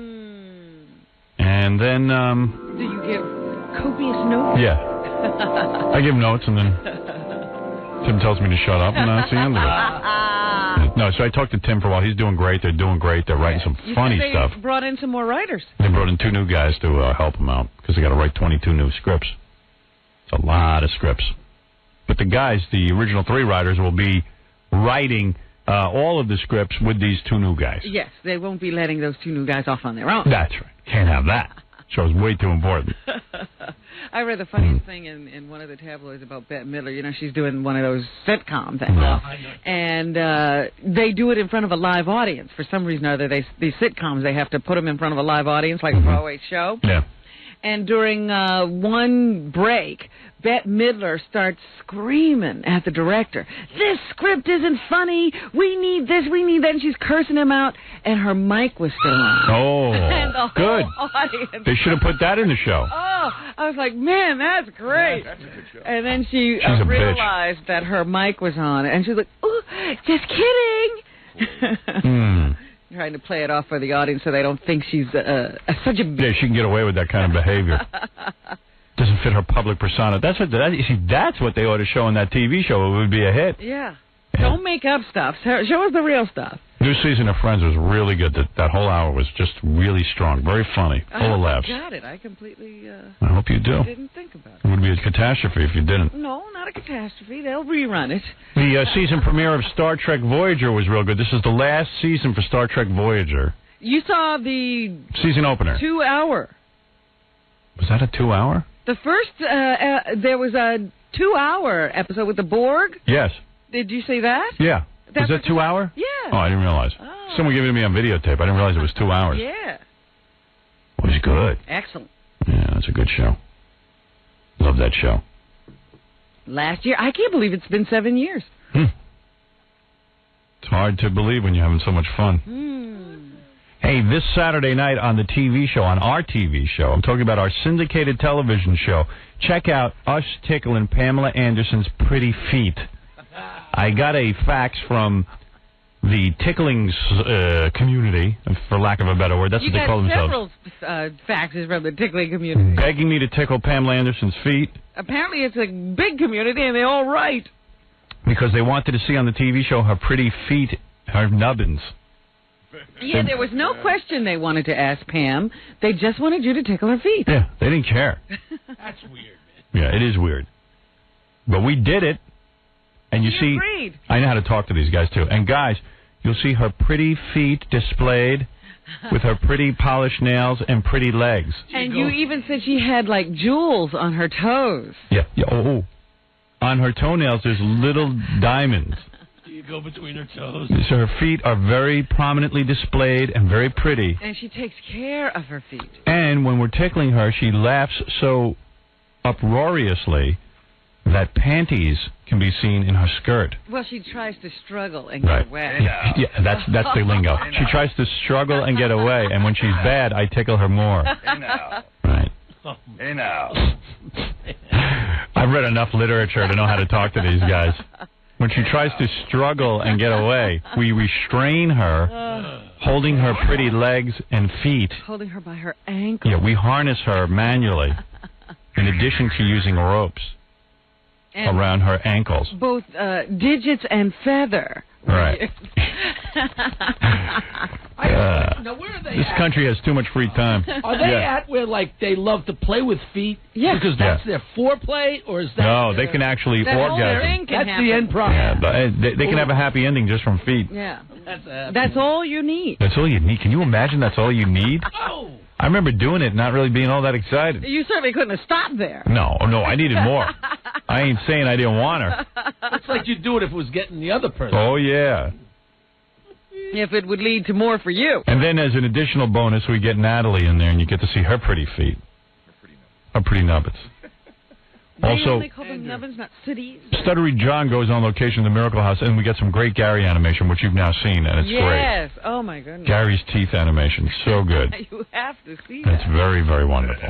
Beautiful animation. Beautiful. You can't go wrong. It's very fun. Oh. My both. Okay, now, just to clear up something before we went to break, a caller called in and said the guy who was pitching so wildly for St. Louis in the Mets game last night, maybe it had a little bit to do with the fact that his father was in prison. Well, listen to this. The father of Cardinals rookie pitching phenom, Rick Ankiel, That's the guy. was sent to prison a couple of months early Tuesday for a drug conviction from last year. Ankiel's 6-year prison term was set to begin July 24th, but he was arrested last week for allegedly throwing a loaded gun out of his moving pickup truck, so a judge ordered that he begin the drug sentence immediately. Throwing a loaded gun out of his pickup truck. He can count on a day pass pretty soon, though, because he's still got to be tried for last week's gun charges. Oh, my. I guess there's going to be an empty seat in the Players Family section at Busch Stadium for a while. This is from the newsletter jerkoftheweek.com. Whatever that is. I don't know why he's a jerk. The father might be one, but... I think they're saying the father's the jerk. Oh. And then it says here, the Cardinals' Rick Ankiel is one guy who will never take his father to school on career day. While waiting to be jailed for his role in a cocaine and marijuana trafficking operation, the father of the pitching phenom was arrested Wednesday for allegedly throwing a loaded gun from his car. Police chased the elder Ankiel after a motorist complained that a man in a pickup truck had pointed a gun at him. Ooh. Yeah, this is from the internet. What do you think? It looks pretty official. Yeah, sounds real. Yeah, and then here's a story by the Boston Globe saying that the same thing. You know. I always think it's funny when you have to hide your parents because they're the ones who might embarrass you. Because they're out of control. You should tell some prominent guy with a kid who's out of control. Well, in the good news department, as far as we know, his mom is clean. Okay, so far so good. So far so good. Nobody get too upset. All right, let's take a couple of phone calls. Say hello to the folks because everybody's on the phone. Let's go to Paul. Paul, you're on the air.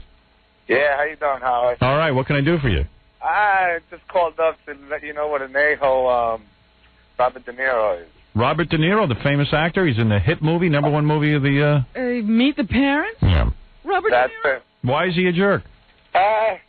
We had a few encounters at him where I work. He's, God forbid you get a glimpse of this guy. You know, he's like God's gift to this earth, cursing out people, the room service guys. Oh, forget it. He didn't even want people to get a glimpse at him, even just to acknowledge him or none the fact. This guy, he's really, I think he's put himself on a high pedestal, too. Do you understand what he's saying? No. I don't either. You don't understand? What did he do? I don't understand what he did wrong. Just a few things. Where was this that he did something wrong? At this hotel where I work at. Oh, you were in a hotel. Boy, Exactly. getting information from people is like pulling teeth. I think what it is, they must tell John the story first, and then they think we know what they're talking about. And they start in the middle or something. I thought John maybe gave you the rundown or something. No. All right, well, anyway, this guy from room service goes up, right, to give him his meal. So this guy's talking to him at the other end of the door, De Niro, and he's not opening the door to sign the ticket for the guy. So they're going on like for 5 minutes, and this guy's really like, he's cursing him out. He finally opens the door, grabs the ticket out of his hand. He's like, I'm not signing anything. Grabs his breakfast, slams the door, and then calls down and tries to have the guy fired practically, just for the guy doing his job, you know? This guy, he's really a project. He's Bobby D. Runs a good restaurant, I'll tell you that Japanese joint. Good service over there. Good service over there. Hey, thanks, bro. No problem. All right, there you go. No idea what happened, and that guy wasn't really involved with Bobby D. Right. He just heard from another guy. Yeah, you can't bad rap Bobby D. Unless you see Rocky and Bullwinkle. Right, then you can bad mouth him. It's like that was Al Pacino on the phone or something. Could that have been him? Yeah, the Mr. Oh, here's the girl who sent me a letter. She said she got into a fight with OJ at the airport. What happened to you, honey? Good morning, my love. Oh. Hubba, hubba. Hubba, hubba, baby. I love you. All right, what happened to you and OJ? Oh, I was in Miami Beach for a sales meeting, and I was going to the airport with a couple coworkers, checked our bags in, and we're going through the X-ray machine. So two of the coworkers were in front of me, and I'm picking my bags off the X-ray conveyor. So someone comes up and whispers in my ear, hey, look who's in front of you. And I looked again, it was freaking OJ. I see OJ. I see OJ. He be looking scared. He be looking scared. Look out. Yeah, so what happened next? So then I looked at him again, and I said, when I heard the verdict, if I ever see him, I'm going to call him a murderer. Mm-hmm. So, Right. So my heart started beating, and like I said, when I looked at him, I just couldn't believe it was him, and he was like looking me up and down and giving me a big smile, like Are I you was hot? going to run over there and like, F okay, I love you, I love you. Are you a hot chick? Of course I am. What do you look like? I have blonde hair. Of course. Blue eyes. Mm. I'm a size 2, petite. 2? You know how small 2 is? You know how small 2 is? How tall are you? I'm 5'1". 5'1" with a size 2. Petite. Yeah, very. My niece is telling me, who's so skinny, she's a size 4. Right. Yeah. Size 2. And she's you can barely see her. Pam Anderson is a Right? size 2 on You know the my bottom. niece, Jackie. It's very thin. She's a 4. She's a 4. But if you look, think of Pam Anderson, how small she is, that's a size 2. Pam Anderson's a size 2? On the bottom, not on the top. You must be tight, sweetheart. Yes, I am. Yeah, you're size. Well, how big are your boobies? See, that's what they're okay. Bees? I do need to come in for a breast exam. Oh, I would good. love to meet you, my angel. Where are you, in California? I'm in Cleveland. Oh, so fly in, honey, for the breast exam on October 20th. I would love to. Let me examine you. Yes, I would love that. Maybe there'll be a little kismet here. Ooh, yeah. I need a size 2. Oh, yeah. I think we'd be a perfect fit. I only have a size 5, 6, and 7. I don't have any 2s. I would love to. But you have to. What? Do you fit a size 2? Would I fit? Oh, believe me, I have a We size would 2. be a perfect fit. By the way, I have a size 12 nose, so we'll fit fine. Sure, I fit. In fact, it might be a little snug. All right, sweetie. So go ahead. So you said one day what were you wearing? A mini skirt? I was wearing just shorts and a t-shirt. Shorts and a t-shirt. You probably looked hot. I'm in Miami. What do you expect? Right. So you're saying OJ must have been gaga. So on a scale of 1 to 10, are you a 10 or a 5, a 6? What are you? An 8. An 8. An 8 or a 9. Oh, that's pretty good. She's good. Oh, you're pretty hot. What would you say Nicole was? Nicole? Yeah, what would you say on a scale of 1 to 10? What was a Nicole? I think she's a 9 or a 10. She's very beautiful. Yeah, okay, I'll go with that. Yeah, all right, go ahead. You got good taste. Yeah. All right, so go ahead. Okay, so like I said, we made eye contact, and he was kind of like checking me out. So I pick up my bags, and the 2 coworkers were in front of me. So I start walking, and I'm like, murderer, murderer, murderer. And he just looks at me. I turn around, I look at him again, and he starts this wicked laugh. And I'm like, murder. Wait, did it sound like this? Yeah, Max. Exactly. It was wicked. It was really creepy. It was really creepy. No. So that was the end of it. So my coworkers were like, oh, my God, we're going to get thrown out of the airport. What, are you crazy? So I kept walking, went to our gate, and I sat down for a second. I'm like, oh, this is it. I got to go back and find him again because this is nuts. I couldn't believe that he laughed, So I threw my bags down, and my coworkers were like, don't go, because we're going to get thrown out of the airport. I'm like, forget that. The guy's a creep. So I go looking up and down the gates, looking for him again. Oh, my God, you're out of your mind. She's on a mission. You know what it is? She got away with saying murderer, murderer. Now he didn't kick her ass. Now she's starting to think she's powerful. Well, she didn't get the reaction she wanted. He just laughed at her. He wanted him to kill you. To prove he was a murderer. All right, so go ahead. Yeah, so you go looking up and down, and then do you find him? Yes. And what happens? So I am ticked off because I didn't really see him. So I look up, and there he is again, and he's standing with one of his bodyguards. So he taps. He's 20 feet ahead of me and 15 feet to my left. So I'm walking up, and he taps his bodyguard on the shoulder, and he points at me and does his finger up and down, oh, who does she think she is? So I'm like, murder. He's like, midget. I go, murder. And he's midget. And I'm like, murder. He goes, honky. And I said, murder. I'd rather be a murderer than a midget. Or honky than all right. murder. He said honky? Yes. He said honky. So we were going at it. People around me were laughing and yeah, go get him. So I turn around, and it was at the end. I couldn't really go anywhere, and I'm like, oh, my God. Do I turn around and walk past him again? I'm like, oh, screw it. I'll do it. So I turn around, and he's looking. He's just, laughing, and... Okay, yeah, get to the end. So he taps his bodyguard, says, shut up, B. And I just... kept going, and I'm like, we just kept going at it. Murder, honky, murder. And that's the end of the story. Yeah. All right, there you go. So that was my... 3 or 4 encounters of calling OJ a murderer. And him calling her an idiot and honky and midget. I know. It's horrible. Well, there you go. Well, come in for your breast exam. That's October 20th. It's mammography day. Well, can I talk to John or someone? Yeah, hold on. I'm looking forward to Howard, feeling you up. I love you. I love you. I'm looking forward to feeling you up. I mean, giving you a breast exam. All right, hold on. Hey, and if you can, bring OJ in. I would love to. All right. There you go, a celebrity encounter. That's pretty funny because OJ says, he only meets people who like him when he's running. Oh, she likes him. Sure. I think in OJ's world she does. Had a good time. Yeah, you had a good time, right, OJ? Had a good time. Yeah, okay. By the way, I received several faxes about my conversation yesterday with Stuttering John's alcoholism because it said that's completely false, his whole math about for every beer you drink. An hour and the beer goes away? Yeah, and he says, tell that drunk John you burn 0.25 or 25% of a beer an hour.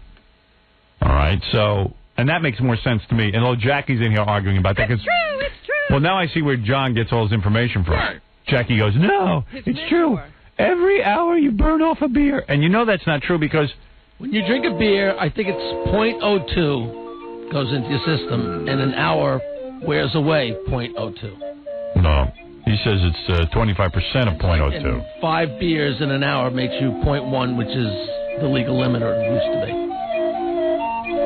Again, I think your math is fuzzy. I took the stupid fuzzy math. You got fuzzy math. That's it. That's something fuzzy. All right, on my phone is Leanna. I'll tell you who Leanna is real quick, and then we'll talk to her after the commercial break. It's funny, that advice that Casey corners me yesterday. He says, I went to the Jet game on Sunday, and I got to admit I was jealous of those guys. I said, jealous of which guys? He goes, the Jets. I said, why were you jealous? They lost. He says, they're out there playing. He says, I was supposed to be a football player, and I agree with him. Could you say that? Yeah. He goes, I'm supposed to be a football player, and I didn't take my shot. And I said, I never realized you were that good. Were you? Could you have been a pro? He goes, I don't know. He says, but I should have tried.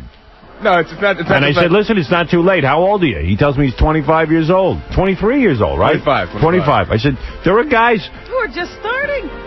I got a friend, Marco Battaglia. He's like 28. He still hasn't gotten a play. He's on the team, but he can't get in the game. Look at Vinny Testaverde. How old is he now? 37. And when did he become the main guy? Like a couple of years ago. Right. Yeah. Well, you're going to do it? The thing is, I said to him, you should thank God you're not a football player. These guys wake up in pain every day. Their bodies are completely wrecked. He goes, I don't care. This is what I was supposed to do. That's what he wants to do. Let him do it. Why don't you try out next season? I mean, the thing is, of course, no, I'm not good enough. But the fact is, I never. How do you know you're not good enough? Exactly, because I never took that shot. What position are you? Well, punter would be the best thing, but I'm not a punter though. Wait, Howard, I got this whole rap yesterday. Punter would be the best thing, but I'm not a punter. I'm not. What are you? Because that's not a football player. Well, tell me what you are. He's a quarterback. I played quarterback. We ran the option. You know what I mean? So it's like almost like a running back type thing. I'm naive. You ran the option? We ran the option. That's an offense that you run. Right. And it's like you don't pass it all. You run the ball all the time. So you would come in just for the running? So when you come in, everyone would know they're going to run the ball? No. That's just an offense that we run. You should know that the option is virtually non-existent in pro football. You can't run it. You know? That's a college. It's a college. So how are you going to be a football player? No, I'm saying I think my best thing would be to try and play special teams, which are like punting. Right. Punting, kickoff. Well, why don't you go camp and kick a few balls and see if they... I'm thinking about it. I would definitely... Can you consistently get it over the goalpost? Well, that's a field goal, but the punt can you kick that? No, I can't kick field goals. You can't? No. All you can do is punt. Right. And then, but then the kickoff team, when you run down and try and tackle the guy, that's kickoff. Kick. So are you really good at that? No. You want to be one of the guys running. Howard, I got this whole rap. So then why would you think that you could be a professional athlete? I didn't say that. I said you should if you're not good at it, why would you even bother? Okay, I'm all right then. I'm all right at it. No, but there are guys who are great at it. Exactly. But where would you play, Casey? What's that? Where would you play? Punting would be. No, I mean, what league? You're not good enough for that league. What about the new Vince McMahon? Exactly, that's what I'm saying. There's all these there's arena league. There's all these other things. I mean, there's just stuff that you need a league where guys who suck can play. That's what I need. You're the same football player I am. Howard, we all play. At the start of the AFL. I think I should have been a football player based on this conversation. Can I say something interesting about Casey? Yeah. Casey played quarterback in college, and he was like, okay, but his team won a championship. He punted. He actually led the league in punting at one point. So it's great. I said, that's great because punters are hard to come by. Casey goes, I don't like punting. I'm not in the head for that. That's not like a football player. You know what I'm saying? You know what I miss? Dude. I miss being bruised. I miss bleeding. You know what I'm saying? Yeah. I miss being sore. But John hit you in the head with a frying pan. That's what it is, man. Somebody punch you in the head. Well, douchebag, let me just tell you something. If you're not good, you should forget it. If you all right. I'm not saying if you're telling me, why don't you go? Listen, this is what you ought to do. They have tryouts in a few months. They start up again in a few months. After the Super Bowl, they start right in. You do like what Piazza did in baseball. He just tried out. This guy put him on the team. He got on what? The Dodgers. Perfect example. Wayne Corbett. There you go. He wasn't invited to camp. He just walked into camp and said, "Hey, I think I'm good enough to play. Let me try it." And they said, "Sure, okay. But what do they got to lose?" Right. You're a white guy. They go, "Oh, a white guy. We could sell that." There's another white guy. There's a white guy. I bet a friend of Casey's. He said that he's great, and he was great in college. Oh, you were great. Are you being humble? Quarterback, he said. He's a great quarterback. Oh, that's nice and everything, but... No, it was a friend of yours. He said that the only reason why you didn't start was because that guy that... Yeah, I was in back of this guy in college who was the #1 Russian quarterback in 1AA. Where is he now? You can't play the option in the pros, so he's coaching now. You know, you can't. You were behind a guy who was so good, but not good enough to play in the NFL. Well, no, but it's the offense we ran. He can't play quarterback. He's not big enough. And I don't understand. You mean you never threw the ball? You just ran with it? Pretty much. We would. So how did you guys ever throw the ball? Not really. You'd throw the ball maybe 10 times a game.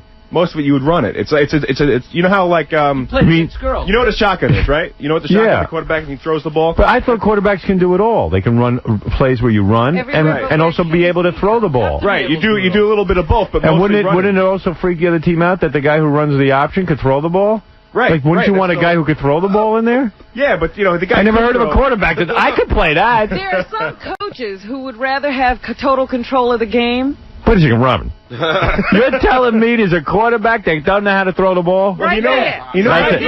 Well, of course he can't play. The coach is calling most of the running plays. Hey, I'm the same thing. That's a coach who says, my guys can't throw the ball, I got to run. You mean you wasted 4 years in college running the option? 5 years running the option. The only option is the coach is making. You know what your option is? You stay right here. You ain't going anywhere. If he was really any good, would he have gone to a school where that's what they did? Robin, you had to get to most colleges run the option. Yeah, that's what they do. Wait a second.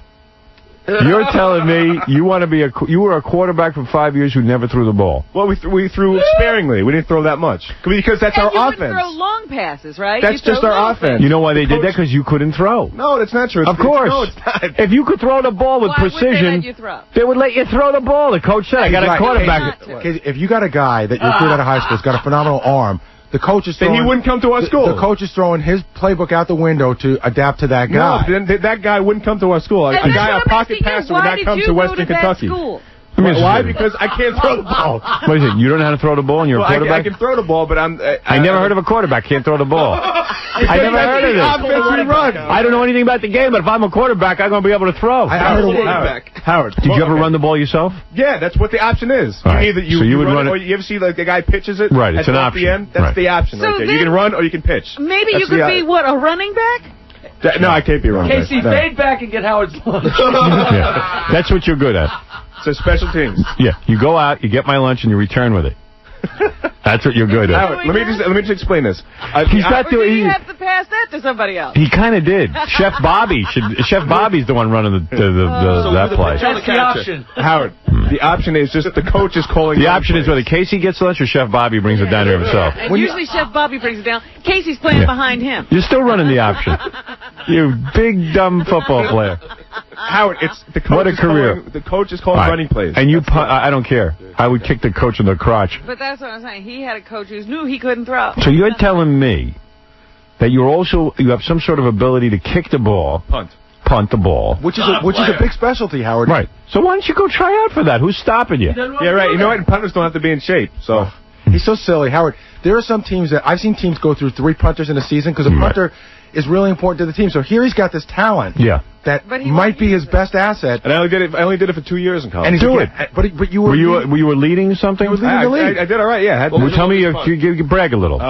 Let's see. I was one time I was conference player of the week. What does that mean? Explain that. I had a couple of good games, and so they once a week in the conference they give they put out the player of the week. Did anybody do any of the? Explain that to me, Gary. Okay, if the conference is 8 or 9 or 10 teams they play on a Saturday. Right. Of that week, they pick one guy out of all those games and they say he's the player of the week because he had a great outing. Okay, so if you had that and you can consistently punt the ball, what does a punter make in the NFL? What kind of money? I heard league minimum was $300,000. All right, $300,000.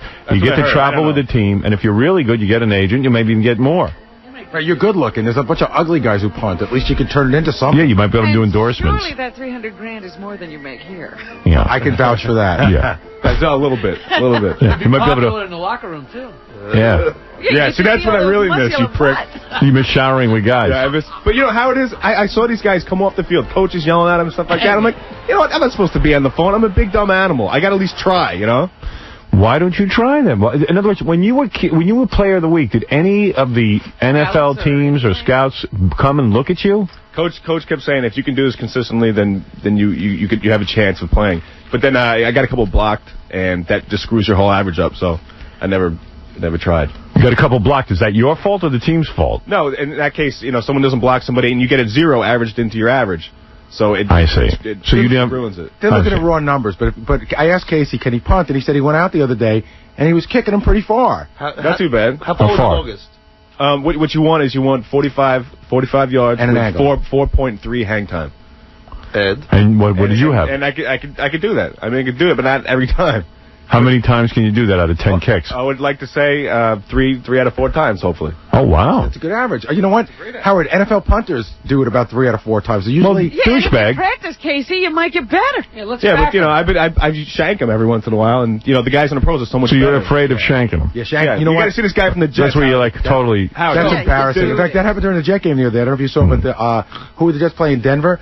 The guy kicked it, and it went about 10 yards. And he kicked it with all his might. But the guy and it wiggles in a weird way. It's very embarrassing. The guy from the Jets is awesome. This guy Tupa. Yeah. I saw him kick yesterday. He was at the end of the end zone. He kicked it to the 10 on the other. So can you do that? No, that's unheard of. Right. But maybe you have accuracy. No, right, because sometimes you got to hit a corner. I can see Casey kicking it into the stand. It's happened before. John, you played against Casey in college? Yeah. What do you got? Sick of working with him? You're trying to get him to go. I'll do anything to get him to leave. No, I mean, if the guy's going to sit there and pine away, I certainly had dreams in my life. I just kept them simple. Well, ask him about the concussion he got his sophomore year when I knocked his ass out of the game. What was that? I knocked him out of the game his sophomore year. The only option KC ran in college was the option of whether he was pitching or catching with his boyfriend. This is nobody. All right, thank you. Hey, Howard. Yeah. I miss rules. Quack, quack. He sure does. I'm watching, I love to watch the political shows. So, Fox News Channel's in a commercial. CNN evidently runs commercials the same time as Fox News Channel does. They do that. Get together on that. So I tune into MSNBC. They got Imus in the evening. In other words, he did what I did, of course. I figured out to put my radio show on television, so he had to do it. He did it on MSNBC. And the show is death.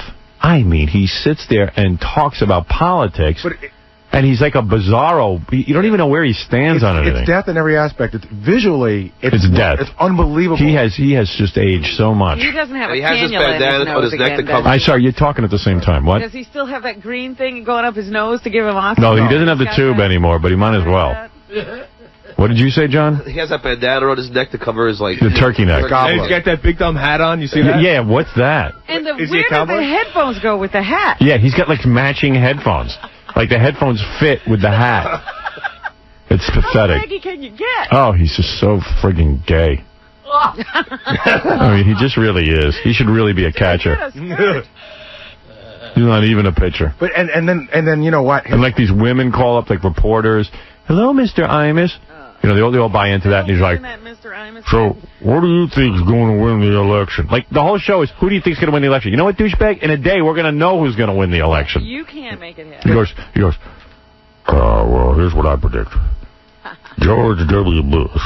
And he's starting to lose his voice like Walter Cronkite. Really? It's breaking up? It's breaking up. He's like, George W. Bush. Getting all phlegmy? Yeah, he's going to, he's all befuddled.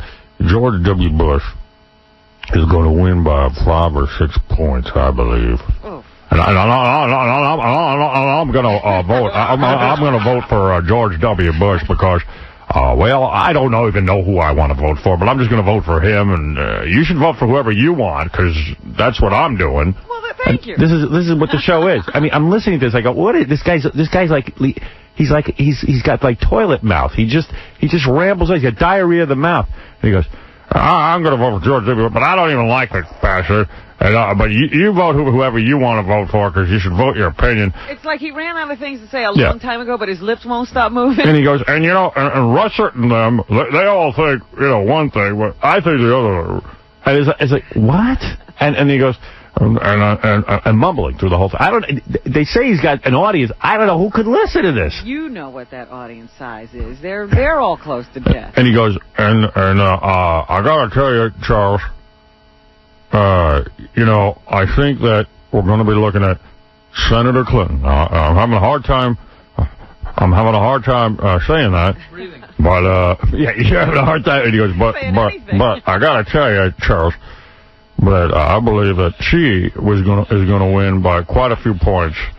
I really believe that all of his listeners come from the fact that the people are too old to get up to the station. Yeah, I mean, and I'm not joking, man. This is how it sounds. And I got to tell you that,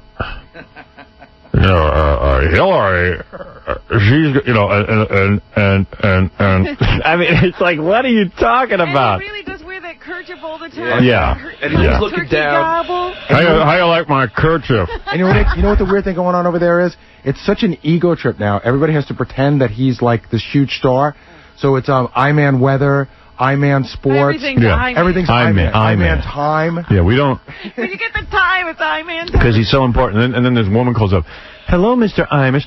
We're with Jane Seymour from the Al Gore campaign. She's out there right now. How's your man doing?" "Imus, you sound like you have a cold." "Thank you for noticing, Mr. Imus. Yes, that's true. I do have a cold." "Yeah, well, the vice president, who is so annoying, is he's outrageous because he calls the vice president annoying. Right. Vice President so annoying.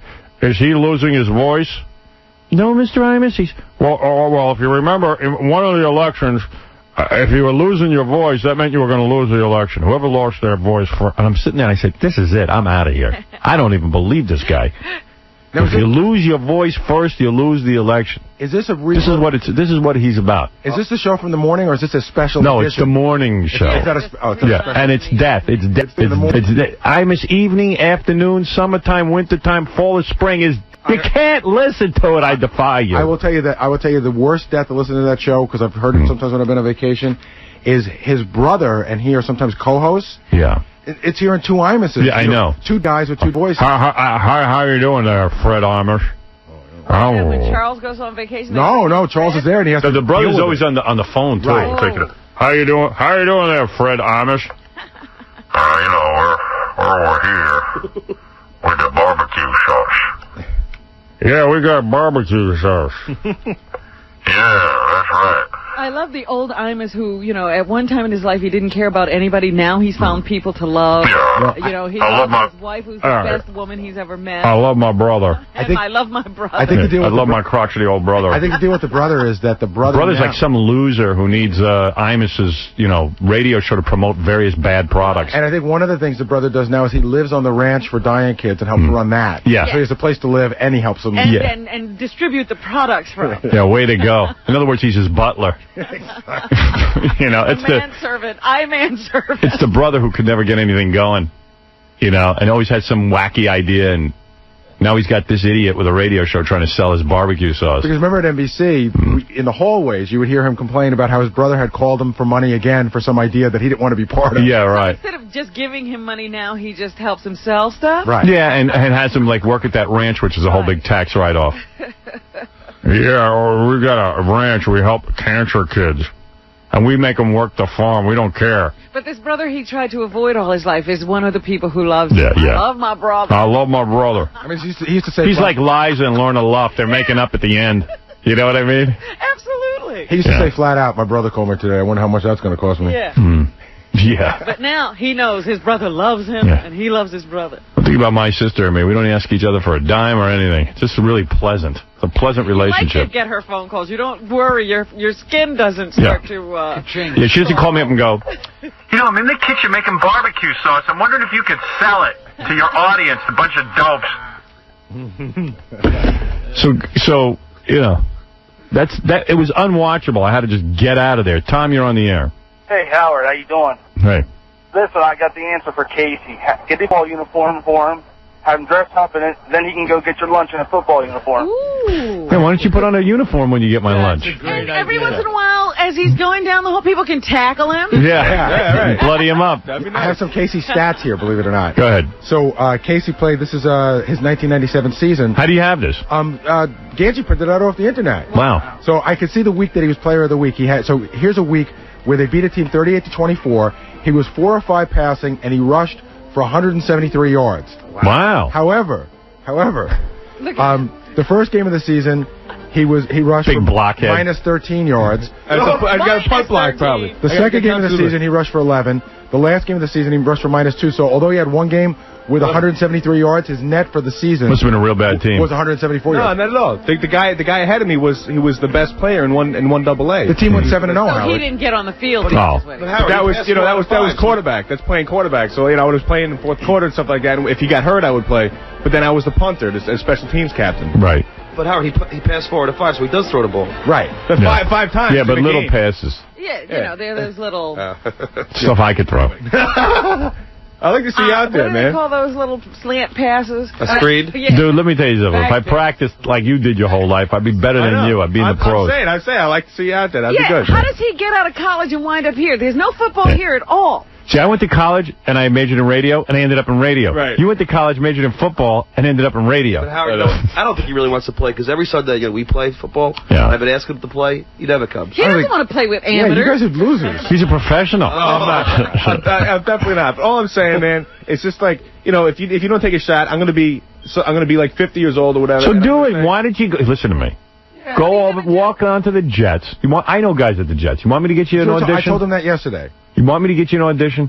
No, that's all right. You don't got to do that, man. I appreciate it. Do you want me to do it? No, I don't want you. I don't want you to do it. You big pussy. No, I will. Go try. Live your dream. Walk on and say you're from the Howard Stern Show. They're going to let you in there. Yeah, exactly. That's Howard. And go in and kick the crap out of that ball. Show him, man. Punt. Show him. Punt, stupid. Punt. Show him what a fag you are. Jackie, why are you screaming at him? Could you open your eyes? Shower with the team. You'll see what you got. That's really why I want to go. In the locker room. Yeah, you'll have to shower down with them. Wouldn't it be fun to shower next to Jumbo Elliott? Yeah, that'd be great. You got a big ass. Hey, Buckethead. And one time in the shower, we had this Where is great. Buckethead? Buckethead. He coaches gym. Robin's race. Robin was in the Toyota Long Beach Grand Prix, which is a celebrity event. Well, the celebrity part of it. It was a huge event. I mean, it goes for 3 days. There's all kinds of races. Some guy, an anonymous guy, and I don't know who the hell he is. He's just an emailer. He says he was there. He saw the whole thing. And he wrote me. This is the first thing I got to read. Okay. And then Ganji sent me some notes, too. According to this guy, he says, Robin is by far the worst driver I've ever seen. I've seen 20 years of I've attended the pro celebrity race. She should have her license revoked immediately and told she can never drive again. She has absolutely no talent for driving, and after the first qualifying round, she is in last place, far behind the second slowest qualifier. Whenever there was a train of cars stuck behind a slower car, it was guaranteed that Robin was behind the wheel of the car in front. She was shown the blue and yellow move over allow passing flag so many times this weekend that she must have thought she was in Sweden. Is any of this true? Yes, absolutely it's true. I don't think that I'm a terrible driver, but you know how I have trouble with right and left. Yes. And despite the fact... Yeah. Are you done with racing now? No, absolutely not. Everyone's predicting you're done. No, I am not. I had a great time. Here's what happened. Remember I tried to leave early because there was this driver's meeting I was trying to make out in California. I didn't make it because we sat on the tarmac here at JFK for an hour and 20 minutes. Okay. So I missed the driver's meeting where we would have walked the course. During that practice run, I was driving as if I was blind because I didn't know which way I was supposed to turn. So as I'd come up to a turn, I'd have to guess, is it a right or is it a left? Should I be over here? Should I be over there? Well, here's the email I got. Her biggest problem was that on every lap, she would come to a near-complete stop at the hairpin leading onto the front straight. Right. I also had a mechanical problem. This would cause an accordion effect behind her where her competitors would nearly ram her from behind on every lap as she tiptoed through the corner at about half speed of every other driver. Even the normally mild-mannered Catherine Morris, star of CBS's Cold Case, was overheard on her radio to tell Robin to get her black ass out of my way. That is not true. That's what he says. There was no radio. After being repeatedly balked by the slow-moving quivers, Morris was later seen giving Robin the finger on the 4 straight when she was finally able to pass, on the front straight pass. That's okay. Catherine Imus, more like it. Wow. So there is that. Hey, you look good in the uniform, Robin. So are you really going to go ahead and race Bubba? Yes. There are all kinds of races. That was what you call a road race, Howard, where you have these right and left turns and you can't see some of the turns. There's also tri-ovals, which is what I originally did. You only turn left. You know where the turn's going to be. Is it true there were 5 accidents in George Lucas? George Lucas Your boyfriend? was in a head-on collision. How did that happen? Now, this is how crazy it is. Everybody out there sort of loses their mind. Now, you're going to call me the worst driver? I didn't have somebody slam into me head first. He went out on the track. He decided he was laying low. He's qualifying in the middle of the pack most of the time, and he must have had this idea that ahead. He was going to fool everybody into not worrying about him. How do you have a head-on if you're going all in the same direction? And he was the one who said to me, because I started telling people how I have a problem with right and left, and I didn't know where the turns were because I didn't get to go walk the track. And he said, well, if you see headlights coming at you, you know you're going the wrong way. Oh, great. That's what he said to me, and that's exactly what happened to him. He was on the track, and he started passing everybody, and he was flying, obviously way beyond his ability to drive. And they call that running out of talent. And he ran out of talent on one of those turns. His car spun around, hit a wall going backwards, and he must have clipped the person immediately next to him when he was trying to pass her. And that made her follow him right into this wall. And he was facing her at that point, and she hit him head on. What are you doing? What are you, insane? I'm having a good time. Did he get hurt? I'm sure he's sore today. You know, he was still walking around and he looked okay. Everybody, I mean, nobody was hurt. And these cars are... I bet you he's sore. These cars are expensive, aren't they? I mean, they're Scions. What does that mean? It's sort of a smaller sedan that Toyota makes. But so these are special, I mean, because they're supercharged. And, yeah, they have to go repair these cars. Repair? Sounds like it's a mess. Well, they put them back together. William Shatner crashed his last year, and we still had that car in the race this year. Well, that's lucky. You see, isn't that that's a little weird? Wouldn't you want them all to be a little brand new, at least? I mean... Hey, they're doing this. We don't have to pay a thing. They're giving us these cars. But you guys are celebrities. Well, I'll tell you what. So, yeah, there were about... I think you're insane. 3 crashes. I think you lost your mind. I don't know what you're doing out there. Yeah, stop doing it. You're going to get hurt. Oh, no, it's too much fun. Wow. So you're saying you're going to go ahead and play Bubba in the race? I am going to continue my training. I never said I could race. I said I could drive. Racing is a different thing. It's a whole thing. Somebody sees me in a race one time, everybody's first race looks like that. All right. Robin's saying that she has to train in the public eye, and that's not easy. Yeah. She claims that she will race Bubba. You heard it here first, and I understand. I wish somebody would set up a date for this thing. So you were last? No, because the people crashed. I passed all of them. So you were last. Me. You were last in the people who didn't crash. You have to finish the race. Did you finish? Well, we had to finish under the yellow flag. I was still driving. No, George Lucas or Kendra or Anna Marie were last. But they crashed. They couldn't finish the race. So were you last? You can win a race that way. Let me ask you something. Some guy, let me tell you something. Were you last among the people who finished? No, I was not last among the people who finished because everybody finishes if they start. Here's how somebody won one year. The 2 front people crashed and they went through. It's still a win. All right. Can you reword your question a little better now so we can find out if she was the last? Among the people who did not crash their cars, I was you the last of person among the drivers who were still driving, if that's what you want to say. That's what I'm asking. But I'm not the last because I completed the race. All right, listen, calm down over there. I didn't even get a scratch on my car. I'm such a bad driver. One place Robin doesn't run out of talent is here. Mike, you're on the air in Dexter, Maine. Hi. Good morning. Hey, Robin, I heard the special report yesterday. What special report? I was report? nervous that they were going to say that you had gotten in an accident. Yes, there were many updates by Steve Langford. Yes. He did a great job, by the way. Yes, he did. Yeah, He really did. pain in the ass? I heard all of his reports, and I felt like I was there. Yes, I really did. Yes, Mike. Well, the question is, when you race Bubba, and at the end of it, when he's making out with you, is he going to be able to grab onto those big black boobies, or what's going to happen? Well, you know, it's funny. After the race, I was like, well, Bubba should be putting on his chapstick right now to get ready. And you got to make out with him. But he knows how to race. That is just my first experience. Okay. I am not stopping there with my training. You think Is he going to answer the question, Not though? only did Is he going to fill your boobs? Wait a minute. Not only did I do that training, I also, when we were on vacation, I went to the Bondurant School of high-performance driving. Wow. I am into this. That's amazing. When is the race above? They have no date? I thought we were, the last time I talked to you and Tim about it, we were talking about sometime in the fall, right? Okay. Oh, I that's have good. another question. Are you going to give him a little rubbing over the pants if he does get some boobs? Yeah, how far is your makeout going to go? Because I smell makeout happening here. He's going to run his hands over your boobs? No, Oh, no, come there on. were no boobs involved in our bet. Will you brush over his penis? No, there was no body But tongue is contact. involved. I'll stand like this. I don't But want tongue anybody- is involved. Tongue is involved. With Now, are these him, I orders guess. per Mr. X, or is this your ramifications? Well, it was a bet between me and Bubba. But I'm asking, is Mr. X going to have a problem if you guys start getting a little touchy-feely? Well, I can't welch on the bet. What if you kiss Bub and you find you're falling in love with him? That could Well, happen. You know, stranger things have happened. No. Heather, watch out. What do you think? Well, never mind. Okay, Mike, What? go ahead. No, I'll talk to you about it later. By Mike, the way, it was fun. Sam came to watch me race. I saw Robin Redzinski. Ralph was out there.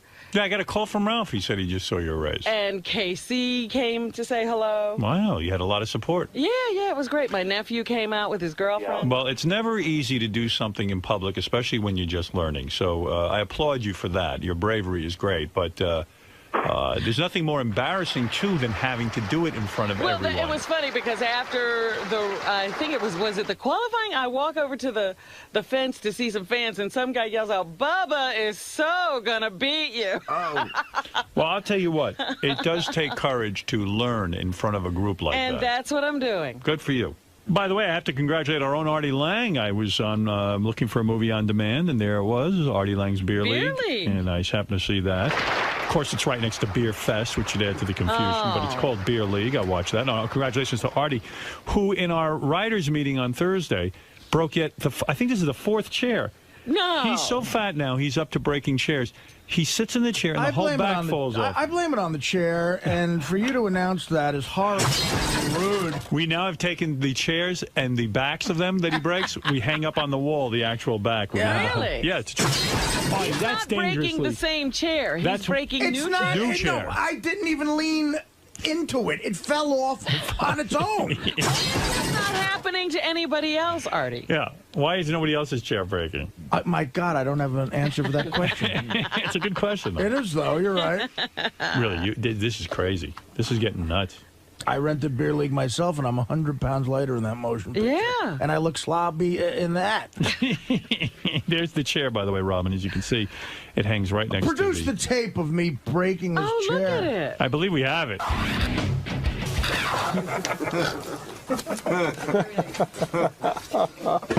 Dude, that's a second. Break another chair? That's a third. Third chair? Third chair. Jesus. Wait, I don't want to give him the floor because it's gonna fall. Watch your hand. Don't do that. It's the back way one. Whoa. I got it. I think one of them's over there. Third. That poor chair. He's breaking the chair. Tim, Look, Scott's accounting. I'll pay for this. You can't get out of that thing. He's wedged in the handles. Stuck. That looks like the thing they put on. That looks like. I want this mounted on the wall like deer. You know what that looks like? It looks like the rib they put on Fred Flintstone's car that made it turn over. You gotta hang that up. He's breaking chairs. He's a pro. You gotta weld you a metal. Turn around, all right? All right, turn around. Really show me your back wedged in there. Hey, Artie, you look good at that way. We're going to save each chair that Artie breaks. We're going to have a collection of broken chairs. That's right. All right, thank you. Hey, I'm David Arquette. I'm here to talk about my film, The Tripper. Comes out on 4/20. Interesting. Hope you like it? Yeah. 4/20. It's about a group of drugged out hippies that go to an outdoor music festival, get attacked by a killer who's obsessed with Ronald Reagan. That's pretty cool. Yeah, it's nuts. It's fun. So if they get wasted, have a great time kind of film. Cool. Last time Howard was making you open up about, gossip and all that. I hope he doesn't again. Keep things professional this time. Yeah, well, I mean, I got in serious trouble. So we're looking to avoid that this time. Yeah, I'm gonna avoid it this time. All right, cool. Good luck in there, David. Thank you. Did you get laid this weekend, Artie? Where's David? Bring him in. I'm sure he'll want to hear about this. Is that you? When it's suit and tie? What's going on? Look at this. He's a businessman. You look good, man. You must have a business or something. Must be doing sales. What is he doing wearing seersucker? Thank you. You just handed me David Arquette's The Tripper. You have your own comic book. Look at you. How do you get your own comic book? What are you doing? What's going on over there? What the hell's going on over here, Howard? Man? How you doing, David? I'm great. How are you? Great to see you. Artie. What's up, ma'am? Where'd you get that How are you, suit? my I like it. friends? Hello. You look handsome. Etro. You look good, man. What are you working out or Thanks, something? buddy. What are you doing?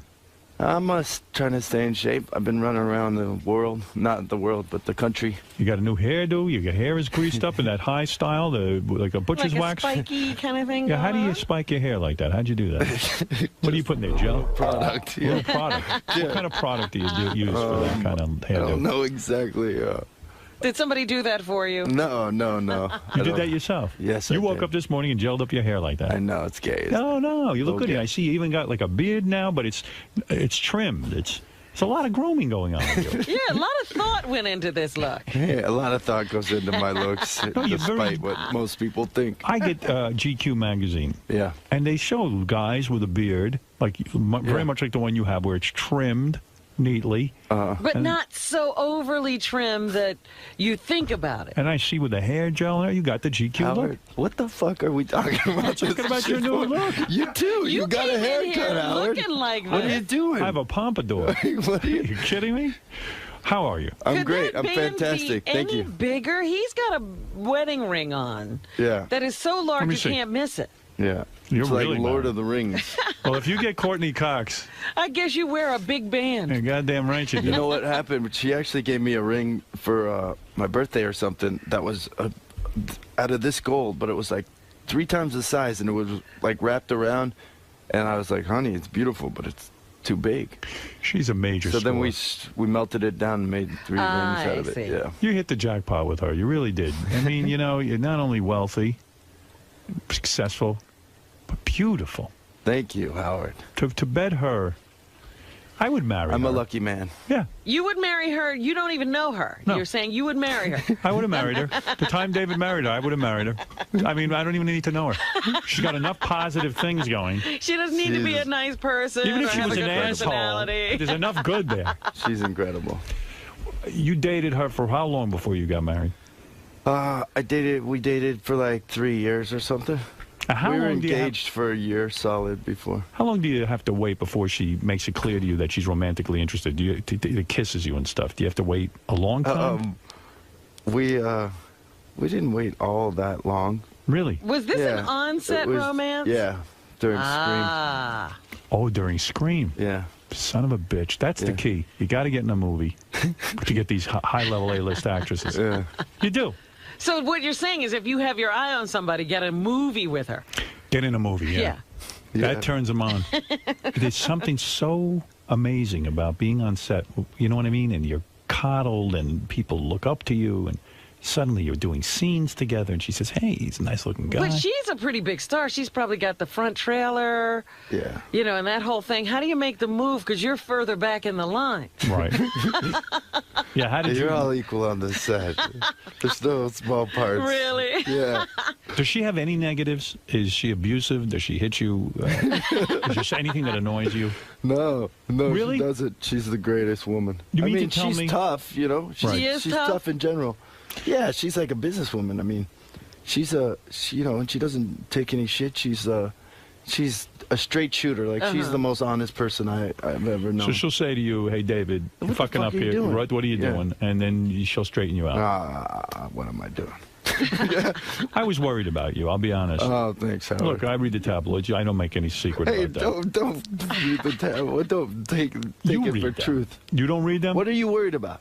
What were you worried about? I read that on the set of Courtney Cox's new TV show, and you've read this, Dirt, she is having an affair. No, that is so not true. She's cheating on you. That is so not true. Do you? You think it's not true? No, I know it's calling you when these stories come out, saying, "Hey, David, I'm sorry." Yeah, I had one friend called me up. up like, "What's going on?" I was Hold like, on a second. Are you reading these tabloids? Let me ask you something. It is so not true. This guy, I know the guy. You Josh don't Stewart. ask her He's about the star of What our is show. what is the He's guy's an amazing name? guy. He's a great guy. He's got a great relationship.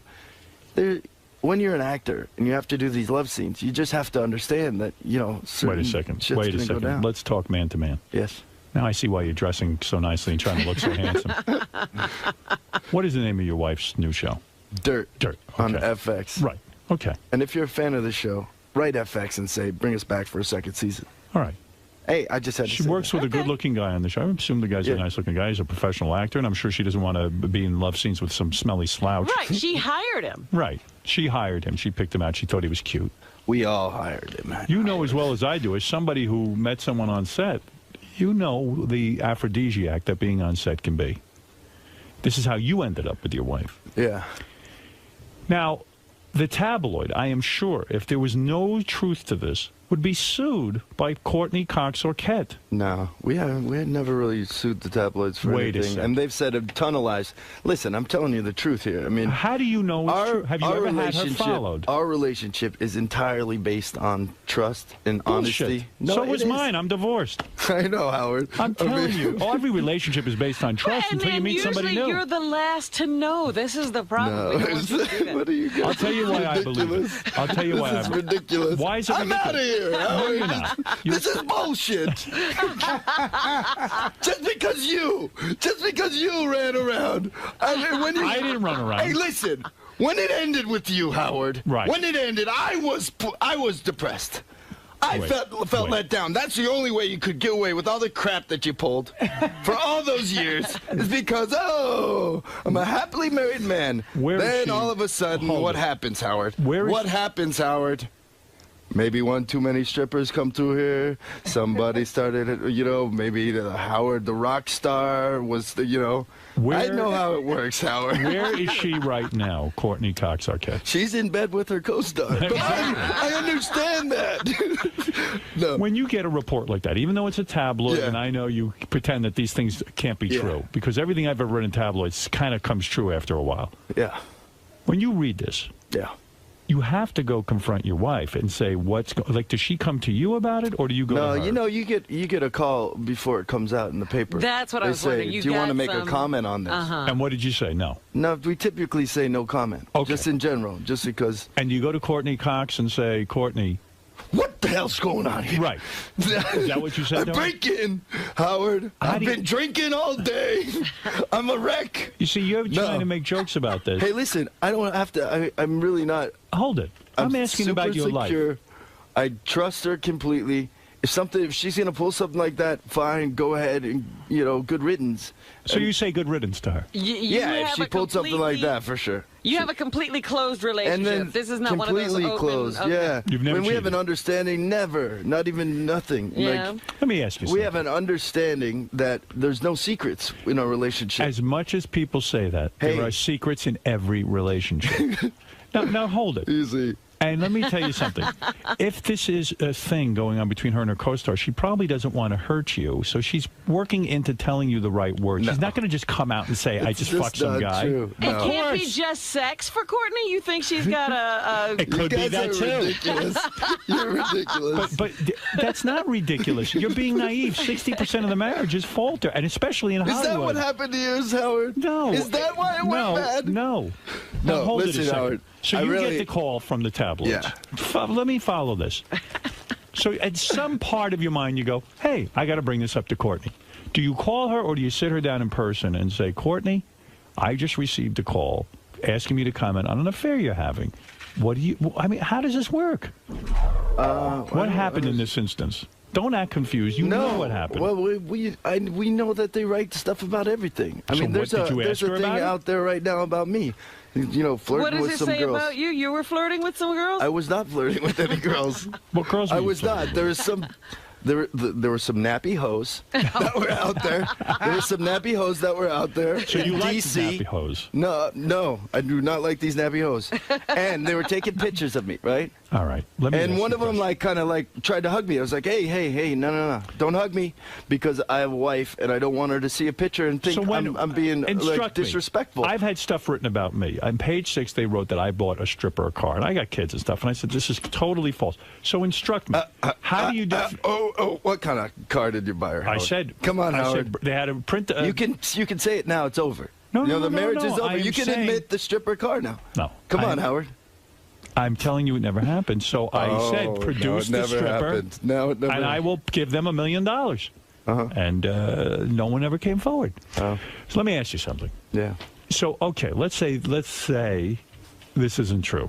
All right, we don't know for real, but okay. Well, wait a minute. I'm completely. I mean, I'm not. I didn't even doubt it for a second. It's but not. Does she I know the guy. You? I know her. I'm on the set. But I mean, I'm not on the set when the sex scenes But maybe she called him. Maybe she got the information first. Well, they're friends. I mean, it's not like, you know. No. I'm saying when the tabloid was coming out with the story. No, they called her. They called her, so then she has to call you and say, David, there's going to be this story. Yeah. I'm going to suggest to you that this really happened and that they're covering it up. I'm going to suggest it to you, that it's very possible, because I don't think they print this kind of stuff because they're worried about lawsuits. Are you trying to make me cry? You should sue. Sit down. Wow. Hey, how are you? I'm doing all right. I say they planted the story. You think David Finally, you're getting in here, Artie. Someone who knows about cheating and is a professional. I say no. He is. I say that David and Courtney planted it as publicity for dirt. Hey, there you go. How's Nice that call. sound? That's Good what you call. mean, right? That's some good stuff. Do you plant stories? Have you ever done that? No, but I actually, I admit saying that I tried to set up like a fake tabloid story right when Dirt was coming out. Right. Like that I've, been kicked out and then I'm living with somebody. And then I was going to have Courtney then move in with the girl and then they both kicked me out.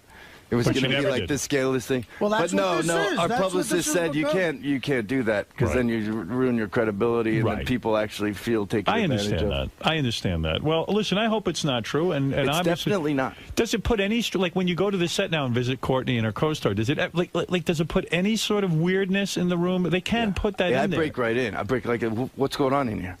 No, you're trying to be funny, but you know that it still can feel weird. When you see this guy, do you look at him strange and go, No, not at all. He's a great guy. He's a great guy. It sets up a weirdness, you know? No, not really. I mean, you just have to understand that there's uncomfortable things about this acting profession, and is it horrible it goes for you both ways. when your wife makes out with a guy on camera? Yeah, that part's not great. You know, I don't like it.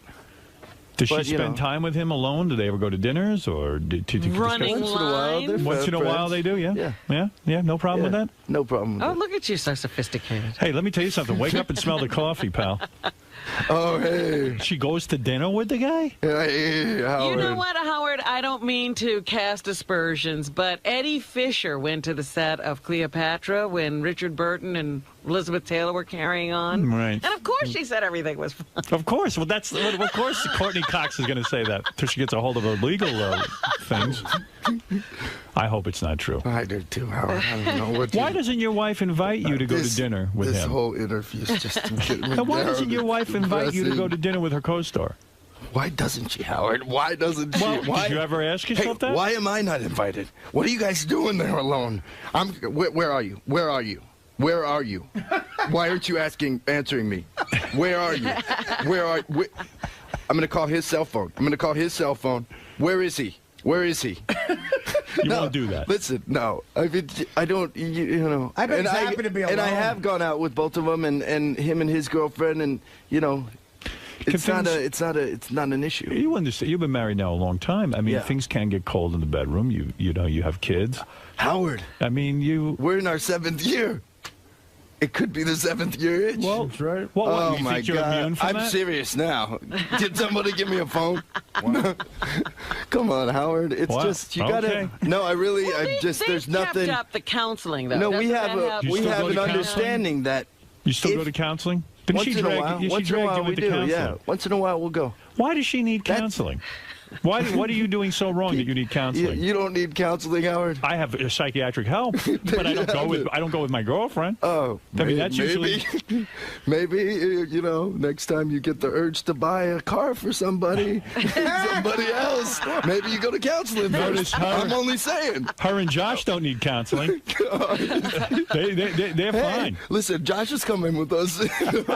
How many times a week do you go to marriage counseling? Once in a very long while. What, do you have like a counselor on call and you just say, No. hey, can we come in for We have a great tune-up? therapist that we see. And she says to you, we need to go see the counselor. But what reason does she have for that? I mean, what does she say? Just like personal relationship stuff where, I'm being stubborn about something, So things she you do doesn't get on her nerves. Listen to me or this or that. She's sleeping with her co-star. I mean, whatever it is, we have to talk about it. Wow. What does she wear to those sessions? I'm kidding. You better. She's sexy Something girl. happens. Does she like to when dress you up? come on this show? They take everything out of context, don't you? Do you understand that? You received and a lot then of you read press the articles. the last time you were here. It was wonderful. I'm so thankful about it, Howard. Well, you said the last time you were here, you ran into Brad Pitt. Yeah. With Courtney Cox. I don't want to talk about this.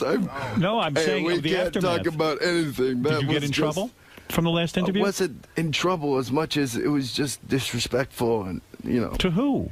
Other people's relationships and lives. You weren't disrespectful at all. You were a gentleman. You told us what had happened. So how did you find out that Brad Pitt split? Like who tells you? Courtney? Or are you there and get it straight from Jennifer's mouth?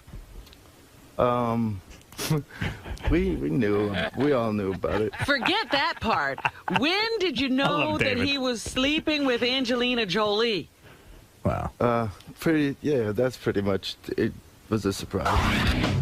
Oh, what, she dragged you to counseling? No. over there? No. I think Jennifer Aniston had to go to that counseling Yeah. session. Did Jennifer Aniston say to you, why did you come in? No. She's a control Jen was freak. great. No, she's not. You seen Have Jennifer? you met Jen? I never met. I met her she's once the greatest. before she was on Friends. Yes, we didn't know she was Jen. Yeah, we ignored her. We didn't know she was Jen. She was hot then. She was a very nice-looking girl, attractive girl. She was on a weight loss program, and she came in to represent them. That's what she was doing. But I don't really know her well. I mean, I can't say I know her, but I imagine you got the lecture after your last appearance here because you dared to mention that you saw Brad Pitt in an airport. No, but people call up after and publicists and say blah blah blah. They're gonna run this story that blah blah. Well, you said nothing wrong. I said nothing wrong. You said you ran into Brad Pitt. I asked you if it was awkward. I mean, you spent a lot of time with Brad Pitt and Jennifer. Yeah.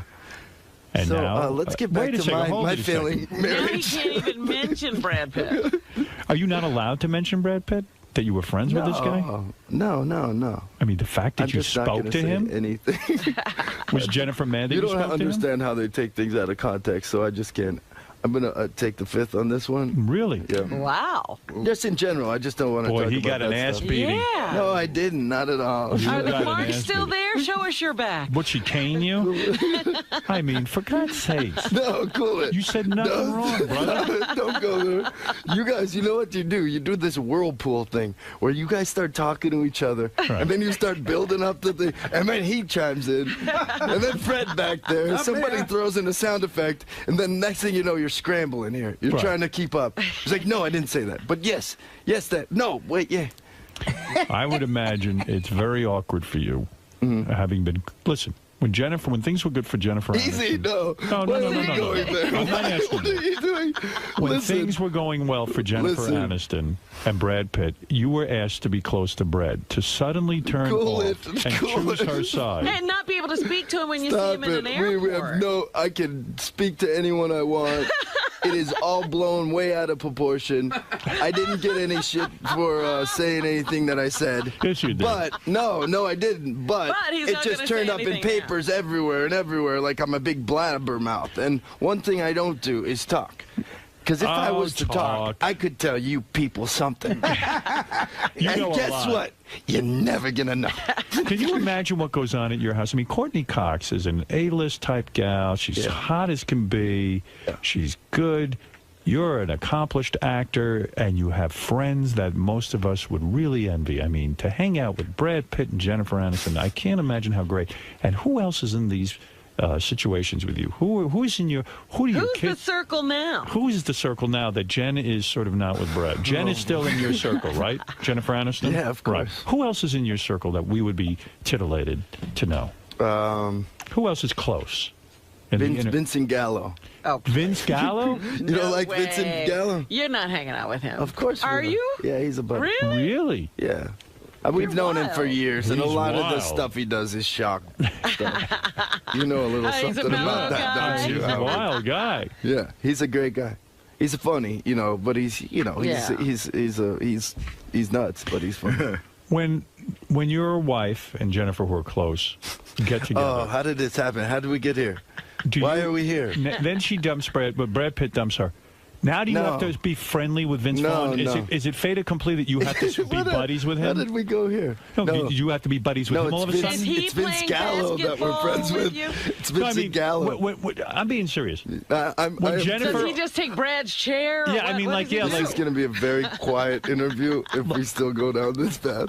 I did talk about last time I talked about it, I was very open, very right. And you were the best guest. I paid dearly. I thought we'd never see you again. I was really shocked. Candace from Chicago, you're on the air. Oh, no, not people calling in now. Hey, David, I love Dirt. I will be calling to FX. It's quirky, weird. Love the psycho guy. Yeah. He was great. He's a great guy, the guy with this multiple psychosis. Ian Hart, yeah, he's a buddy of ours. He's in the circle. Hey, Candace, you're a woman. Let me ask you a question. Yes. Her co-star, Courtney Cox Arquette's co-star. The guy is so cute. Yeah.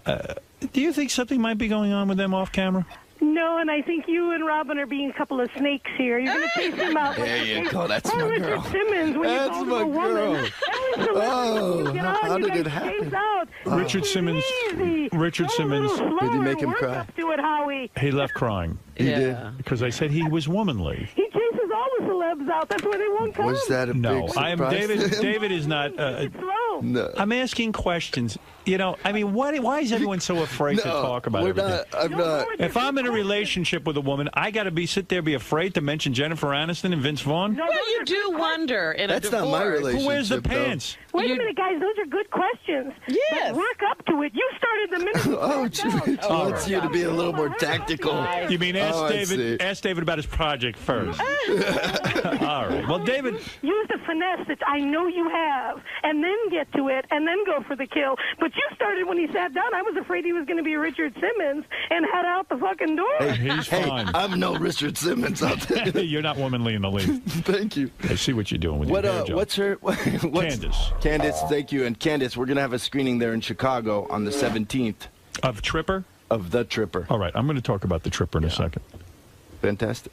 But she can go see it. That's what I'm saying. Did you read about... And if she goes to myspace.com/thetrippermovie, I'm gonna plug. she can find out about where that screening is. I'm going to ask you about this because it looks interesting to me. But first, did you follow the Imus story? Yes. Good, that son of a fuck got thrown off the radio, bastard motherfucker. I know it was offensive and everything, but I really kind of didn't understand the big stink. I mean, after Well, you're not a woman. Well, you were... Yeah, true. You've never been called a hoe? You never were on a basketball team and won a national championship. No, and I hear you. instead Do you of love the your daughter? conversation being about I hear you. what you're doing, you're a nappy-headed Well, guy. I just think there was a lot more worse things said in the past. Do you love your daughter? On your show, for instance. Would you want your daughter called a nappy-headed hoe? People call us all kinds of things. But your daughter, she didn't do anything wrong. No. Would you like... He said about my girlfriend that she had genital herpes. Trust me. I mean... trust me, that was a horrible thing to say. I'm just saying I was surprised that it was as big a deal. Yeah, that's all I'm saying. I don't condone it at all. I think he's a monster. Yeah, I mean, Listen to me. He's like a... What? He's a monster. You got him, Howard. You got him. I didn't get him. You won. You won. I won. This whole time, we've all been sitting there. We got our money on your horse. They got their money on his horse. Whose horse hits the fence? Our horse. No, his horse. Okay. You didn't follow the story. I tuned out. All right, David, let me ask you. Horse ran out of talent. All right, you're always up to something interesting. You've got a very, very bright mind. You're a very creative guy. This is a comic book called The Tripper? It's actually a film, and that's a comic book of the film. Is this like a superhero? And I brought it because I know you like comics. I love comic books. Did you write this film? I wrote this film with a guy named Joe Harris. What is this film? It looks like a horror movie of some sort? Yes, it's a psychedelic horror movie about a group of drugged-out hippies that go to an outdoor music festival. Go ahead. Yeah. And they get attacked by a killer who's obsessed with Ronald Reagan.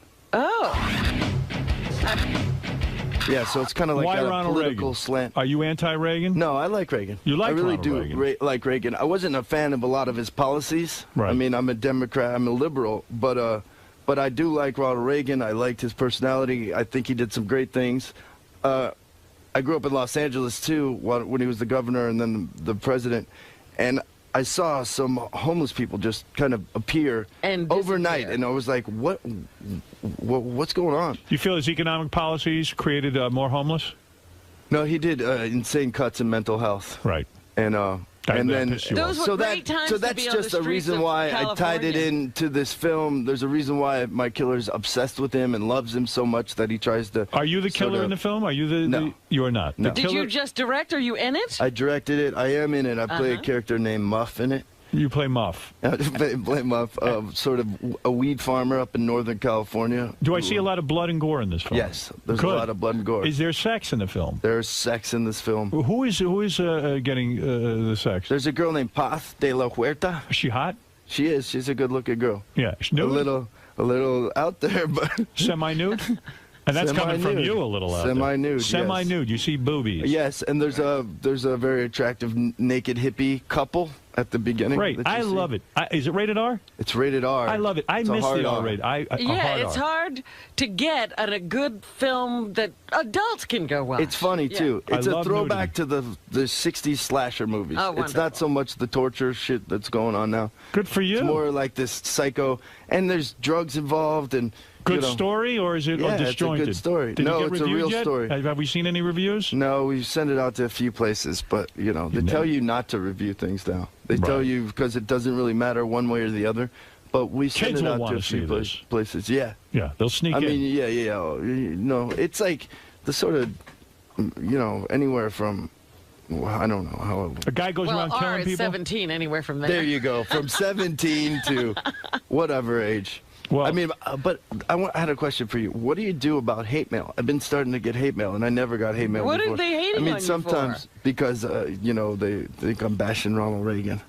Well, what do they say in this hate mail? They say, because I've also said that it's not really because of Reagan. It's more like showing a world leader, and I'm making a slight commentary on true violence and sort of film violence. Oh, fuck them. Who cares what they have to say? I wouldn't. I throw it all in the garbage. This is all in the name of art. That's what all. it is. Listen, you got to go do your thing, and that's it.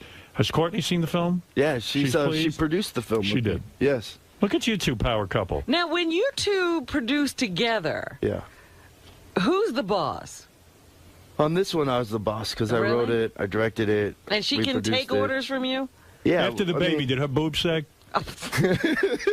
Honestly, I'm asking a question. I got a right to know. No, not really. Really? I mean, teeny bit, not She really. got real tits or real boobs or fake? Hey, I'm asking the truth. Yeah. They're real. Oh, they're She's fake. all real? No. What? They're real? What? Are they real or fake? Yes. They're real. Of course. Are they really? They are. She didn't have any work done after the baby? No. How's Did her body? she breastfeed? Beautiful. She breastfed. Beautiful body. How's she look? Did she still wear a bikini or she wear one piece? She wears a bikini. No kidding. But she She's in breastfed. great shape. Yeah, She she breastfed. breastfed. Has How Jennifer long? sagged at all, or hers are real?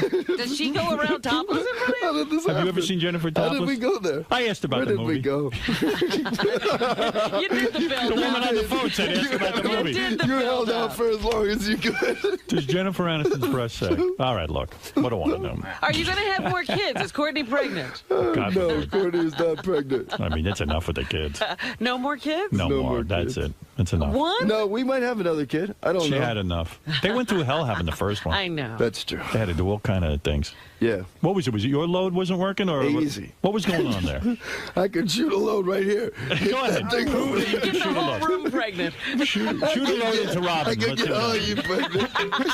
You could get anyone pregnant, right? No, it was just So it was her problem. No, it wasn't. Was it was she allergic there to was you? something in her blood was thin, so she had to take something for her blood. Well, who wants fat blood? No wonder she looks so good. Even her blood is thin. Oh, she's a beautiful girl. But everything's cool now. Yeah. What does your daughter Coco call Josh, or your mom's new boyfriend? Daddy. Daddy. New daddy. New daddy. Listen, I'm happy for you. You got a movie. How old is Coco? Coco is 2. She'll be 3 in June. Wow. Yeah. She look like her mother, or she look like you? She looks like a real combination. She does. Yeah. She's going to be hot. I mean, she's going to have a good Do you life. want one of those hot Hollywood kids? No. You want her to be ugly. I want her to be a nerd for as long as possible. I want her to be into like putting models together and No, it's horrible. astronomy. It's horrible when they realize sexuality. How old are your kids now? Oh, I've got a 20, soon to be 24. Got a one's going to be 21. Got a 14-year-old. Forget about it. They're all grown up. Yeah, they've all hit that critical stage over that house. Oh yeah. Yeah, everybody's wearing thongs. It's awful. That's not right. Yeah. Makes you want to jump out a window. Yeah, but how do you avoid having like a Hollywood kid? Well, they can't. They're I gonna. don't know. We got to gonna move have out one. at some point. Imagine We're gonna that have to kid move looks away. like Courtney Cox Oh, forget about it. with the boobs and the whole thing. It's gonna be a nightmare. And how do you live through the sex tape? That's what you have to worry Yeah. about. Are you worried about that? What? If your kid grows up and has a sex tape? Oh, Howard. Robin, not me. Robin. Your little girl's in a Robin, three-way with Brandy's brother. Listen. Oh, no. Why? Ray J or whatever his name is. Yeah. What about you, Robin? When are we going to get a sex tape out of you? Come on, Robin. That'd be a That's the top one seller. Everybody's waiting Everybody's for. been waiting to see him. Everyone's been waiting, Robin. Nice spread. Huh? Nice spread. What's You could be, cover of Playboy. Robin Quivers finally reveals. She's been offered, believe the me. beast. When I'm ready to change my image. Are you a happy guy? Are you I am a happy you're guy. happy in life where you Yeah, are? fantastic. I That's mean, I good. feel blessed and yeah, I'm definitely happy. You seem like a happy guy. Thanks. Like you have it together. I don't know about that, but How's your brother, the one who dresses like a woman? Didn't great. he do the Alexis, sex change? yeah. Well, what's Alexis, he doing? Did he get the cock cut off yet? I'm not sure. I don't think so. Is no. he gonna ever do it? He's gonna. He shouldn't. She's gonna do I it. thought it would have been done by I mean, now. Tell But, him not to. That's her decision. But Better she's to gonna look be like in a a film, in a film in the Tribeca Film Festival. Yeah. I don't know. I'm just. Did you And ever you see your consider brother? her another sister now. You are the only boy in the Yeah. family. Do you ever say? No, my Do you have brother another Richmond. brother? Yeah, my brother Richmond's amazing, and he's in the film The Tripper. Okay. He's one of the stars. He's hilarious. Do you ever say to your brother, "Don't cut your cock off"? I mean, honestly, because everyone I've spoken to who's done it, at least a lot of them say They hate it. There's You not know, a they lot have of to go feeling. through a lot of counseling. So I mean, it's really up to her at this. Tell him not to. Tell her not to do it. You got anybody in that family who became like a roofer or anything, or a landscaper? Everybody's in movies. Yeah. No, Does anybody everybody's do in honest work? movies. Yeah, everyone does movies. Right. Well, you are a good guy. I think Hey, you could thanks, care buddy. less if Courtney Cox had an affair. What do you think of that? I think you could Really? care- I think It you wouldn't care- even you faze kidding? him. I think you could care less. I would go nuts on him. Are you kidding? Well, publicly you would, but secretly, 7 years with a broad, it's like an outrage. I don't. I'd be really disappointed. Yeah, But then you I'd move on. bail out. Yeah.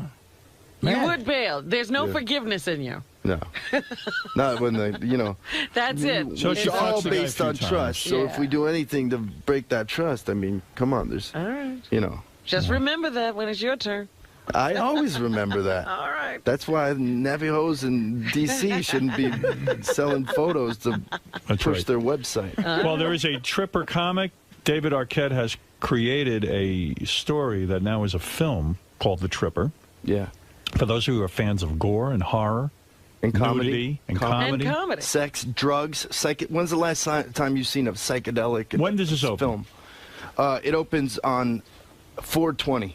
That's this Friday. That's this Friday. Oh, that and pot- I can't wait. And it's pot 420. Yes, that's right. I wish you luck. Thank you, Artie. What is the pot reference? pref- What's your story on that? 'Cause Well, I it's hear all a million- bunch of drugged out hippies that go to, and the other thing. You ever do acid? LSD? Yeah. Right, you did. I tried a bunch of stuff. Yeah. I'm never, I've done a lot of things. Okay. I've done a lot He of did things. the research. I've looked into the abyss. You ever do heroin? And I came out the other side. Ever try heroin? Yeah, but I never shot it. You only snorted. That's what Artie Smoking. says. Yeah, That's no, Artie's that's story. all I ever did. Well, I don't shoot shit. Did you find yourself getting addicted as Artie did? I did. Yeah, I had a little problem for a while. Had to go to rehab. I never went to rehab. How did you get off it? Did you have to sweat it out? No, it was my mother's birthday after she passed away, and I was wasted, and I was sitting there, and I was like, "What am I doing? What am I doing?" And that so was at that it? day, I made a But you didn't have to go- conscious decision. No I withdrawal? wasn't like I wasn't strung out. I'd do it like, good. every once in a while. But Artie, why can't then you do it every once in a while? That's incredible to me. No, good for him. But then I just, and then, so my thing You now were is just no responsible- extracurricular stuff. I'll drink and smoke a little weed once in a while. You were a responsible heroin user. And, no, Well, there are people no, like absolutely that. not. I was very irresponsible, and I was doing other things too. It was like I was out of Coke? control. Yeah, I Ever was do out of shrooms? control. But you just pulled it together. There's people like that with coke. Shrooms. You ever do shrooms? Do you ever hash do oil? shrooms? Hash oil? Hash opium? oil. What? Do you ever do shrooms, hash oil, ecstasy? Do you ever do ecstasy? Gary's Part done of a the ton thing of it. about my movie is that I wanted to show, like, some of the stuff that's going on out there. Nobody's ever shows, like, how wild the world is. People are all doing drugs, and no one shows it in the movies. That's what I'm talking You're about. absolutely right. That's why I'm going to see the Tripper. And the people who get all wasted in the Tripper, they pay. Right. They pay. Is that they pay with their lives. They pay with their lives. Good. The hippie blood is going to run. Where would you get this heroin? I mean, you would go out and score? Oh, yeah. Yeah? I mean, that whole thing's so long. But wait a minute. Dark circle. When you first met Now, Courtney, whoa! It just hit me. This is the next article. Oh, totally. This is the next. Their marriage in ruins. Back on drugs. No. Oh, you're a heroin addict. That's the headline. I was at the Hash Bash, Ann Arbor Hash Bash last week. Like, yay! So but you would do how strung out were you when you met Courtney? I was That'll straighten you out. when I was early on in our relationship. I mean, when we just first met, I was kind of wild and crazy, Yeah. but I wasn't doing that much stuff. But, How does one, Artie, why can't you do that? David's claiming Don't judge me. He could take heroin and not get any withdrawal symptoms. Yeah, well, some people can have 3 cupcakes and stop, too. Hey, Right. you know what I always heard about David and Courtney, and also with Brad and Jennifer? I heard that you guys smoke a ton of weed. No. Just a ton of weed, like weed all the time. No, that's not true. No, it's really not. No, there was something that, like, publicists have told me that, like, I that believe Brad it. and Jen were stoned, like, round the clock, that they just love to smoke weed. Is that why he had to get out? Well, apparently, the rumor is, I swear to God, this is the rumor, is that he got sick of smoking weed. I swear to God. No, it's not true. David, what about Jennifer does Tell not the smoke. truth. Jennifer does not smoke.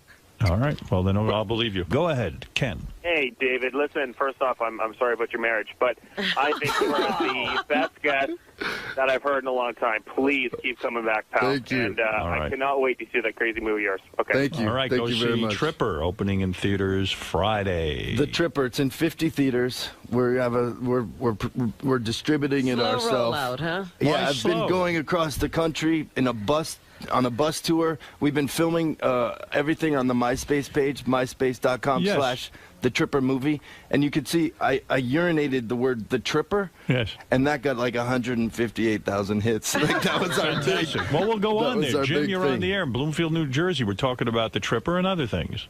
Hi, I saw David at the Chiller Expo in Parsippany Saturday. Yeah. Were you there? At the Chiller Expo? In Parsippany? Yes. It's where it's a horror fan convention, right? That's exactly. We've been going all around to all these kind of And crazy things. I want to say a couple of things. First of all, he was the most popular guest there. You had to wait in line 2 hours Wow. to get to see him. Well, who else I was there? with Thomas Jane, my brother-in-law, who plays the Punisher. Right. Yeah. At 61, he was Mickey Mantle at 61. He's with me on this wing of the tour. And Who any hot chicks there?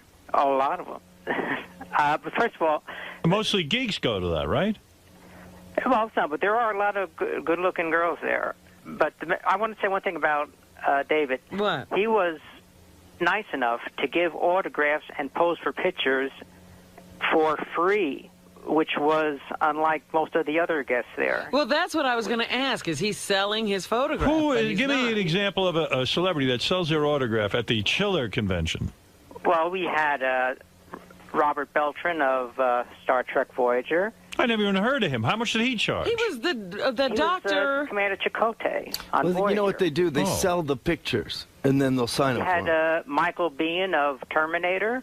How much did he charge? He charged me $20 to autograph my DVD of the Terminator and take his photo. That's horrible. Eric Roberts. Julia What was Roberts, he in? No. Julia Roberts' brother. Margot Kidder. What did she charge? She's running around in people's backyards. Margot Kidder let me take her picture for free. All right. I can get an autograph, though. Of course. You're going to Billy probably West fuck was her there. for free. You don't know that. You had Billy West. Billy was there? Yeah. Soupy Sales. Soupy? Oh, he looked bad. He was very feeble.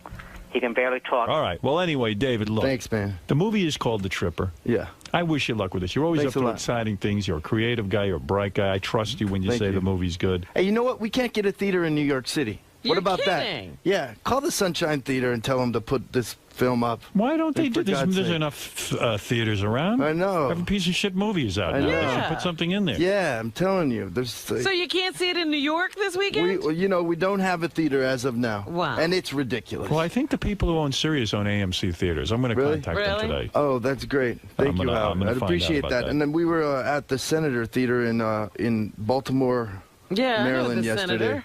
Then, Baltimore's going to take us. Why not New York Sure, City? absolutely. That's a big market for you.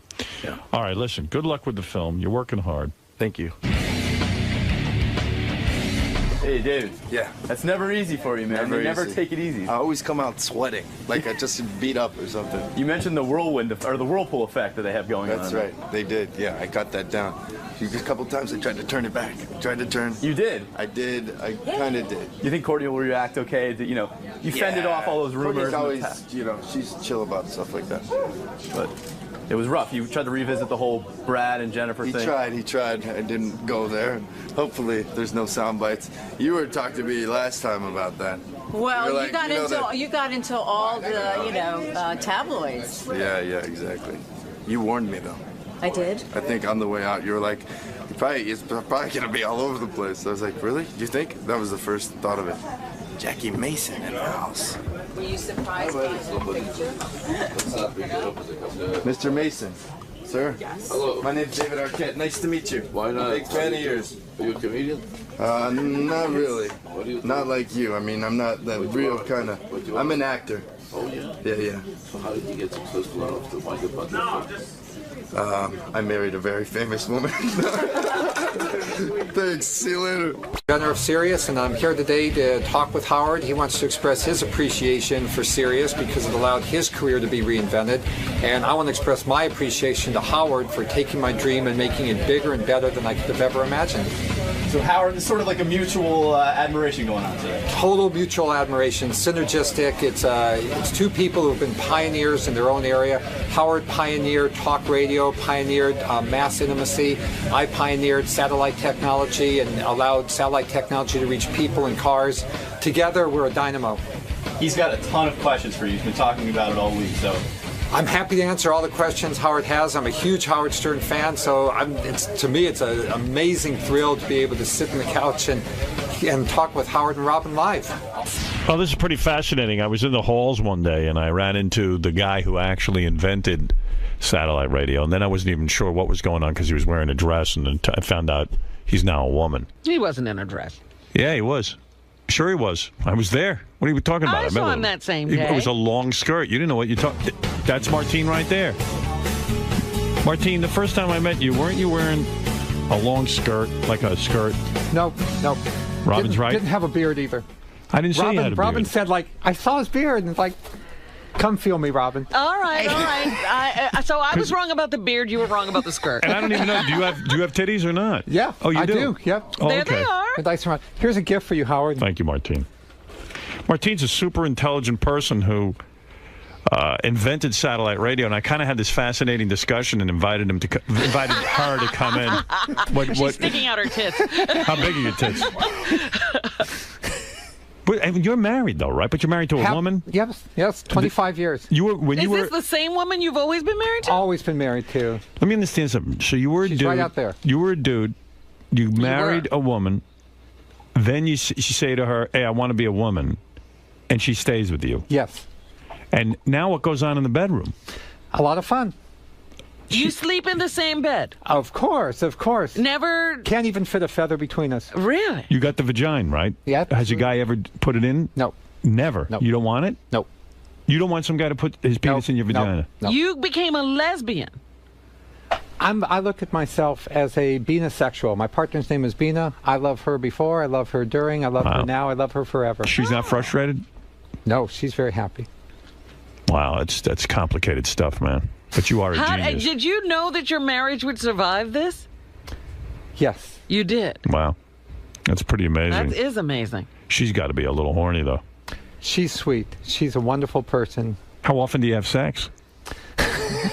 I don't get it. I don't know if your listeners want to know all that. I want to know. Forget that. I'll drag her in here later. I'll get all the answers. So this is a great story. How did you come to invent? First of all, were you like a super genius kid? No, just a regular person, Howard. I mean, so many ways. I think actually you and I are similar. You just thought outside the box. You saw where the trends were going. I saw that satellite dishes were going to get smaller and smaller and smaller until they could be flat and fit on top of a car. Wait a second. I mean, what kind of grades did you get in school? Were you like into the sciences and all that? I got good grades in school. Okay. What were your SATs? I aimed to get grades in school that were like ASS. What's that? Ass. Exactly. You get a grade for academics and a grade for work habits and cooperation. So I had bad work habits and horrible cooperation, but I got good grades. What were your SATs? Were they off the charts? They were good. They were good. I'm just trying to establish what kind of genius you were. I think they were you like, like good enough to get into UCLA. Like what, 1,300? Yeah, something like that. So you weren't super genius. No, you weren't like a 1,600. Did you ever have an IQ test? No. You don't even know what your IQ is? No, have no idea. No idea. So you're an inventor. You said, hey, I think what I could do is invent small satellites. What did you... Small satellite dishes. Small satellite dishes that would be so small they could fit on the top of a car. So how come there's an... You started Sirius Radio. Sirius was the first one, yes, right? Yes, Sirius was the first one and created the whole satellite service. And how old were you when you created Sirius? How many years ago? 35. You were 35, so that's... Had you invented other things before that? Yes. Invented tracking trucks by satellite, invented small satellite dishes for other countries on top of hotels. Are you a multimillionaire? Yes. Oh, you are? And did you become a millionaire from satellite or before that? Satellite. From satellite. Yeah, I started off with nothing. And how did you get it all together? Give us the story, if you will. You had this dream. Who were you working for? The dream actually started with going to satellite conferences where there were a bunch of engineers and saying to them, I have a better idea, I have a different idea, why don't you try to do this? Okay. And they would all say that's impossible, that's stupid, satellite dishes are as big as garages, you can't put them on a car. Okay. And I said, yes you can, here's how you can do it. And they said, you're stupid, you're an idiot, go somewhere else. And I heard that like 1,000 times. Were you dressed as a man or as a woman? As a man. As a man, just like I was a tough-talking satellite engineer. Okay. Finally, I found a guy, Italian guy, Rene Anselmo, up here in New York, who had a network called Spanish International Network, SIN. Okay. And he had been spurned by Intelsat, the big satellite monopoly. They wouldn't carry his service. And I said, Rene, fuck these big satellite companies. You can launch your own satellites, and you can spread Spanish music throughout North America. He said, well, all the bankers say that the Mexicans have no money to pay for satellite. I said, they'll pay. They'll want to hear it. They'll pay anything to hear their own content. Right. So Rene backed my first company, PanAmSat, and that company eventually went public. How much money did he have to put up to back your idea? About $50 million. And that's that's a lot of money. Well, back in the 80s, that was a lot of money. Yeah. Sure. And the fact that he believed in you is amazing. And you started, did you call it Sirius Satellite right away? The first company was called PanAmSat. So that service was called PanAmSat from the beginning and eventually was bought by Hughes for several $1 billion. Somebody was trying to explain this to me earlier. Your idea also was that the idea was if there's a satellite up in the sky, if you're driving around in your car, it wouldn't work. So you figured out how to put a pattern, like a figure 8 of satellites up in the sky. 3 satellites doing a figure 8. And that made it so you could cover the... So you could come down over the trees and over the buildings and stuff like that that would otherwise that's block why that happens. How'd you figure that out? It's just constantly thinking about satellites and loving. I love satellites. I love space. Do you dream about this stuff, or does it come to you at night? I dream about space. My favorite, documentary was Cosmos by Carl Sagan. He was one of my heroes, and I just dream all the time about we on Earth are just a tiny speck of dust in the giant cosmos, and I love it. So they put up $50 million. What does he get? 50% of the company, and you get 50% of the company? He got more like 90%. I got 10%, but that was more than enough money for me to then fund Sirius. I see. And then what was the difference there? Sirius had the dishes that were so small that they could fit on top of cars. So then I went up and down the Wall Street trying to get people to invest in the Sirius business plan. I went to the FCC to try to persuade them to approve the Sirius business plan. Was NAB against it?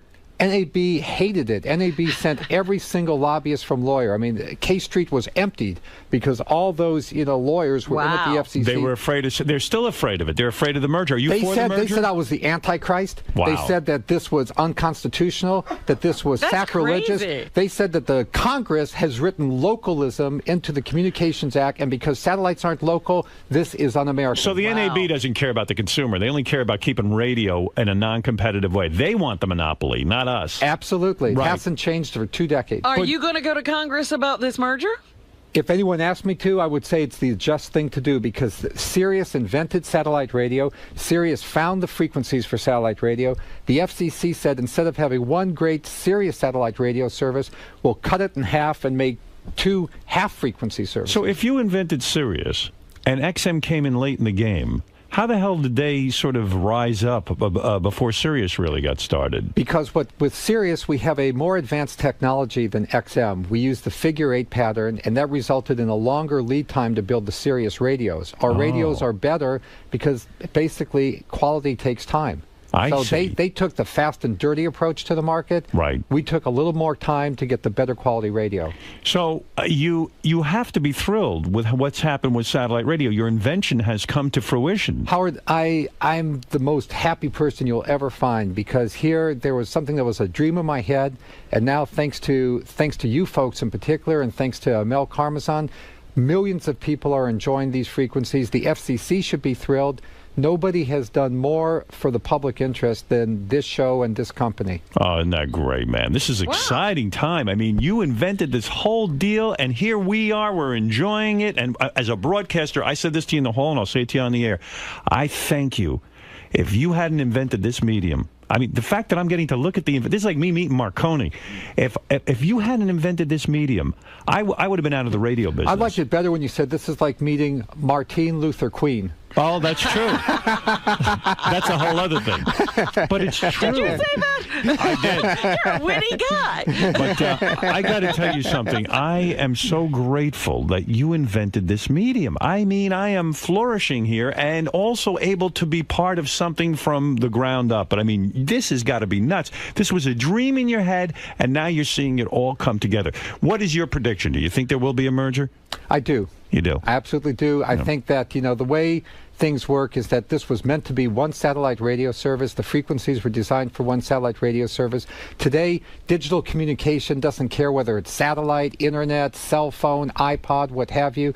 There's so much competition. It's just stupid to have duplication of everything on XM and Sirius. Right. Oh, this is fantastic. Now, where else is Sirius going? Is Sirius going to the phone? Is Sirius going to do other things? I mean, is there other technology that you're working on? Well, today I work full-time in a biotechnology company. I'm CEO of United Therapeutics. It's one of the largest biotech companies. And that's super successful. You got into and that you know what? I owe that to Sirius because Sirius gave me the money to start a biotech company to develop a cure for my youngest daughter who had a life-threatening condition. And have you done that? Yes, I have. Wow. You developed a cure? Yes. What was the condition that you developed? It's called primary pulmonary hypertension, and it's a life-threatening condition that affects thousands of people. The blood vessels in your lungs, for some unknown reason, they clamp down, and no blood can get from your heart to your lungs, and people end up, fainting and then unfortunately dying.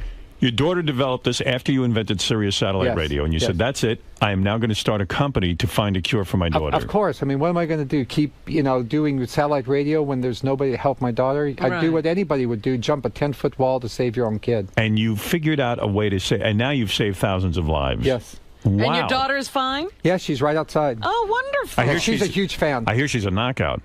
I love her. Yeah. Maybe I'll love her, too. Maybe we'll all love her. You know what I mean? Martine, I don't know if you know, it's Artie. How you doing? Hey, Artie. I thank you from me as well and my family. But I'm single. Me and your daughter getting together, is that something you'd be opposed to? Or He didn't save her so you could have your hand. You're right. That would have been a waste of time saving her. Come on, be good. No, but I just wanted to ask Martine, like, this is one of those incredible stories that is so fascinating to me. And, you go through all that hard work, that research, and you get a company off the ground. And in a way, when you found out Howard had agreed to come here, wasn't that in some ways the final step to get this out to the mass amount of people?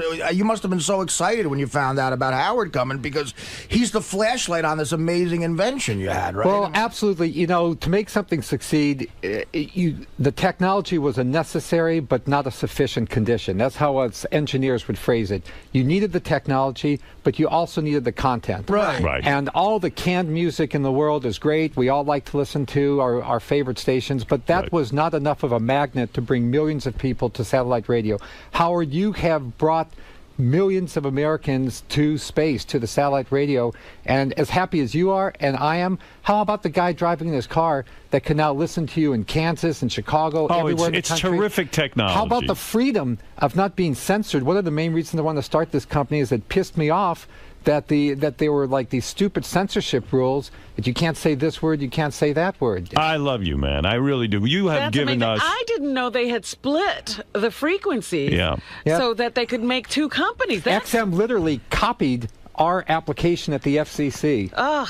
You mean, in other words, they benefited off of all of your hard work? Freeloaded. Freeloaded. So that has to drive you nuts. And, well, that's why I love this merger, because I love justice. I'm a Libra. I like things to be balanced and justice. And I'm a Libra, too. Wow. We should get together.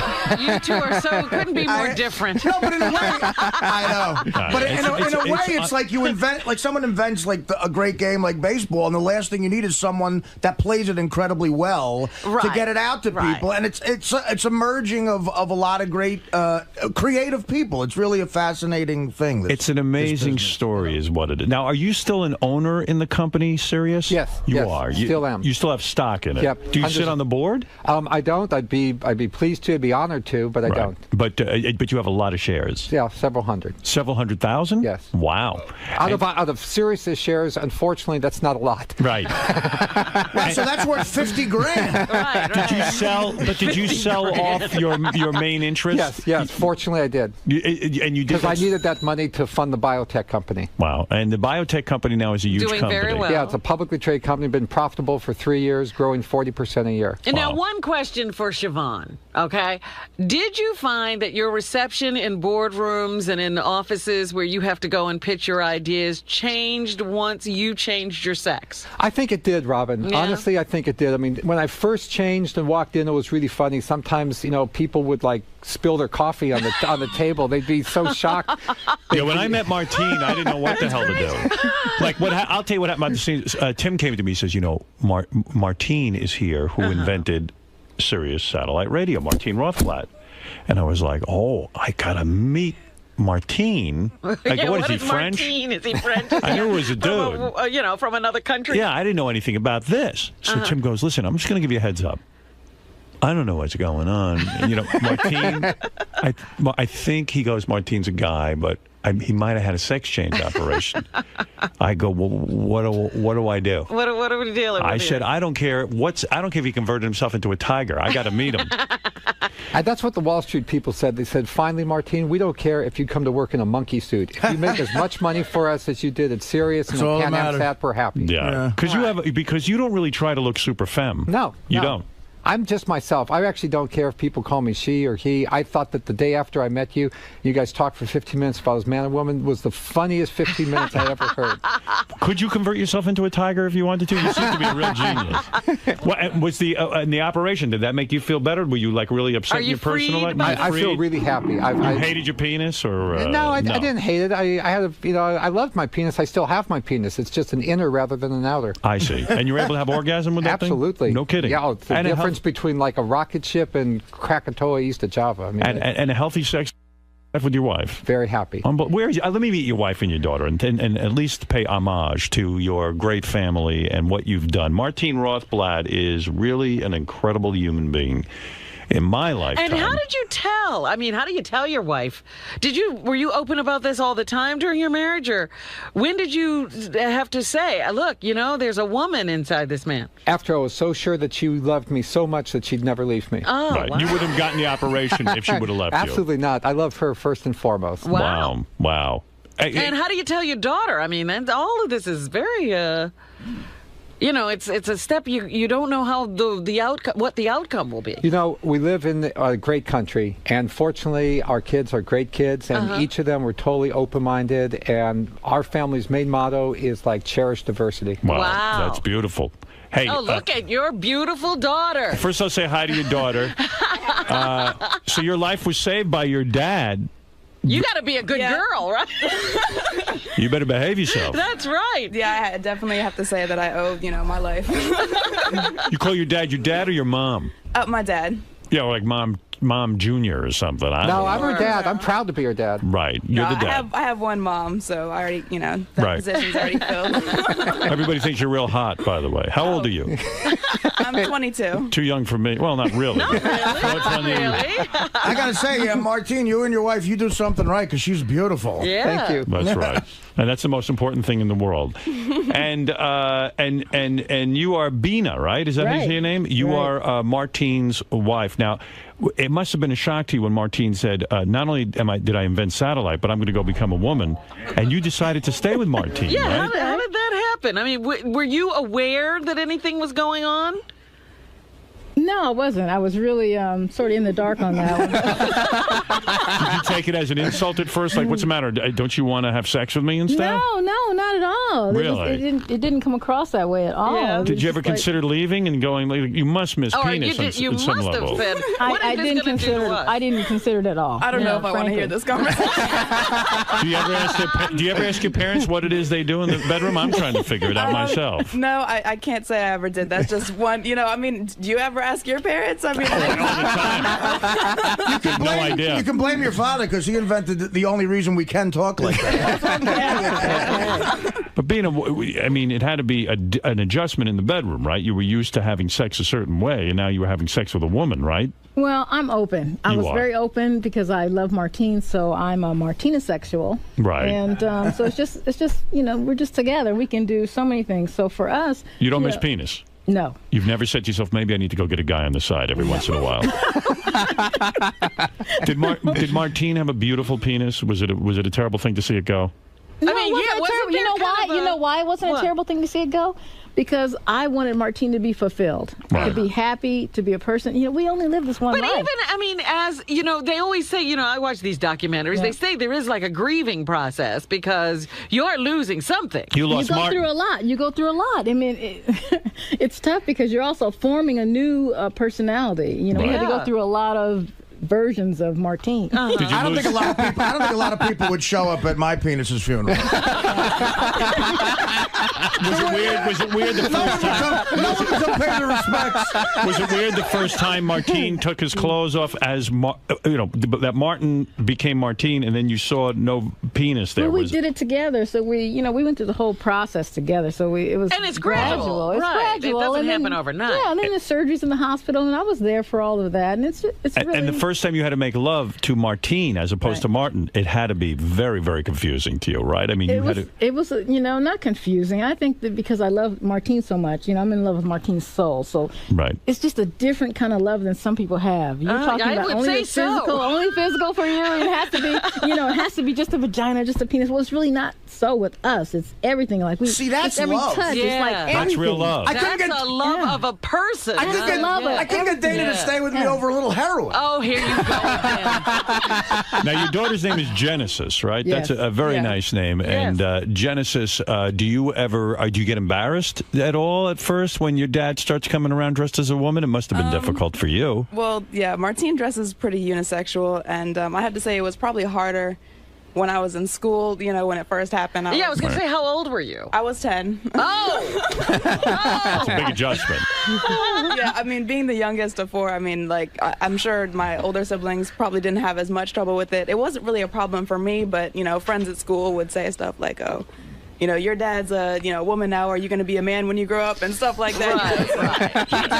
Understanding. Yes. Where are those kids now? Where are those kids now? Because you ain't no man. Hey, Bill, you're on the air in Battle Creek, Michigan. You're on the air with Martine Rothblatt, who invented Sirius Satellite Radio. It was a dream in her head, and she came up with this idea, and now it is a reality. Go ahead, Bill. Well, thanks for taking my phone call, Howard. My question is, I saw something at the auto show where some newer cars will come out with Sirius streaming video. Is that true? Yeah. Yes. Was that always the dream, too, Martine, that you could stream video? Exactly. All we had to do is we had to wait until the digital video compression caught up with the digital audio compression, and that's now happening.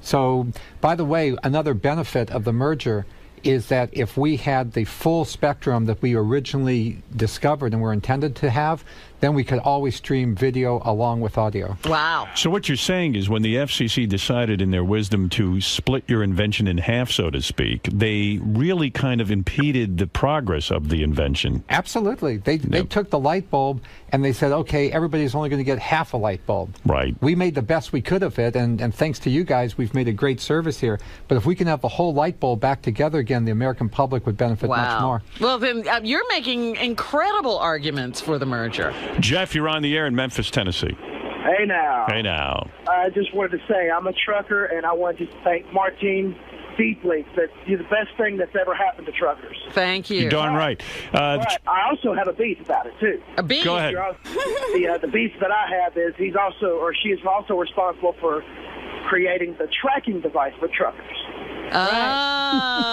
Now, why are you against the tracking device for truckers? Well, how can we run illegally if we're being That's right. Martine, now you cut their revenue in half. Let's go to Gary. Gary in White Plains, go ahead. Hey now, Howard. Hey now. I'll ask my two questions and I'll hang up and listen. All right. Martine, my first question, how come occasionally I still lose my signal on my satellite radio, even though I am out in the open, so to speak, and not going through a tunnel or in a heavily treed area? Does the cloud cover or the atmosphere have to do with that? And my second question is, I'd like to know if his vagina is as nasty as Siobhan's. Oh, jeez. Well, we'll go with the first question. How's that, Martine? Good idea. All right, let's go to the first question. What about losing occasional signal? Maybe for a second or so, sometimes there can be an eclipse of the satellites. Other satellites move in front and whatnot, so that can cause, a momentary break. And as regards to the second question is like all bodies are beautiful. Yes. All right. There I have a question. Now That's what I'm going with. China can shoot satellites out of the sky. Are you going to do something about that? No. Yeah, will you blow up China? Actually, I think the best way to handle China is to bring Howard Stern to China. Yeah. Hey, Martine, I was doing a little reading of books that you sent over to me. And are you working on something now with other scientists where you can create actual better human life by injecting I think you called them nanobots exactly. into the blood. Yes. Exactly. And that we will become like superhuman? Or like the $6 Million Man? I don't think it's so much superhuman. We'll be able to cure the diseases that right now afflict people, especially in the 60s, 70s, What about and 80s. aging? Come on, let's get to work. Well, you know, aging is another one of those kind of taboos that people say, well, aging is inevitable. But, you know, and people said that you could only have terrestrial radio, and Howard Stern proved that wrong. And people said that our illness could not be beaten, and Genesis and our company has proven that wrong. And our company's motto is medicines for life. And we believe, why should we stop at, you know, people getting the diseases of 70, 80, or 90? We can take these little satellite dishes and shrink them now all the way down to nanobot size, inject them into your bloodstream, and use wireless communications to attack cancer cells, to rebuild hearts. And to me, that's the ultimate extension of the Sirius technology. Is that what you're working on now? Yes. Wow. How do you like that? Now, there is a brain. Amazing. That is amazing. This is a man, a woman we should worship. And really, you are an amazing person. You actually are the ultimate person, aren't That's you? right. What is it, Gary? You know, there's one thing we were talking about that we saw in the notes that we wanted to ask about. Martine's working on a documentary with that guy Moog, the guy that created the synthesizer. Yes. Right. And it's incredible stuff, but basically he's working on technology that can download information from your brain to a microchip so that they can clone you and then upload that information. All of your memories will be there. Exactly. I mean, like right now, for example, if you have a serious heart problem, they can stop your heart. Okay, actually stop your heart while they have artificial machines circulate your blood and they repair your heart. Now, why not, if you have something like Alzheimer's or strokes in your mind, why not take all of your thoughts, download them out of your brain, use stem cell technology to grow a fresh brain, and then upload all your thoughts back into that fresh brain. Jesus So in Christ, other that's words, heavy. Martine, And that's like 10 to 20 years away. If we just work on it full speed, we can do it. That's Battlestar Galactica stuff. That's what the Cylons did. Right, but you know what? I was having a conversation with a friend of mine a week ago, and he said he wanted to be frozen because if he has a disease and he's going to die from it, he'd rather be frozen, and once that disease is cured, he would like to be brought back to life. Both Bina and I are proud cryonicists. Is that right? Yes, absolutely, because You're saying we could have high-pitch Eric forever? Howard, with that technology, couldn't you use it for bad too, right? Sure. You could say like Hitler could have taken people and uploaded into their brains to hate Jews. Do you know what I mean? Like you could upload whatever information you want to a person's brain. You could manufacture whatever thoughts you want and have them be the thoughts of everyone. Can you imagine the day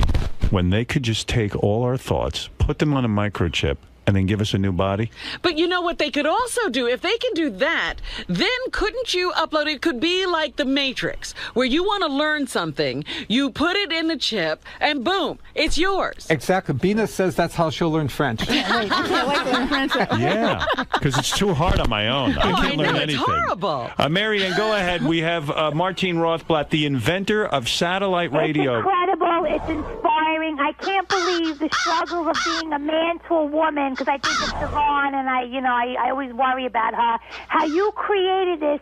Were you a brainiac in school? No, we've covered that already. That, Irish John, you're on the air. Good morning, Howard. Good morning, Martine. Hey, I got a question for you, Martine. If the merger does take place, do you have any suggestions on a new name for the company? I think Martine should create the name because Martine is the Marconi. Did Martine create Sirius? Did you name the company? No. Yes, and also... Why did you name it Sirius? Because Sirius is the brightest star in the sky. Okay. So what is the new name you would like? Personally, I think if we do this merger of equals, XM is a great name, and I'd be very happy to have XM as the name as the combined company, so long as Howard Stern is the #1 talent and Mel Karmazin is the CEO. Now, what about the fact that Sirius is better known at this point? In terms of the marketing scheme, XM used to be the most identifiable, and our research seems to indicate now Sirius is the most identifiable since I came over here. So maybe stick with Sirius. How about SM? Why SM? What is that? Sirius M, so to speak? SM. I I said, Sirius SM. Because I was like Sex M. What do you think? Wendy the retard suggested Jessica. People seem to like that. What do you think of that? I actually think the name Genesis. I would think be Genesis is awesome. There you go. I like it. Genesis. Yeah, that's cool. It's Genesis. Let's make it ethnic. How about Vinny? Vinny, I like. How about V'ger? Like just in the Star Trek movie. I think since Martine came up with Sirius, just keep it serious. I mean, that's the way to go, then, I would think, because Martine came up with it. XM is catchy, though. XM's catchy. You have to but Genesis stands for a new beginning. That's right. Genesis, I like. I like it very much. But you have to spell it with a J, because, that's more original. Yeah, I like that. Your name is with a J, right? Yes. What do you have, a boyfriend? What's your story? You must have one, right? No comment. Yeah. You mean no comment? You don't like the boyfriend? No comment with that. Is the boyfriend a nice guy or what? Well, it's your parents don't like him? Nah, it's complicated at the moment. What's going on? What happened? What happened with the boyfriend? Well, actually, I was married, but I'm in the middle of a divorce right now. So. Married at 22? Yeah. You're kidding? How'd that happen? Oh, wow. Your father didn't save your life for you to go get married to some guy at 22. So now, is he becoming a woman, or is he... Well, I love my parents, but I'm not sure if I could go through that personally. So if that was the case, then that would definitely be the reason for the divorce. Martine, can't you build a perfect robot for her to marry? What do we need a person Well, for? we're working on that with the nanobots. I think it's great. What's the name of the company that you're with now? United Therapeutics. United Therapeutics. And Martine Rothblatt. Is there a website or something people should go to? No. Nothing. You don't have any kind of information out there that people Sirius.com. Sirius.com, right. Okay, Martine Rothblatt is someone, I hail you, I thank you. You've given me a future, and you've probably given a future to all the broadcasters out there who are even protesting the merger right now. You've done an incredible job, and I know that this technology of satellite radio and the kinds of technology you're working on now are the future. It makes our lives exciting, and I think we've only seen the tip of the iceberg with satellites, and this is a great You'll invention. have a satellite inside. Yeah. Could you broadcast? Into my head? Oh, my goodness. So you could be, you could be in your own head. Yeah. You could be walking down the street by yourself and go, don't talk to me, I'm listening to the weather. I won't need any of you. I'll just broadcast my thoughts. Hey, Martine, is it possible to download all the drinks out of my liver and upload them all as carrot juice? Martine Rothblatt, thank you, and your beautiful family, Bina and Genesis, thank you. We're going to take a little break. How was that in there? It was... right, no words for it. Martine. Hey, Howard, nice. Great to meet you. Can I get a picture with you? Sure. I can't believe. I mean, you changed everybody's career. You're incredible. I can't believe it. 1-800-MATTRE. And you know something? That was interesting because I also always wondered where the name, how why it's called Sirius. Yeah. You know what I mean? It's actually a star. It's the brightest star in the sky. That's amazing. Like right after sundown, you'll see it come up, and it's the brightest star in the sky. No, that's an amazing thing. I said, Can I get a picture with you, Martine? Sure.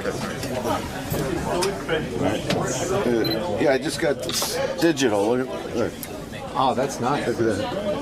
Hey, no beard. My beard didn't even show. No, it's amazing. Thank you. I'm thanking you. To be able to go on and do, what I do, for a living, is amazing. That's the biggest joy for me, that people who have great talent like yourself and Howard can now share it with hundreds of millions of people instead of going through some little FCC tunnel or just one club or something. You know how many times he used to have to, he'd go for the button, life's about joy. Yeah. And all we're doing is spreading maximum joy to maximum people. No, you're phenomenal. I don't know how you thought of it, but it's amazing. I'm so grateful to Howard and to Mel and everybody at Sirius for taking this technology and making it grow. Like, I planted the seeds, but you guys created a beautiful tree. Thank you. Thank you so much. They just seem so grateful to sort of reinvent it.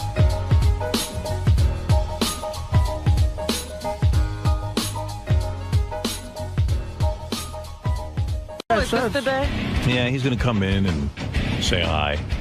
He wants to promote his show tonight, and then he sent like 18,000 plugs, for shows he's doing. It was typical Jackie Day for me yesterday too, because Gary sent me a note saying, I I guess Free FM offered Jackie. No, I didn't send it. Or Tim sent that. No, I didn't even know about Tim that. sent that? Oh, I guess Free FM, our old radio station that's doing so well, offered him like two tryout shows for the week, and did I have a problem with it? And I said, absolutely not. I don't have a fucking problem with it, but it's I don't want to be in that loop anymore, the Jackie loop, where I have to, give my blessing.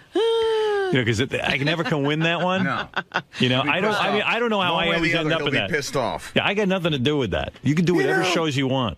The guys in the office were asking. Although I could make a good argument that the only reason hey, when did they hear him on the radio? Yeah. But who cares? They're welcome to him. Welcome to anything you want. I was talking to the guys in the office the other day after we talked about Jackie last week, and they were asking me, what was it really like? Like, what were some of the things that would cause this tension? Right. And I started thinking about it. I said, okay, perfect example. We're here at Satellite. They just announced the potential merger the other day. Jackie would immediately be, we're doubling our fan base. I want more money. And that would go on. He's back in he's in negotiation. Yeah, we're going for the next year, and then he'd be comfortable, and he'd come in and he'd say, I used to be like, well, Jackie, when was your pay evaluated through, the amount of people who listen? Right. But didn't he actually pull that? Well, he did. The thing was, see, again, I would hear bits and pieces, and I would always think you'd know more than me, but I remember that when we started adding affiliates, he wanted to start to tie his salary to percentages. He wanted to audit me. Yes. Yeah. He did. And I would just said, I don't know what planet you're fucking on. Bring your papers in. He wanted. Bring your papers. But he wanted to know. He wanted me to open up my books. Oh, I know that. He wanted his salary tied to a percentage of your salary, which doesn't make sense. Well, to him it does. In Jackie world it does. We should ask about all of this when he comes in. Yeah. Water under the bridge. Did someone really use that language with you? Audit you? Well, it was more or less like what it was. We just want to peek at your one books. point, I guess Jackie had gone to management and asked for some deal, so they contacted my agent, and my agent said to me, well, what they're essentially saying is they want to audit you and see what you make. And then Jackie will determine what he makes. And I went, oh, okay. Tell him to leave. That's unbelievable. Tell him, I just I can't take it anymore. That's you know what? One of my favorite. Does he get his salary lowered when we lost affiliates? I wonder. Right, or when the audience would dip. But one of my favorite things to do, because every once in a while they'd be quoting, Howard's whatever they thought his salary was in the newspaper. And that would be a good day for me because I always loved looking at Jackie's face while I read those articles. Because he would be, you could see the numbers. He was clicking, calculating in his mind how much he was losing on the deal. I need blueprints and interior photos of Howard's house. I just even remember, right before Jackie left, I was so, browbeaten from him and so punch drunk from it. Yeah. Punchy, literally, from all of his negotiating and his looking at me in a strange way. And I remember I had him out to my house, and I just met Beth, and we were hanging out. Jackie left when I just first met Beth. Right. And he actually hung out with me and Beth a couple of times. And then I remember when his negotiations were going on, he goes, well, I'm going to have to leave and give that beautiful lady a kiss from me. And I went, uh-oh. Now he's looking over the Beth situation. Right. Is he going to expect me now to get him a girlfriend? He needs 10% of her, yeah, too. I know that might have been driving him nuts, too. So I was always like, what's going to set Jackie off now? Am I going to wear two nice pair? Anything you do in your life. If I buy some jewelry, is it going to set him off? How many carats is that? But, you mean you thought he was going to be pissed that you were dating a hot chick? You could just pissed him give that beautiful lady a big, and I went, I could tell already he was in Jackie mode. Give that beautiful lady a big kiss when you're riding in that big block-long limousine from your two homes. There was always a calculation, while Jackie was trying to enjoy himself and not notice what was going on around him, he was noticing everything. All he did was notice. That's all he did was sweep the room, determine how much this was, you felt like decide what was going on there. He should have traveled with an accountant, to evaluate and do audits on everyone. But I just it's going to be a pleasant appearance. But it was a weird move. Well, that's what did it in. I mean, he see what Jackie should have done, in my opinion. And I told him this many times. I said, forget me. Look at you. Right. There isn't a guy in radio doing what you're doing, making the kind of money. I don't think there's a guy in television making the kind of money. I'm talking about writing and doing your thing. I have the answer for that. I know. No, the answer for that was that he created the position, and that there was no peer to evaluate it. Well, in other words, sometimes you got to evaluate it yourself. But he would always say, I'm like the guy who landed on the moon. There's no me in any other part of show business to compare it to for a price comparison. But it was also that he somehow thought he created Howard. Yeah, that was the other thing. That was the problem. Yeah. Apparently, he didn't know that Howard was around before he got there. He was the clay, and I was the potter. Yeah, I mean, Jackie had snappy lines and stuff, and I loved it. It was fun, but it just dawned on me that I kind of do this thing anyway, and maybe I don't need. In fact, some people had said to me, well, you can tell the lines, and, it kind of isn't you. And hey, can I tell you one other thing that Jackie did that I thought was always weird? When he was in contract negotiation, it was very clear, because he would come in and he would alert you about a minute before you went on. I'm like, things aren't going well. Yeah, right before I'm going on. And then it would be like, he would pout for a while. And Artie, you'll get this analogy.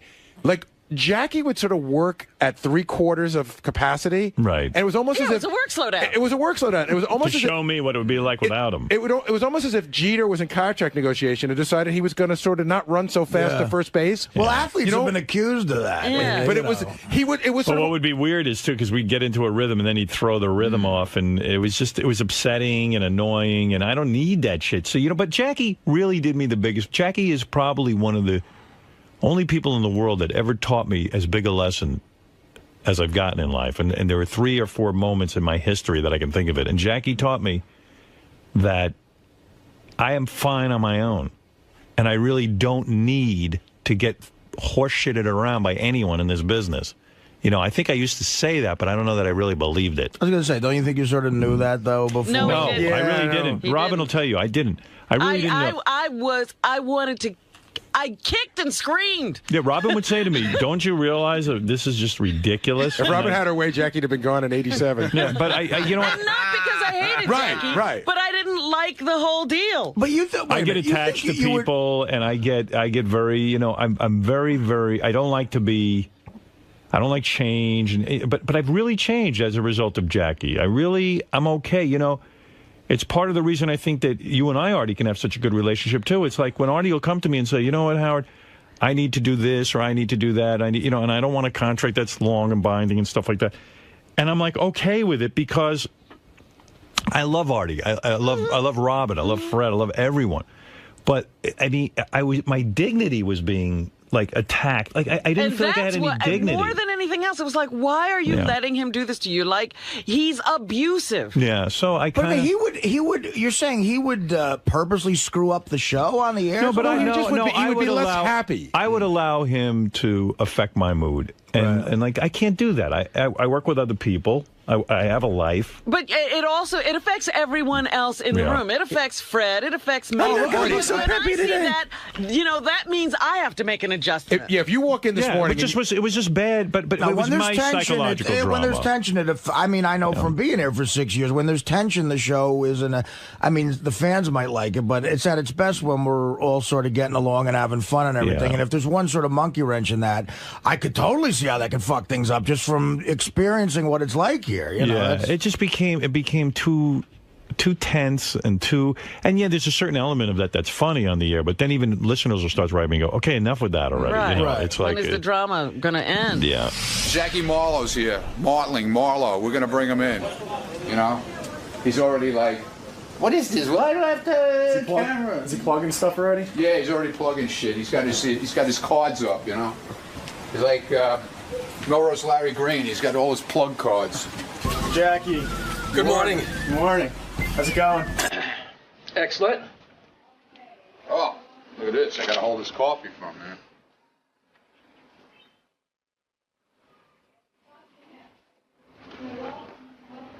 What's going on here? Wow. He got you, man. He's almost like Dice Clay. Now I got proof. So what are you doing here today? I don't know. I thought I was doing Imus. Just gonna hang out with the guys? No, I came by to say hello and to promote my radio show. Is Jackie here yet? Oh, Jackie is here. What are we going to talk to Jackie What are you making a big star like Jackie sit in the green room? We have these great discussions about Jackie when he's not here. We talk about Jackie. It's more fun than actually, when he's here, it's kind of uncomfortable. What do you want to talk to him about? I don't know. Well, we haven't seen him. Have we talked? Yeah, I guess we have talked to him. You know what you need to talk to him about? What? Fred's anger? No, that Jackie just signed on with Sirius, part of the family now. He is? All right. With what? What's he doing? He bought a radio? The Joke Hunt. Yes, he signed Bought a- he bought a- for a year. Jackie bought a Sirius satellite radio? He's part of the family. Fred, did you ever confront Jackie on your anger toward him? You know what? It's long past. You like Jackie now? I've always liked Jackie. He's a pain in the ass, and sometimes he can be an asshole, but I think he'd be the first to admit that. You think Jackie would admit he's an asshole? I think he would. I think he's man enough now. Jackie's a good guy. Although he might be old school. He might not see that. So it turns out we have nothing to talk to Jackie about. I thought he was going to come in here and perform. I heard him on the... Yeah, he says he's not prepared to do his music, his band. That's a typical Jackie thing. Yeah. Well, I called him yesterday, and he's got a full band. But I like to hear what Jackie's been up to. He can't go acoustic? I want to hear what he's been up to. I want to hear about his love life. I want to hear about his That's true. performing life. Right. What he's doing. He's not telling you nothing. You know what? There he is. No way. I'm telling you. Fuck you. Fuck you guys. We'll have Richard and Sal come in here and work on you. Yeah, they'll be gay for you. Well, I mean, as a fan of the show for years, it would be good if you guys just had the conversation you had before with Jackie in the room. No. So he could respond to it. I mean, I don't know. Oh, what are we going to say? I don't know. No, Jackie's my man. He can't do that. It's always better to talk about Jackie when he's not here. I'll talk behind Jackie's back anytime, but never to his face. Jackie, why don't you come in here, and then we can talk to Jackie. And Must he? Yeah. Fred's not a big Jackie guy. He's a huge Jackie fan. They used to have a good time back We used to have a good time. Jackie, the joke. But look at him. Looks younger than ever. How old are you now? I think he's as old as Regis. He's older than you. He's older than... He's having bypass, too, I Yeah, think. he's as old as Regis. Jackie, are you healthy? Fred looks like his own grandfather on television. Hey, Jackie, do you own a mirror? Where do I sit? Right here? Yeah, do you own a mirror? You own a mirror. Hey, good You looking. fucking own a mirror, you fucking crypt keeper. Now, I heard Fred doesn't talk anymore, and he just said more than I've ever heard. Yeah, when you come in the room, he starts You talking. He wakes inspire. up. I'm Since his- you inspire. left, he hasn't said a word. I'm the crowd alarm clock. You're the muse. You know he loves to do you. Fred, Jackie is making a point. When Jackie was here, you would get more into your Jackie impression. Oh, yeah. You would Well, there's talk nobody more. here to be an asshole like Jackie was in the old days. That's the 10th time he said asshole. Artie since comes he in, turned and on he's the- a decent human being, and he's a professional, and he does his job. Jackie- Gary's a professional, he does his job. Jackie comes in, doesn't do his job, and asks for more money. Jackie always did his job. You know, I came in here, and I wasn't going to break Fred's balls, and now not he's much. like, he's setting the scene here. Right, much. he is. He is definitely challenging you. He, I said to Fred, let's get together for dinner. And he wrote me back, it's a little too blustery. Let's wait till it's nicer out. That was just a nice way What of does blowing the- you off, asswipe. What does...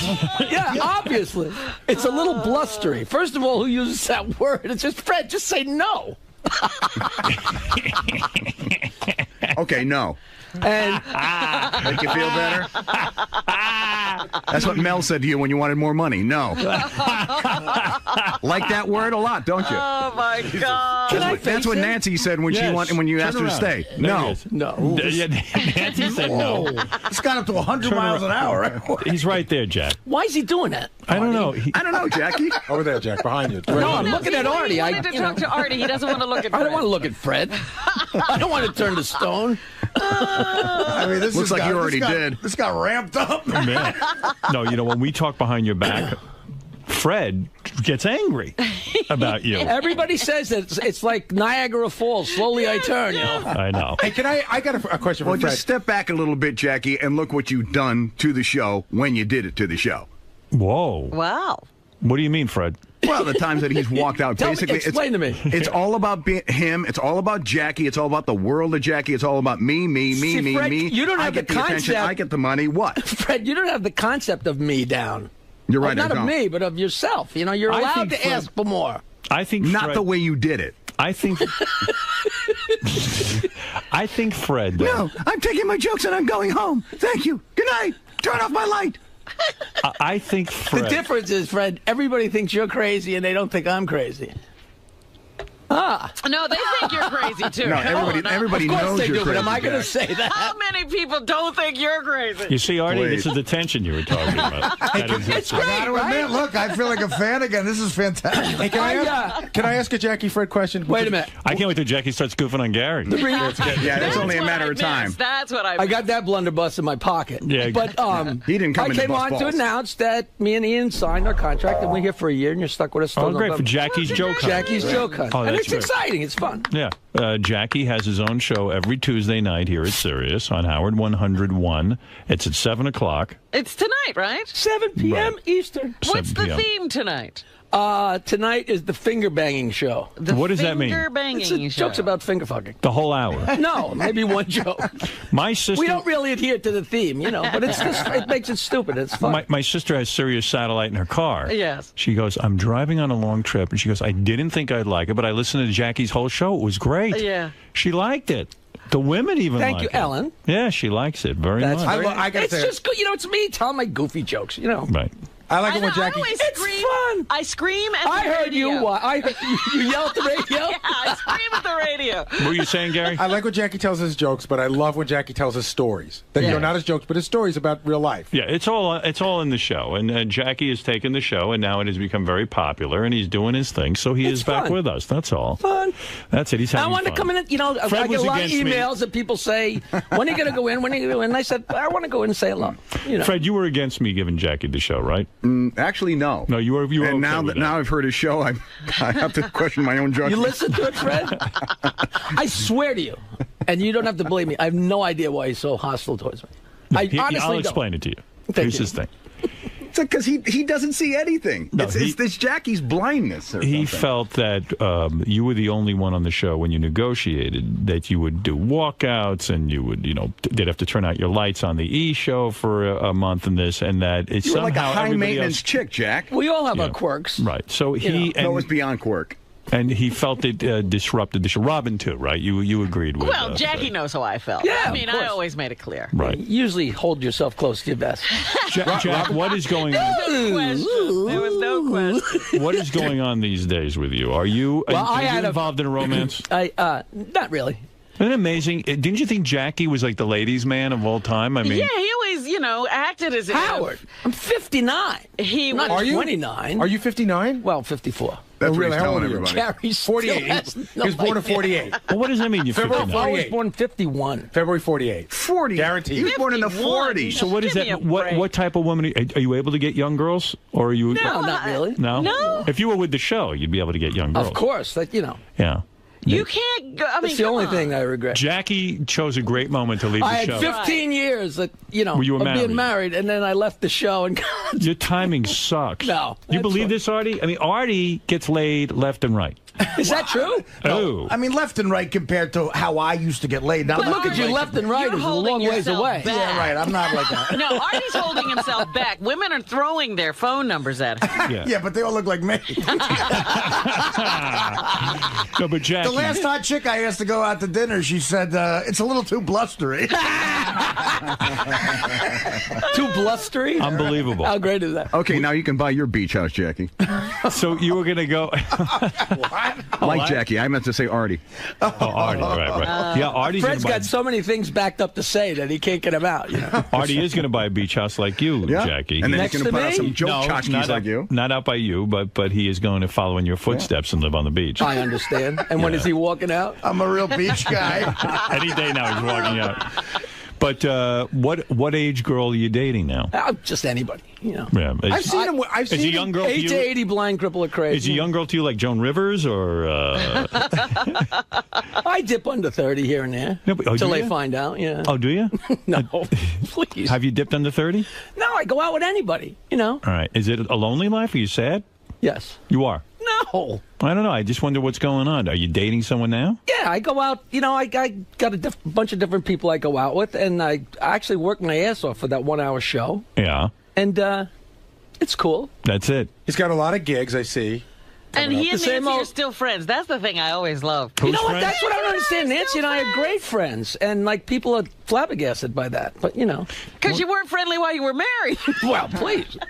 Were you friends with Richard Jeni, the comedian? That's so odd, man. You know, I saw him like twice in the last 20 years or 25 years, but you know, we were road warriors. You know, I have a couple really great stories that from Richard traveling with Jeni, him. by the way, is the comedian who shot himself in the head. Yeah, but he was so funny and had such a great know he had ego such and a- he had such a good sense of humor. When I heard he died, I thought, holy geez, Jenny's had cancer and nobody knew it. And then somebody said, no, it was a suicide. I'm like, he would have been the last guy. Did you know he had such a dark side? No, I knew he was crazy and horny. He was a comedian, All right. Howard, but no different, some guys are wacky, but he was certainly not. He worked so hard on his act, and he was so goddamn funny. Isn't Richard the guy who... I tried to get him on here for years, and get Richard Jeni in here. Yeah, we had him on. And then you guys had him on after I was cool. As soon as you left, we had him on. Isn't Richard the guy, Jackie, who at a party at your house found Nancy's giant shit? That's the guy with the spanner. Yeah, the spanner. He had to break it up with a hanger. And I swear to God, you know how... Yeah, Jackie had a party at his house, Right. and Jackie's wife, Nancy, used to take these massive shits. Called a bowl spanner because it spans the whole She was bowl. a very skinny girl, like a great body, but she... I almost called over a scientists. river, yeah. I almost called scientists in to say, how did that... Come out of And her. Jenny, when we lived on Perry Avenue in Bayville, and when we had the 4th of July parties with 300 people, and Jenny went around and said that he went into the bathroom after Nancy came out, and there was a spanner that went across the bowl like Tarzan would put down a log to cross the stream, and Right, it was a water big went under it. bridge, He yeah. had to break it up. It was. I Do was you think going to talk maybe- about it on the show tonight Do you think at that's 7 maybe p.m. why he? on Jackie's show. Do you think that's why maybe he killed himself? He saw Nancy's spanner. in his dreams, get over like it? that Maybe he image never got over it. But you know what Jackie used to say? He would say, like,